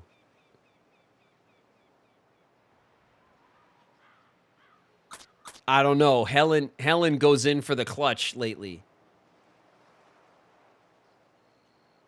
Helen Nuke. All right. Get him, Helen. You wouldn't have any friends in the mountains, Raymond. Not a one. You'd be alone for months with nobody to talk to. Do you understand? Helen delivers the final blow with calculated precision. I never thought of it like that. I was just managing a big adventure, but you're right. I really would be on my own. Raymond suddenly seems very pensive. Well, except for the bears and wolves. They could keep you company, I suppose. Are you much of an animal lover? Ooh. All right, you made your point. I guess I'm not really cut out for the mountain life after all. Here, you can have my coat. I don't think I'm going to need it. It smells a bit funny anyway. He's giving us his smelly coat like we need it. All right, +1 clothes. Whatever, we'll take it. Where did you say this band was performing? Fort Boise? I wasn't planning on traveling that far with my double bass. Do you reckon you can carry it for me? Oh, come on. My God, man. Everybody gives us their shit to carry. We literally carried an entire person already.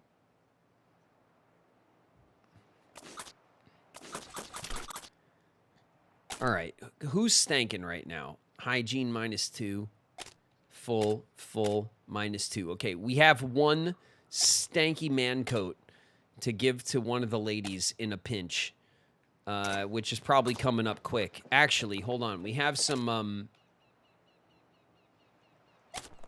we have something here. Here we go. Okay, so we invited the musicians Lewis talked about to join the band. We need to transport their instruments. We did that. And now we convinced the would-be mountain man to play. Now we need to carry his instrument to Fort Boise. Okay?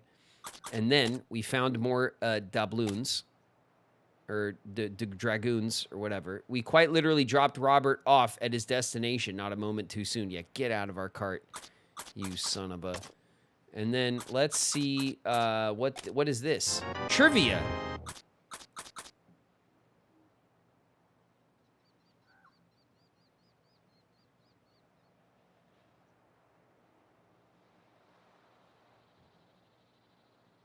Lunny.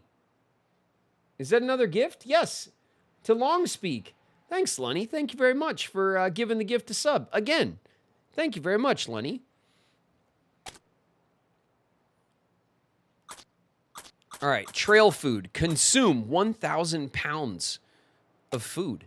Food on the trail had to be hearty and long-lasting. Beans, rice, dried fruit, and meat, salted bacon, crackers were all common comestibles.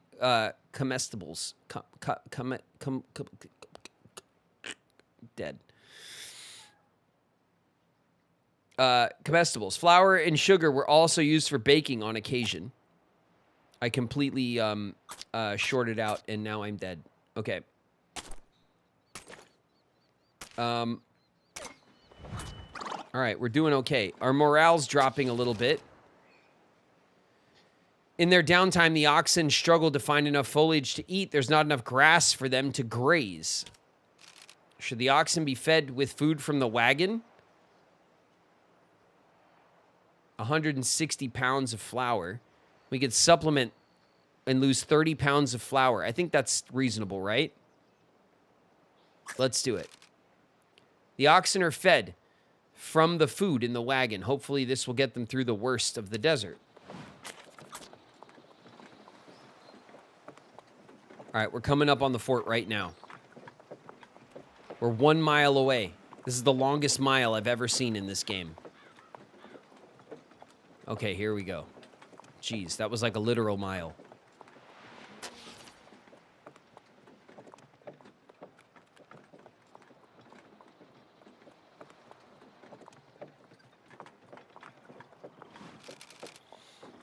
I don't think we've ever allowed the oxen to graze during the trip. Negruto, I think it's like assumed that the oxen are grazing along the way because we haven't been feeding them from our rations. So, but like because we're in the desert region, then the check is there is no grazing. So what do? You know, do you let them suffer or do you give them like some food?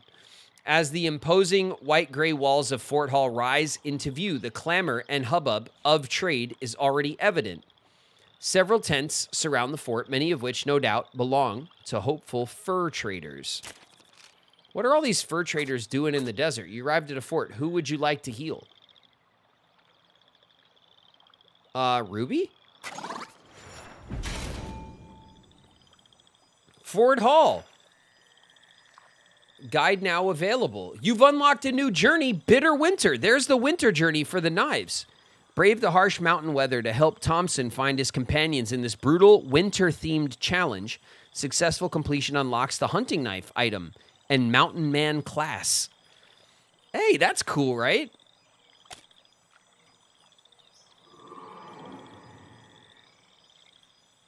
It's winter now. No, it's not winter now. We just unlocked the winter mission because we got this far. Fort Hall is one of the big, like, milestones on the trip. Congratulations, your party's reached Fort Hall.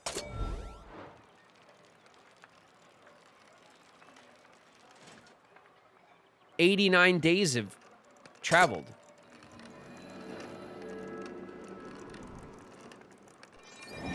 We have been going at a slower pace because we've been struggling with our stamina.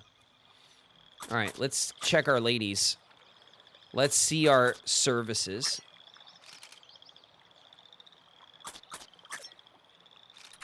"Welcome to my practice. The physician can restore health." Continue. "Who would you like your ailments, travelers? I might treat you. Who would you like me to treat?" Ruby. $30. $30. Cut it off, Ruby. You don't need a foot. You got another foot. Everyone's got 2 feet, Ruby. You're fine, right? $30. American healthcare. Oh God, it's so true. All right, damn it, $30. Ruby's broken leg has healed.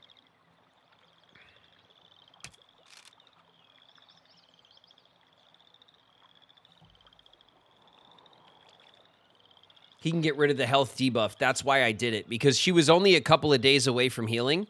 That's not why we bothered. 2 health for 15? Nah, bro. Nah. Let's leave. We have a couple of remedies. Let's see. Let's see what the barber can do. Barber can restore hygiene. $5. All right, let's check the shop. We got to manage very carefully right now. Let's go back. That's the services. Let's see who wants to talk. We'll do the bullshit first. Aunt Rebecca Sims is here. Again. Here, there's a mountain sheep around here. Enough water, too. Hardly a stick of wood. Thank heaven for Fort Hall, but I'm real sorry to be saying goodbye to my cousin Miles and all the folk heading for California. An overlander who's definitely not Dave, who's been following us the whole time, creepily, in the distance. Fort Hall is a busy fort. The wide stretches of meadow grass here are just what our tired animals need. As for me, I'll fix up the wagon leaks. Amanda's real anxious to wash all the clothes and linens in one of these clear streams.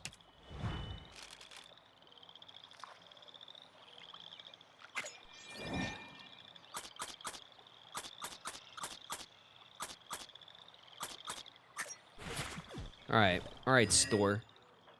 What kind of bullshit prices you got in here? $124 we got. $14 for 10 remedies. And $70 for 10 clothings. $21 for coffee. The prices are a little bit better here, but not by much.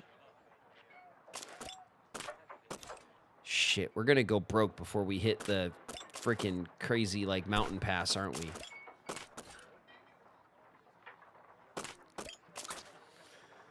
$70 for 10 clothes means that each shirt is $7.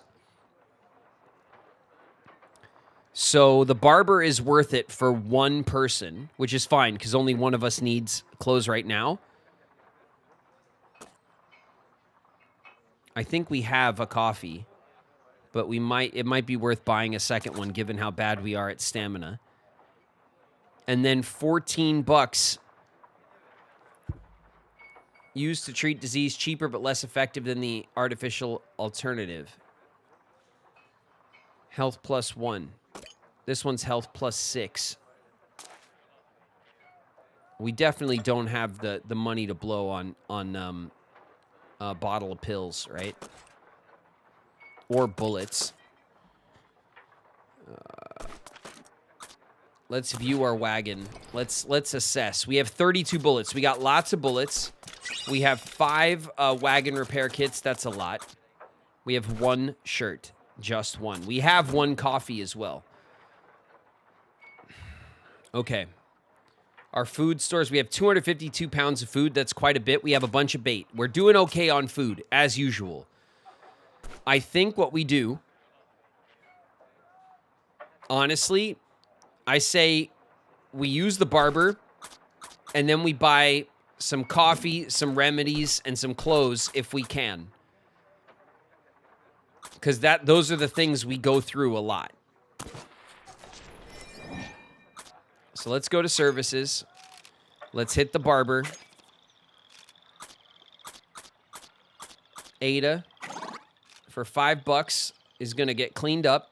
There you go, Ada. Everyone's smelling fresh, okay, which is real nice.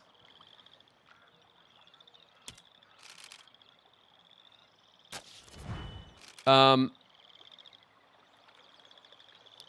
physician will heal Ruby 2 points for $15.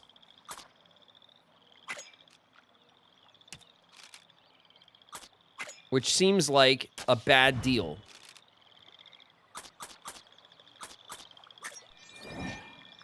Because if we go to the store, for $14, which is less money, we'll get 10 herbal remedies, which heals 10 and not 2. So the doctor is a quack. He is not worth it. Not even a little bit is he worth it. So we need this. We need this. Oof, 84.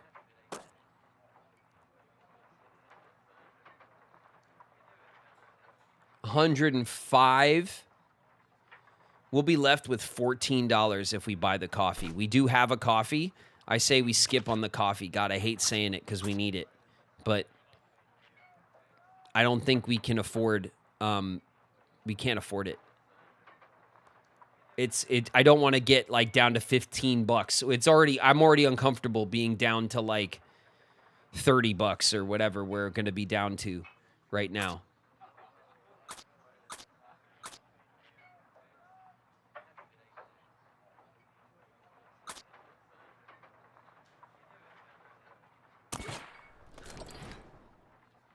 Do we sell any yet? We have so much fish. Well, we have 252 pounds of food, which is like we have like a good store of food. Pay now. We're going to pay. We'll pay this. We're going to pay for that because I think it's necessary what we just bought. We could see about trade. Let's quickly all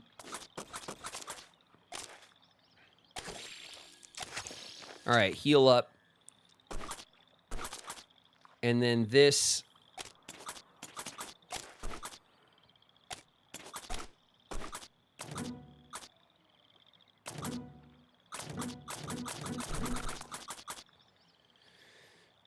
Okay. We have some clothes. We have some. Okay, so we can combat hygiene. We can combat health issues. We have some coffee for stamina. We have good food stores. We have some heals for the wagon. I think it's as good a deal as we're gonna get. We can see about some trading, which maybe we should have checked first. And we could sell fish and we can sell pelts, but I think we have a river crossing coming up. Let's trade supplies. 2 coffee. Oh my God. 88 flour. What on earth do you want for 2 coffee? 7 clothes. Lulu, talk sense into this man. 3 clothes. It's going to 6. 6 clothes. Ugh. We just spent all that money on clothes. We paid $7 a shirt. No, it's too much money. It's cheaper to buy the... Well, there is two.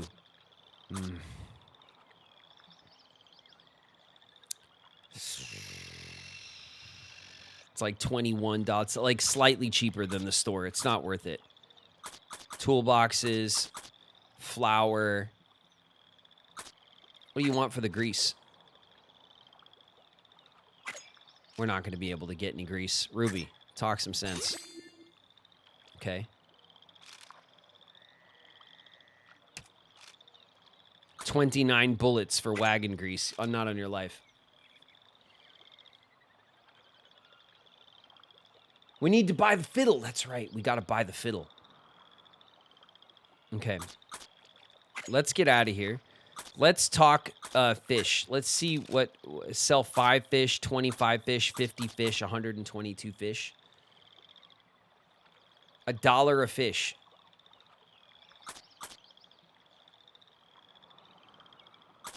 We have 252 pounds. If we sell 50 fish, we'll have just over 200 pounds. Do you think that's the move, 50 fish? Haggle. Oh, yeah.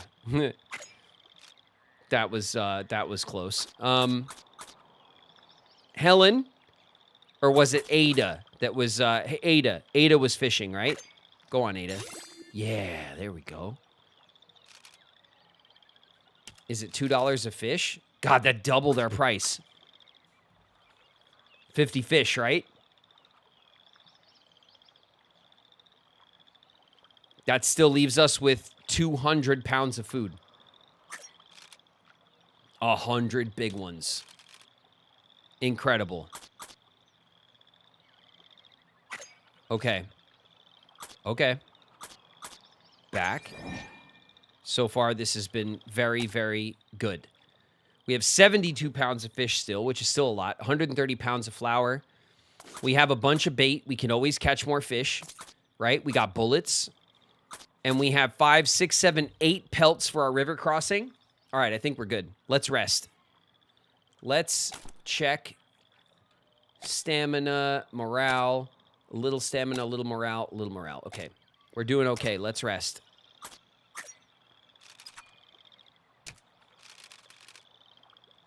A regular rest, ladies. Sorry. Just a regular rest.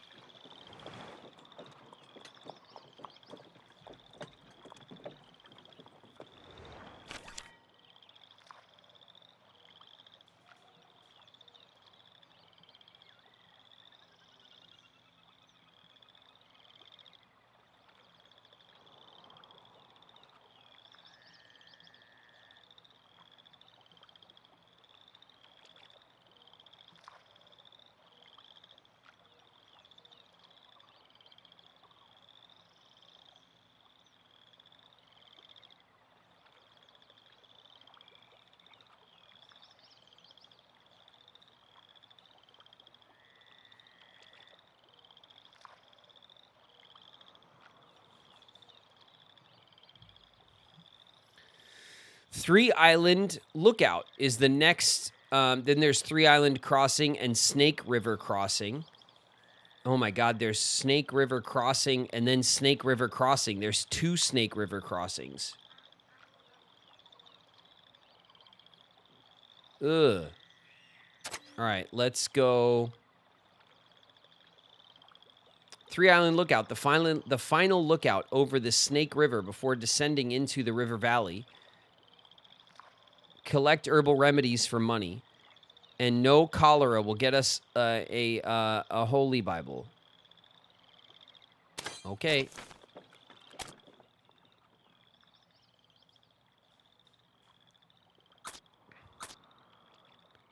All right, there is one man here. We could go for a campfire for a chit chat. Maybe we could share a story. And then that will get us some supplies. Then we can go get some remedies. Then we can bullshit some more. Or since we have a bullshit campsite over here, maybe we want to hit the question mark first. A bibli, yeah.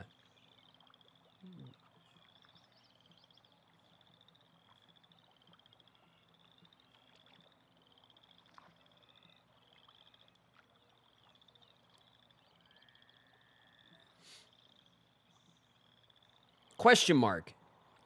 Does anyone else? What do you guys think? We could go here, but then we also have this one here on our way to the dude for the dragoon. Should we question mark? Mystery. All right, let's do it.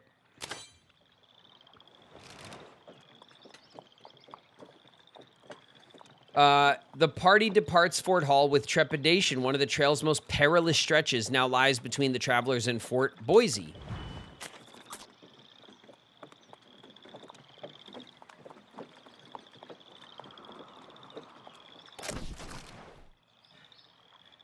Oh God, here we go. Helen? Good job, Helen. Helen's getting good with the old hammer.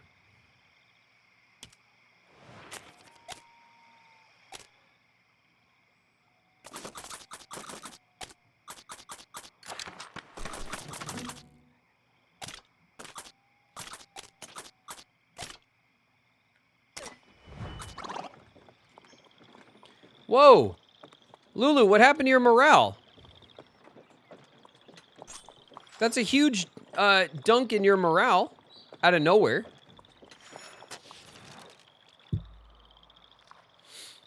It's a gunslinger. Howdy, my name's, well, that's not important. I got some business to take care of, and I need to hone my shooting skills. Fancy a wager. I'll spot you the bullets. No need to concern yourself with that, but I won't accept a wager less than $10. Shit, I got you on $10. Let's go. Which of you is game enough? Lulu? How much are you prepared to risk? $50, sucker. No, what do you guys think?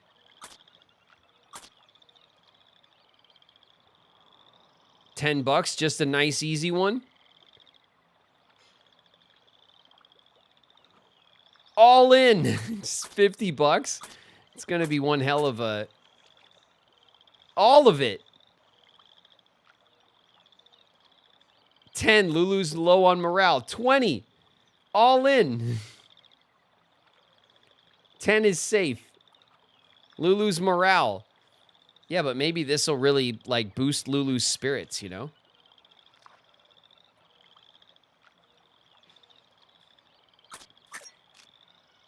Suits me. Oh, God. Miss a target and it's all over. Too slow, same deal. I'll go first. Oh, shit.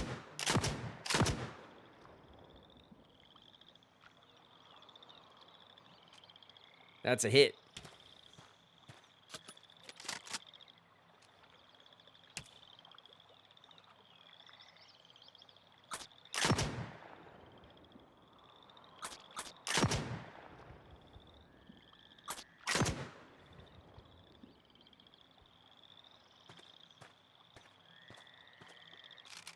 That's fine shooting. I hate to be on your bad side. Here's what I promise. Thanks for the diversion. $50. Yeah. I'm heading for the Dalles by way of the 3 Island Lookout. I'm on a hunt of sorts. Maybe I'll see you there. And you can give me a chance to win back my money. So long. No, we will not do that. Just get out of here, dude.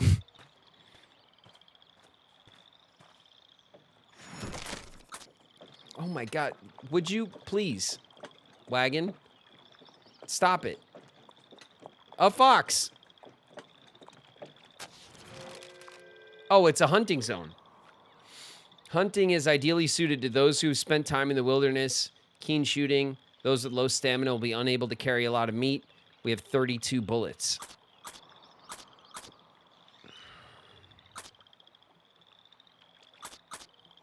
All right, Lulu. Lulu, how's our stamina, Lulu? Stamina's great. All right, Lulu, come on. This will make you feel better. Go take it out on some poor innocent animals.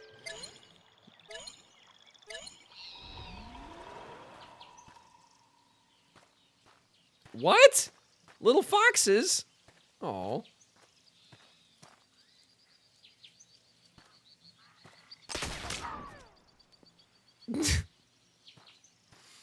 That didn't feel good.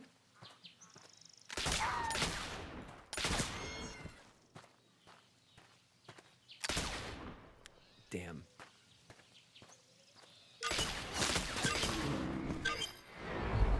All right. A couple of bullets wasted, but 70 pounds of meat. Lulu should be able to carry it all back. You monster. The foxes. I don't know. Was I not supposed to shoot the foxes? After a successful hunt, Lulu carries 70 pounds of meat back to storage. We'll get the pelts. 4 pelts. And we're going for remedies. All right. Let's repack. Don't give me that shit, wagon. Okay, hold on.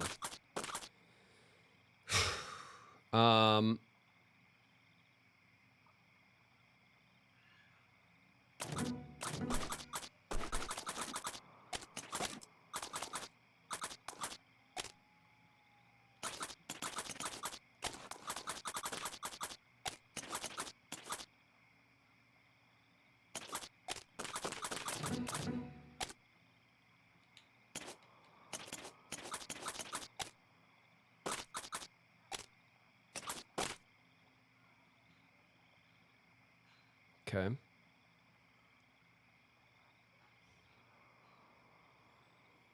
Fine. All right, Lulu did get some stamina back from the old hunt. Ooh, there's some birds. Rhinoceros auklet. Everyone feels stinky, of course. Oh, hello once again, my friends. It's good to see you friendly faces this far west. I hope the trail has not been too hard on you. It's been a hard road for us since we last met, I'm afraid. We're running low on supplies. Little Mary has come down with a terrible sickness. Perhaps if you have time, you'd like to speak to her. She's grown very fond of you since we first met. Excuse me. Little Mary's nearby, clearly exhausted and with none of the youthful energy she had before. As the group approaches, wheezing coughs emanate from her little body. Hello, everyone. Little Mary coughs again. Excuse me. Are you coming to my birthday party? I'm going to be 5 soon. I asked Daddy if you can come, and he said yes. What should the party talk to Little Mary about? Let's talk to you about her birthday. Are you looking forward to your birthday, Little Mary? 5 years old is an exciting age. Yep, when I'm 5, I'll be much older so I can help Daddy carry things and I can help Mommy cook. Little Mary looks very proud of herself. Are you coming to my birthday party? I'm going to be 5 soon. Let's talk to her about dresses. That's a very sweet dress you're wearing, Little Mary. Did your mom make it for you? Yes, she made it for me out of old fabric. It's very soft and warm, so I like it. Little Mary pats the fabric of her well-worn dress. Are you coming to my birthday party? Let's talk to her about toys. What kind of toys do you like to play with, Little Mary? I used to have a little wooden horse when I was young. I like dolls. I used to have one called Sally, but I lost her. Maybe I'll get a new doll for my birthday? She looks excited. Little Mary is seized by another fit of coughing. The party decides to let her rest. Okay, we don't have medicine for Mary, which is, I mean, we have herbal remedies, but thank you for taking the time to talk to her. I'm glad she was able to make some new friends on the trail. I hope we could see you again once we finally arrive in Oregon. Farewell. Oh no, Little Mary is not looking too good right now. Uh-oh.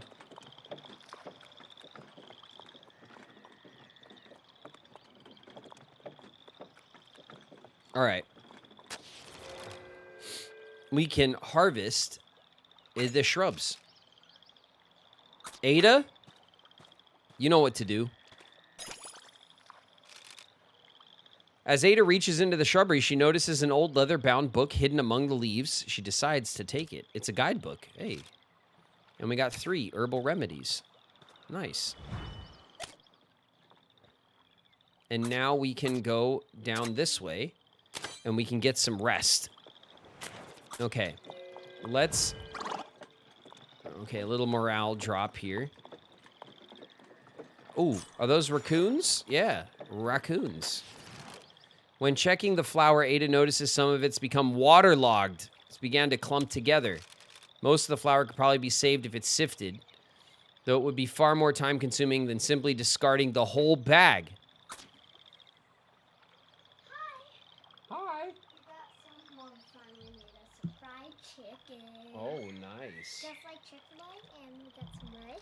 It's just like Chick-fil-A. It's not. I would doubt it. I wouldn't say that, but thank you very much. All right, you're just creeping in here. All right, hi. Hi. Hi, say hi. Don't sit on this, please. Not the wire. Okay, there you go. Hello. What's this? Choose your character. What was that? Hi, chat. Lily is here. See. Lily is here, and that gives a little. Okay. Bruh.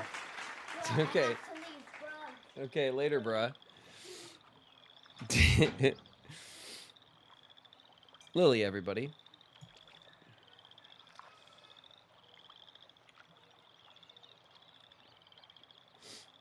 Now I got some chicken and rice.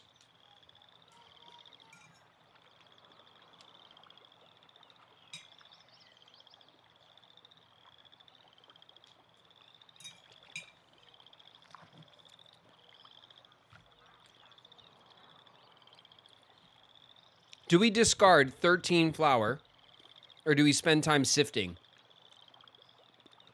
I think we toss it now, right? Yeah.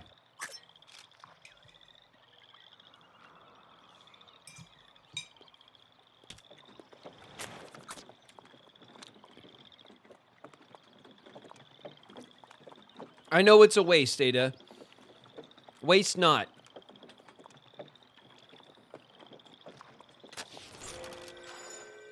Squirrel spotted. We spotted a squirrel.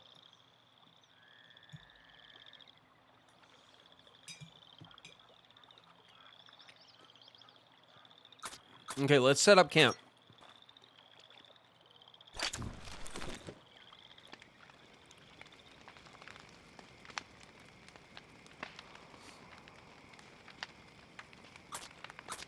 Let's share stories. We could share a story for supplies. Yeah, we want to do that, right? It's getting tight. Let's share a story about fishes. Helen starts to speak in hushed tones, begins telling the story about bizarre fishes of the American waterways. As the night wears on, the stranger story becomes, and the receptive crowd is all too willing to hand over some supplies to hear how it finishes. Plus 55 fish. They gave us fish for our fish stories? All right. It's not what we had in mind.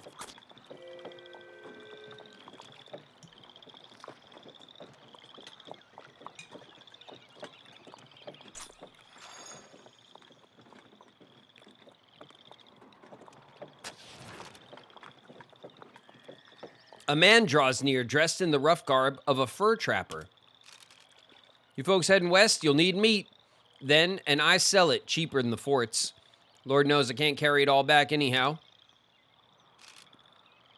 How much you want then? 75 for 22 bucks.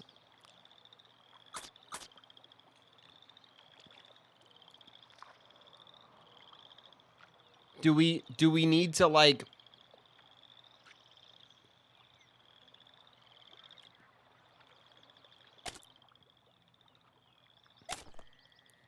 hold on a second.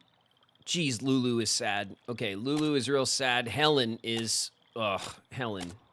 Okay, hold on. We can fix up Helen real quick. Helen. There you go. That's better.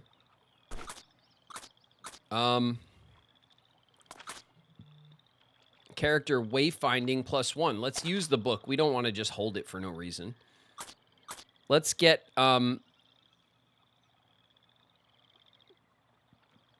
should we buff like Ruby or Lulu on wayfinding, or should we get Helen up to where Ada is? You know?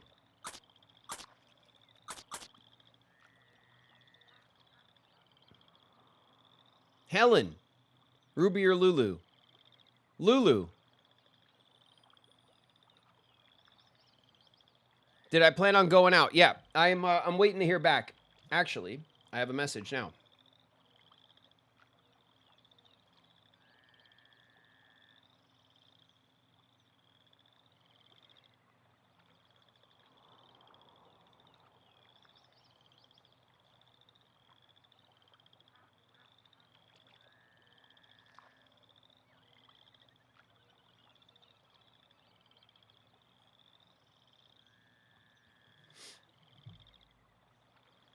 Looks like we got some time.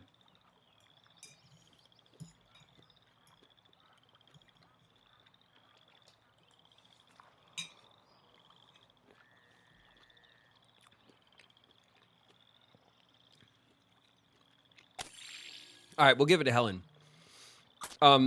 Ada's at 6, Helen's at 4. So that gives us a high wayfaring, a medium, and then we have Lulu and Ruby that are lacking on the wayfaring, but that's okay. Let's check this stuff out.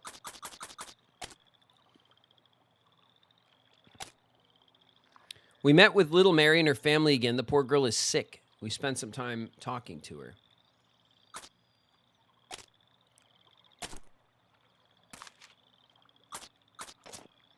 Okay, let's go here.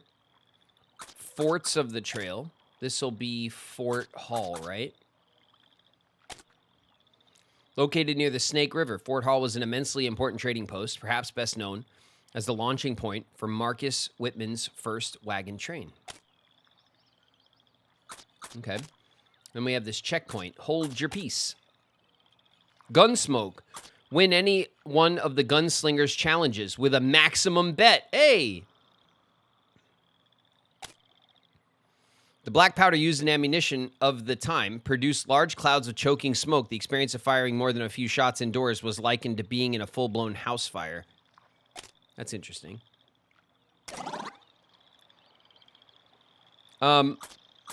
We could haggle, but this guy's prices are nuts, right? Ruby, you haggle with him.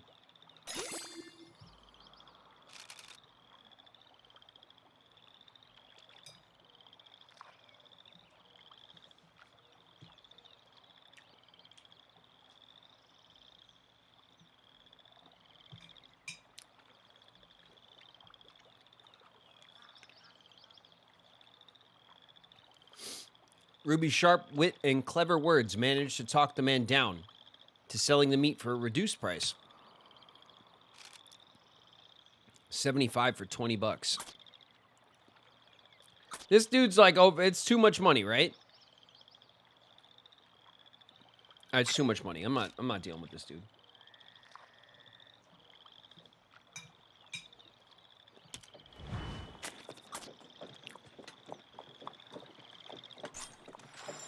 Crows.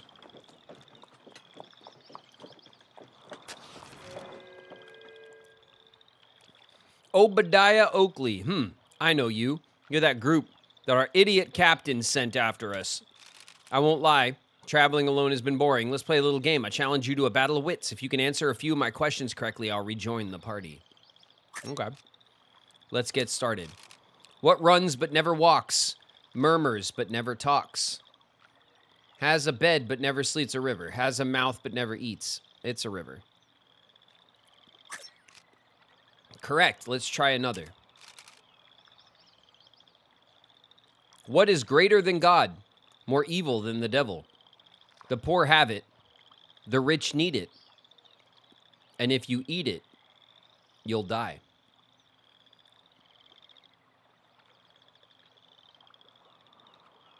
The answer is nothing, right? The poor have it because the poor have nothing. The rich need nothing. And if you eat nothing, you'll die. Correct. Let's try another.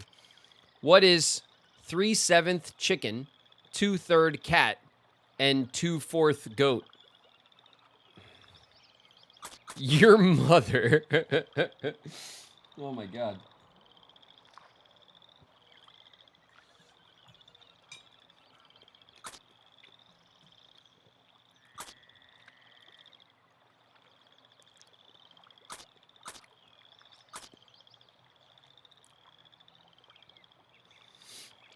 It's Chicago, right?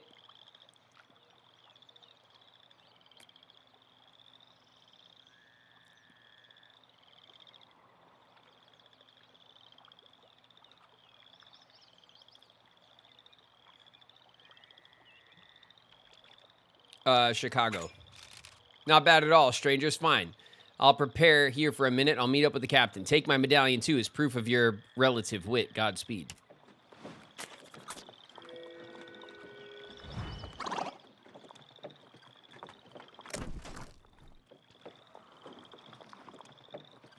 Squirrel! The wagon lurches to a halt. The oxen cry out in pain. The bitter sagebrush, common to the Snake River Valley, has vexed the poor beasts for too long, it seems. Pushing the animals farther through such terrain will surely exact a toll. The injuries should be tended to. Doing so will take quite some time. Let's tend to our oxen. Who should tend to the oxen? Helen? Clutch up, Helen. You got this. Oh, no! Helen tends to the oxen. There's much bandaging of legs. Some time is taken to rest. The treatment has little effect, however. The oxen struggle. Okay. Oof. Everybody is starting to stank. Predictably. Hold on a second. You get a shirt. You get a shirt. You get a shirt. Helen, you were the least stanky one this time. Well done. We'll put this here. We'll slide this up here. We have this nice void here that we're working with. We do have some exposed area of the wagon. Let's go over here and check. What's this? Our quest? Oh yeah, the Dragoon marker. We beat a man named Obadiah in a contest of wits. Okay. Let's see. Ruby's down 2 on morale. Whoa. Lulu's down 4 on morale. Helen's down 3. And Ada's down 3. Morale is our new, very punishing issue. What do we have for morale? Nothing. Oh, we don't have harmonicas. Oh, boy.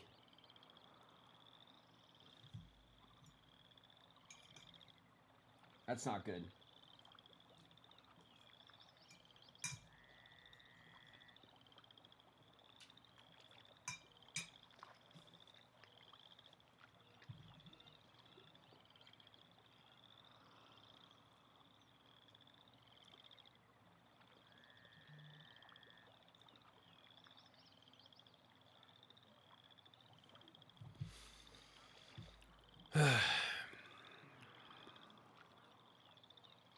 Okay. There's nothing we could do for morale at the moment. Our morale is rough. Lulu is particularly pissed off. Helen and Ada are not far behind, though.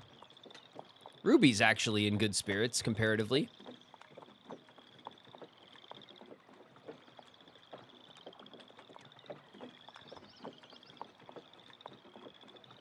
Okay. We're getting here to the 3-island lookout.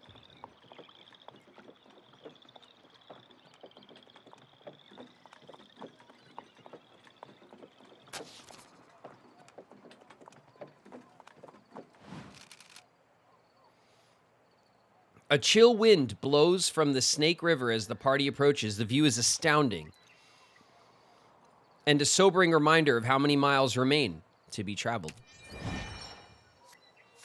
Oh, we got a Bibli? Okay. Let's check. Let's see what our rewards are. We got a Bibli. And then what else did we get? Money? We have 222. Yeah, we got some money. Let's use our Bibli.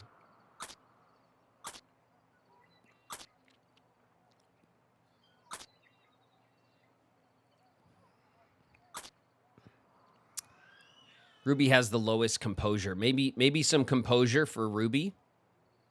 You think? Just because, like, composure seems to be something that can help us out, like, passively. I'm going to go with that. Let's, I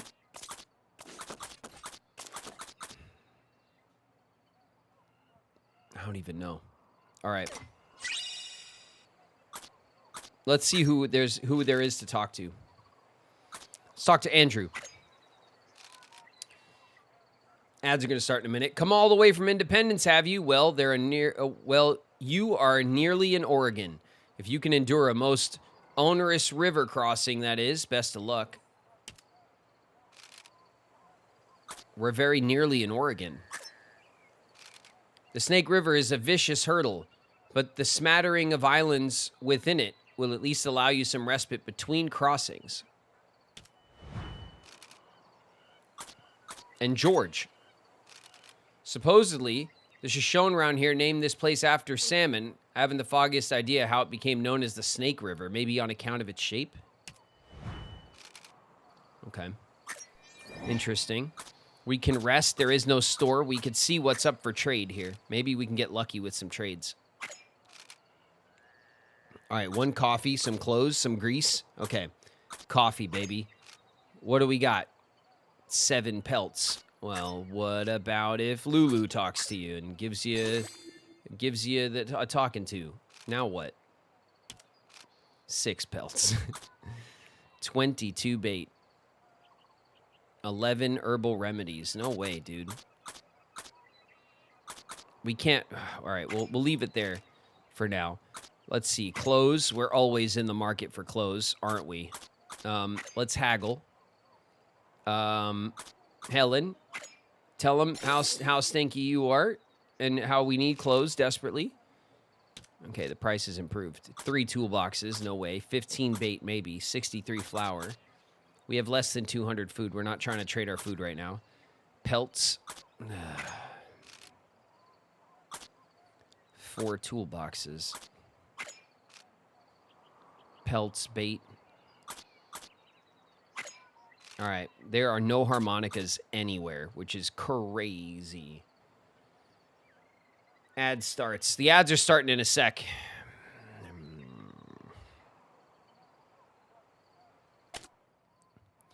We have 7 clothes and 1 coffee.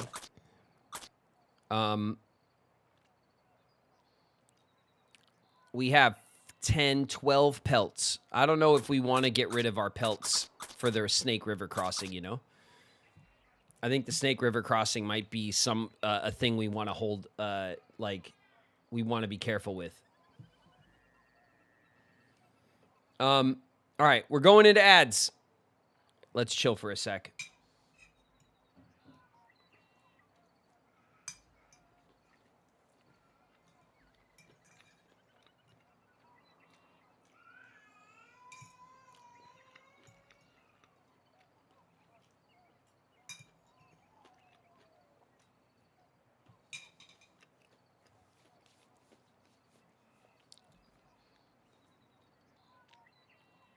We're doing okay on everything except morale. We need harmonicas. I'm hoping that when we get to the Fort Boise, that when we play instruments and stuff, when the band gets together, all that like that's a big morale boost. Hey, what are you guys doing? Why aren't you working? Why don't you like me, Kyrie? I'm cool, aren't I? My mom says I'm cool. Are you even listening to me?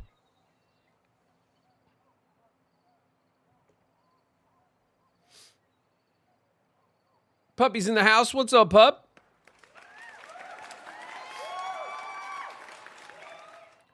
What does increased rations do, morale or stamina?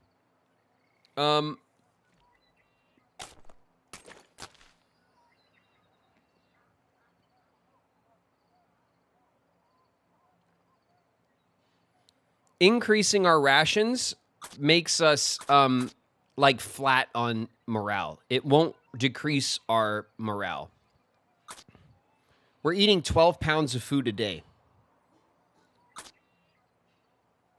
which seems like a lot.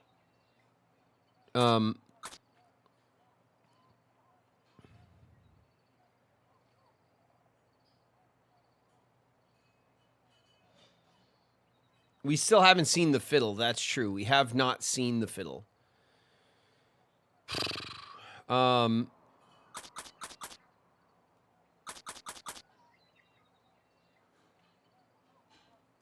But we have under 200 pounds of food. So increasing our rations might actually hurt us right now.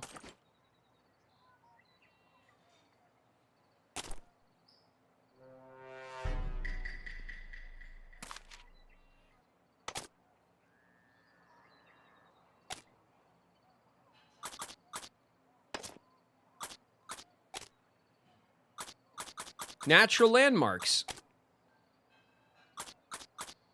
3 Island Lookout. One of the most perilous stretches of the trail, the 3 Island crossing was just what it sounded like. 3 short yet treacherous river crossings in rapid succession.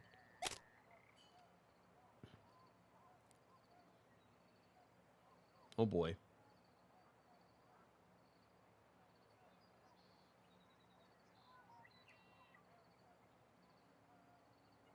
£3 of food for each woman isn't anything at all. It's not? Sounds like a lot. Pounds? Maybe it's not. Not that I know. You know? I'm not speaking from authority around here, okay? I don't know.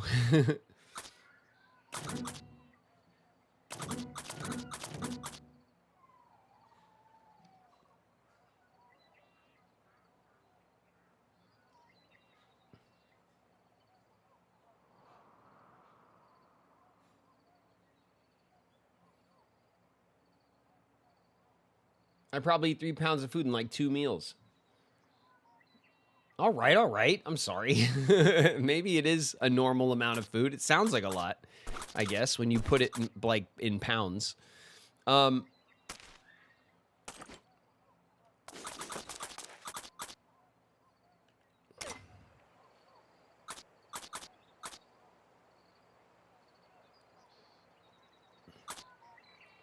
We can trade for coffee. We can trade for clothes. We would trade bait. I don't feel like these are great trades, right? Like maybe 3 pelts for 2 clothes, but I don't know. Considering all the river crossings we have in front of us, I don't think we want to give up any of our pelts. You know? I think we might have to just not trade at the moment.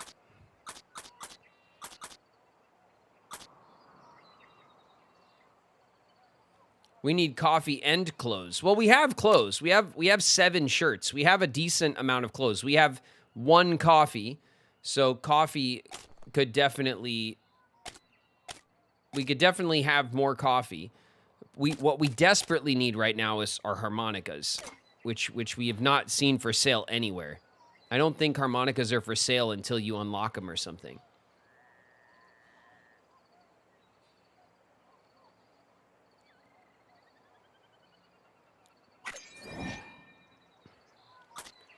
Let's let them rest. Hopefully rest will fix some morale, maybe.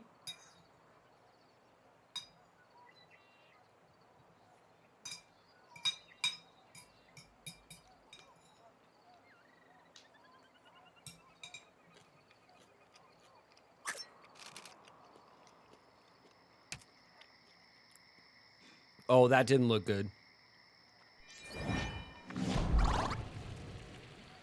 Oh, boy. Lulu is forlorn. Oh, no.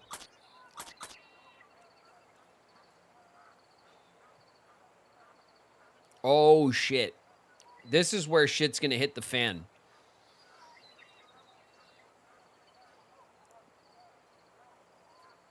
Oh, no.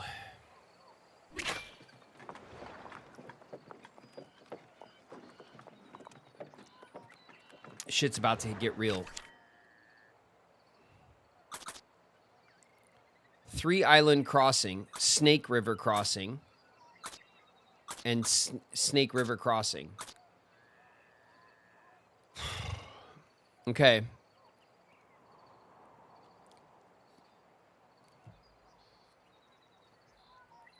The 3 Island Crossing are multiple crossings back to back. The Snake River Crossing, it looks like there's 2 separated by other events. The Fiddle is in the south. South 'cause Fiddle. Okay. I hear you. Avoid Dysentery. We'll get a harmonica. Oh, let's go. Fish or... Cures animal exhaustion. Do we go for fish or animal exhaustion? We have just under 200 pounds of food.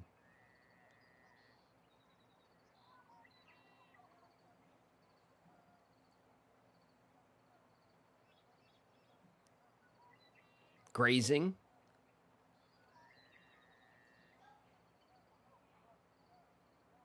Grazing.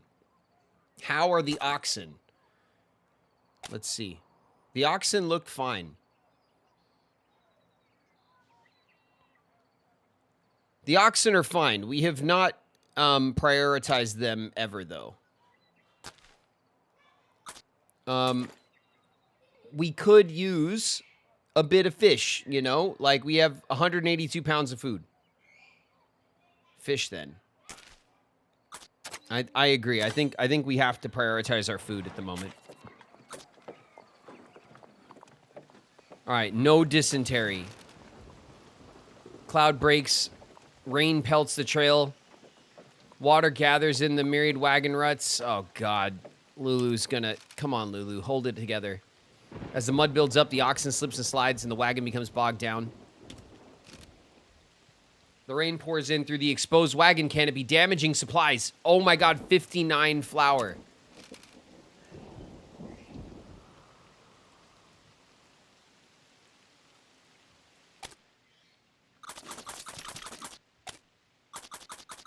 You stop that right now, rain.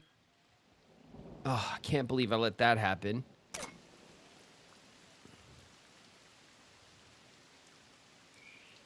All right, we gotta wait it out. Lulu's gonna shit. She's gonna lose her shit if we like travel in the freaking rain or whatever. All right, we have some hygiene loss. The camp is packed, caked mud clean from the wagon wheels. Okay. Oh, God.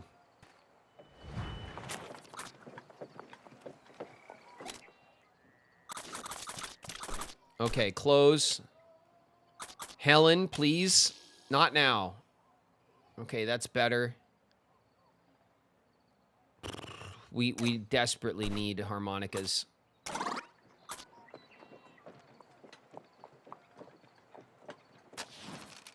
Oh my God, it's the gunslinger.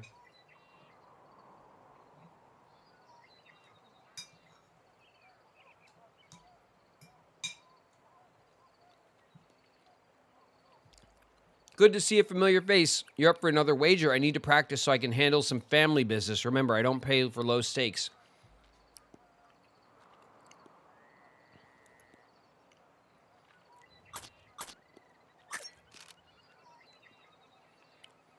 You may have beat me before, but I'll show you this time around. Do you think it will help Lulu's morale?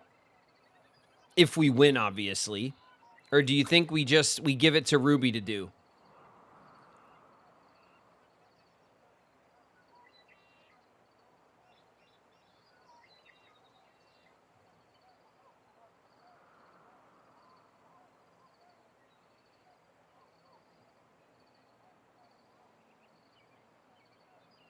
All right, we'll give it to Ruby. We're not going to wager high this time. What, 20 bucks? We'll go middle of the road. Sounds fair. Line yourself up and shoot, but wait until George here says so. If you fire before George says go, or you take too long to fire after, you lose. 3 rounds. I'll go first. Ready? Steady. Wait for it. Oh, he's going to be a pain in the ass about it, isn't he? Go.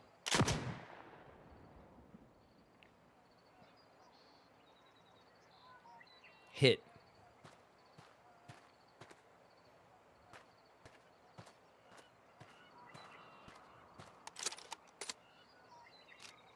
Let me know when you're ready.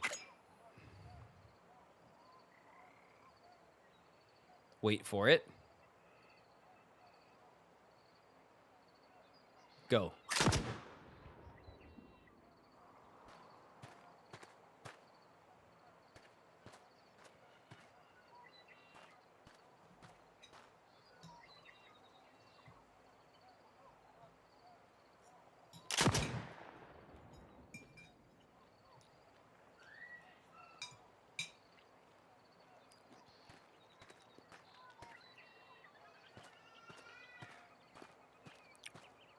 All right.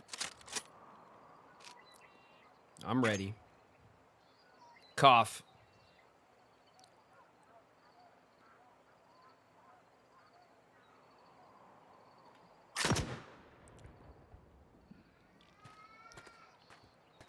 Is there going to be a trick to the last one? Like, I'm going to have to move and then fire?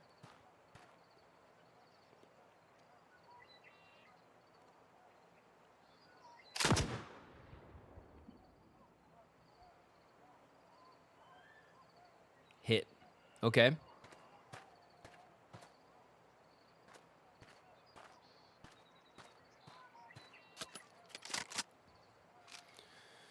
Okay, I'm ready.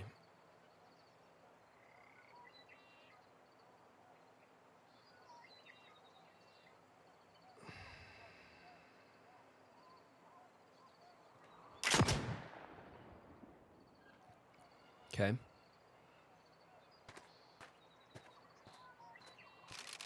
That was some fine shooting, the kind of cool hand and cool head that will serve you well out in the frontier. Here's your money. Thanks for taking my mind off my troubles for a while. Headed to Fort Boise up the trail looking for a man who might not want me to find him, but I will. Maybe I'll see you there too. And you can give me a chance to win back my money. So long. Not in your life, buddy. We're going to spend all that money on harmonicas. Every damn harmonica in Fort Boise is mine. Okay, someone said we should increase our rations. Do we agree? We increase rations. We're about to pull up on some fishing. Yes. All right, we'll do it. We'll increase rations. Look at those foxes. I saw them. Oh, shit. Ada's foot's been crushed under the wagon wheel. Come on, Ada, no. A sudden cry, no. Toes may be broken, no. Oh, no. All right, we'll inspect. Helen. What's going on, Helen? Oh, Helen did not... Oh, God. Helen examines the injured foot, cannot determine the extent of the injury nor the proper course of treatment. When Ada tries to put her weight on the foot, the pain is nearly too much to bear. Depending on the extent of her injury, a good rest may be all Ada needs. If the injury is more severe, however, forcing her to walk will likely invite greater misfortune. We'll rest. Ada has a broken leg. Take some time to rest. Her foot doesn't get any better. It seems the foot is broken. She might be able to keep walking, but there could be further repercussions. Fish team in the water nearby. Oh, my God. All right, we're going to go fishing. Hold on a second. Before we go fishing, for Christ's sake, Helen, change your clothes. Okay. What else can we do? We have these 55 days. 51 days. Oh my god. 44 days. I mean, we need proper medicine for an injury like this. It's not enough. All right. Let's check this. We have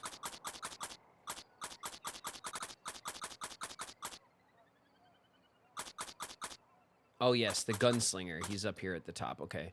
The gunslinger. Let's go fishing. Patience and a good attitude. Helen, you're up.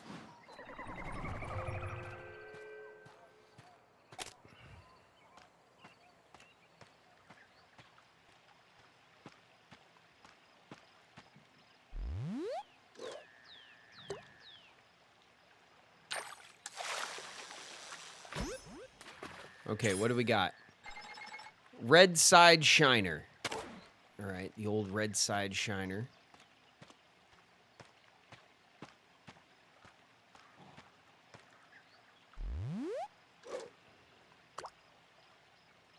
It looks like a big one. What do we got? A boot. Are you kidding me? Big ass boot in the water? All right, come on. What do we got? A lake chub. A good sized one as well. Okay.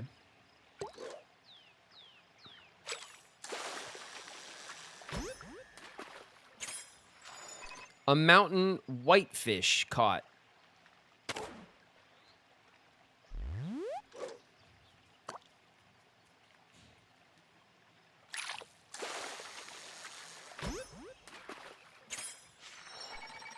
A yellowfin cutthroat trout.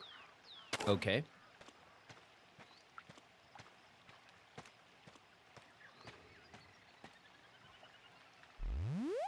I see you hiding. Are you a secret fish?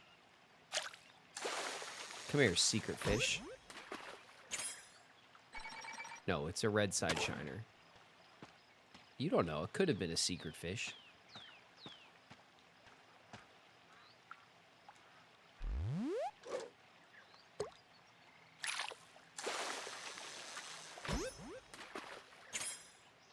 Utah chub. Okay.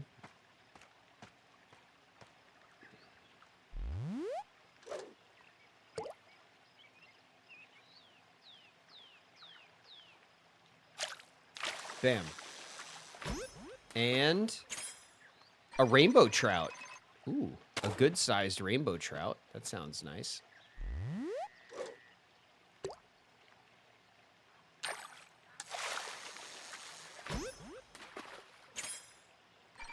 Lake chub. All right, little lake chub.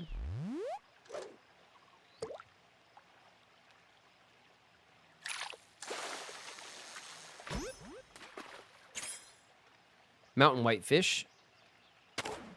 Of no particular size, apparently.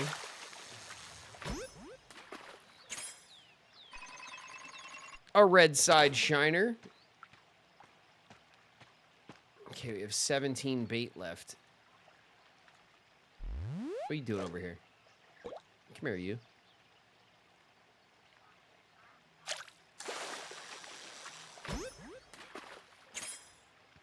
A bluegill. All right, we'll continue.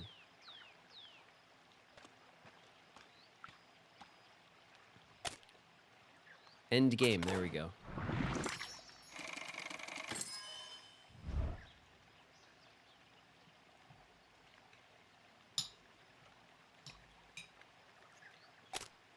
£120.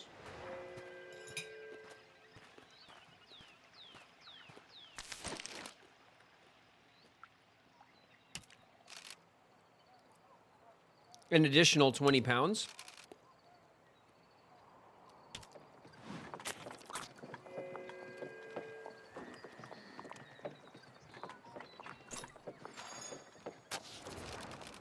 candy striped leaf hopper we found. Party hears the unmistakable sound of an accordion. Comes across a young woman playing the instrument on her own. Her unique sound might be exactly what Lewis Southworth needs for his band to stand out. Hi, my name is Cleo. I see you enjoy my music, strangers. If only I could play for everyone who traveled through these parts. Alas, my parents insist I must give up my accordion before we cross the mountains. The young woman looks dejected, stops playing. Should the party try to invite her to join Lewis Southworth's band or ask about something else? We should invite her to the band, right? A band? Why, that would be magnificent. Oh, I've always dreamed of playing in a band. I've always thought that music is so inspirational, but I cannot go against the wishes of my parents, and with no accordion, I cannot play. It's obvious that Cleo would enjoy being a part of the band. The party thinks this is the time for an inspiring speech. Party takes out a notebook and thinks about what they should say to Cleo. What topic would make for a good opening? Accordions. Enjoyment. Parents. Parents are blah, blah, blah, blah, blah, blah, blah. But accordions are blah, blah, blah, blah, blah. Right? Like, how do we want to phrase this? Do we want to start with the downer and then work our way up?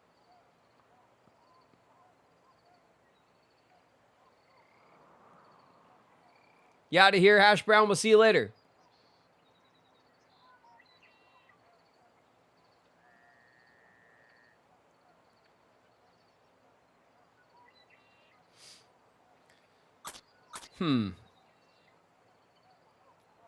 I say we start with the enjoyment, then parties that need bands.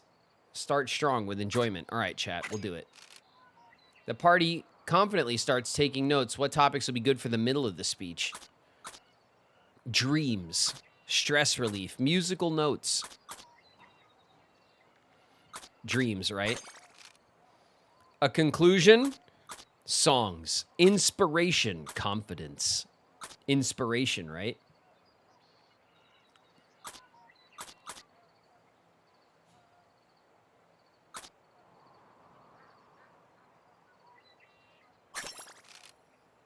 Who should deliver the speech? Helen. Helen. So clutch today. Come on, Helen. Helen reviews the notes one last time, looks up at Cleo, who's looking at her with a curious expression, takes a deep breath. Playing music is obviously something you love, Cleo. You shouldn't give up on it so easily or you'll lose an important source of joy in your life. You should follow your dreams. If you don't make time for them now, then when? It's never too early. When you're older, you should be able to look back on your life with no regrets. I want you to consider this. Your music might be the last thing people hear before they attempt to cross the Blue Mountains. How inspiring would it be to hear such a beautiful song? You might very well save somebody's life. Ooh, that was really good, Helen. You know what? You're right. I will play in your band. I don't know what my life would be once I reach Oregon, so I must seize the occasion while I can. Please take my accordion with you. Oh my God, just carry your own shit. I don't want my parents to know I'm keeping it, not yet. I'll see you again soon. I'll look forward to meeting you and the other musicians before long. Oh my God, everyone makes us carry their shit. We have an accordion. All right, Helen. It's clutch, as usual. And one hell of a clutch speech. Okay. The accordion makes an excellent noise.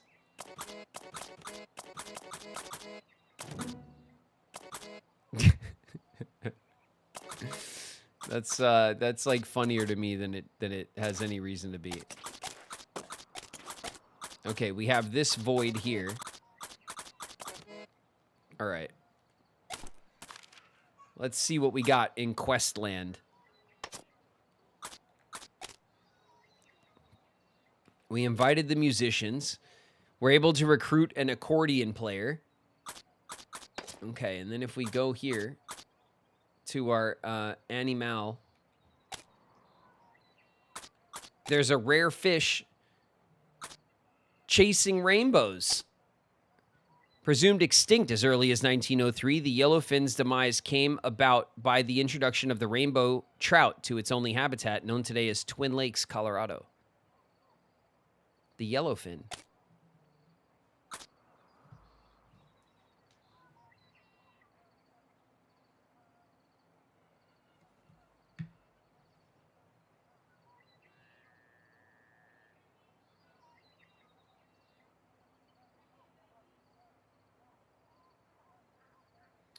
Chat, give me a sec. Let me hop on a call with my buds and see what the plan is for the evening, okay? Because we might need to call it soon or not. Let me take 2 minutes and make a phone call. I will be right back.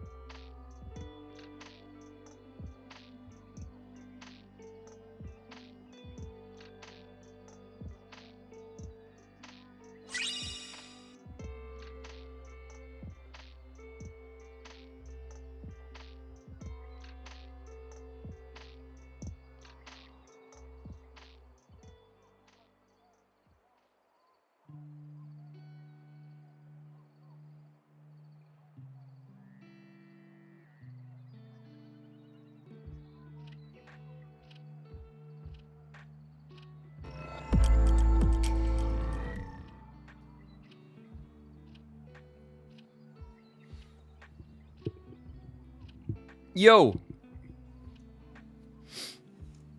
What's up, you guys? Can you see me? Can you hear me?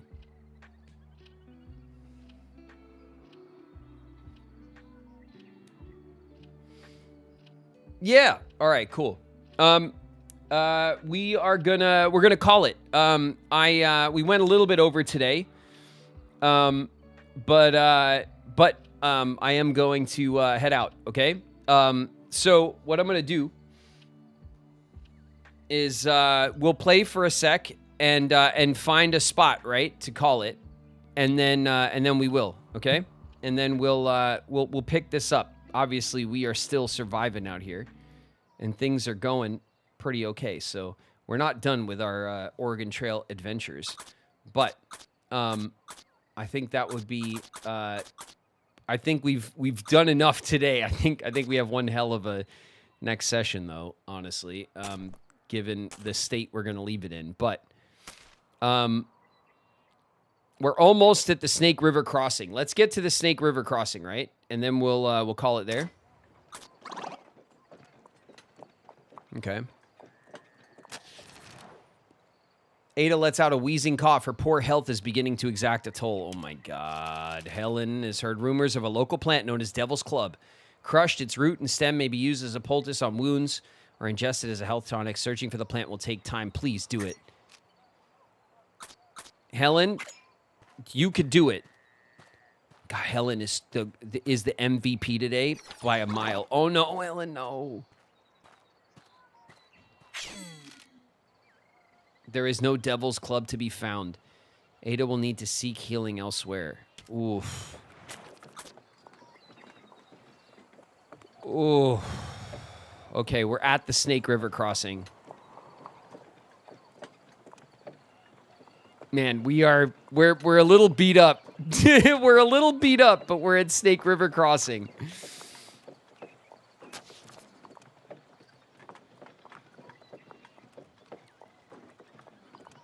We're leaving it on a cliffhanger, huh?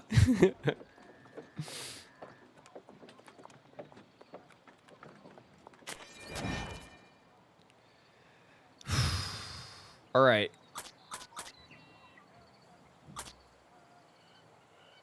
All right. Let's see. Hygiene is looking a little iffy across the board. Our stamina is okay.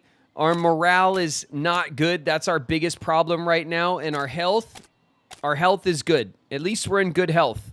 Kind of, sort of. That being said, Ada's got a broken leg, and Lulu is forlorn.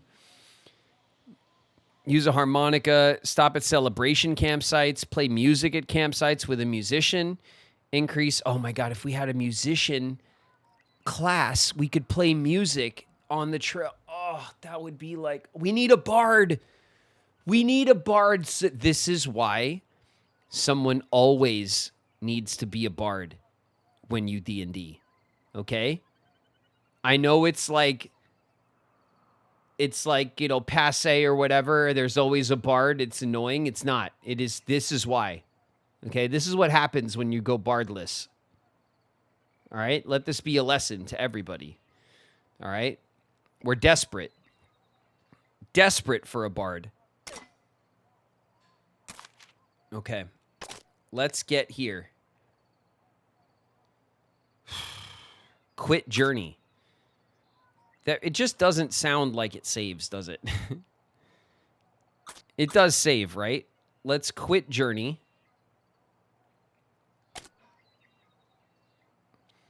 Pause your current journey and visit the main menu. Progress will be saved. Confirm. Okay. We're alive. It's going to be a close call to get to the next major stop. I know. It really is. But, you know, it's our first run, and we're getting far. Like, we're doing okay. You know, I guess. But yeah, Oregon Trail, everybody. I hope you enjoyed. Let's go back to chat. We'll have a sign off, all right? And then I'm going to get out of here. And I'll leave you guys to your Saturday night, okay?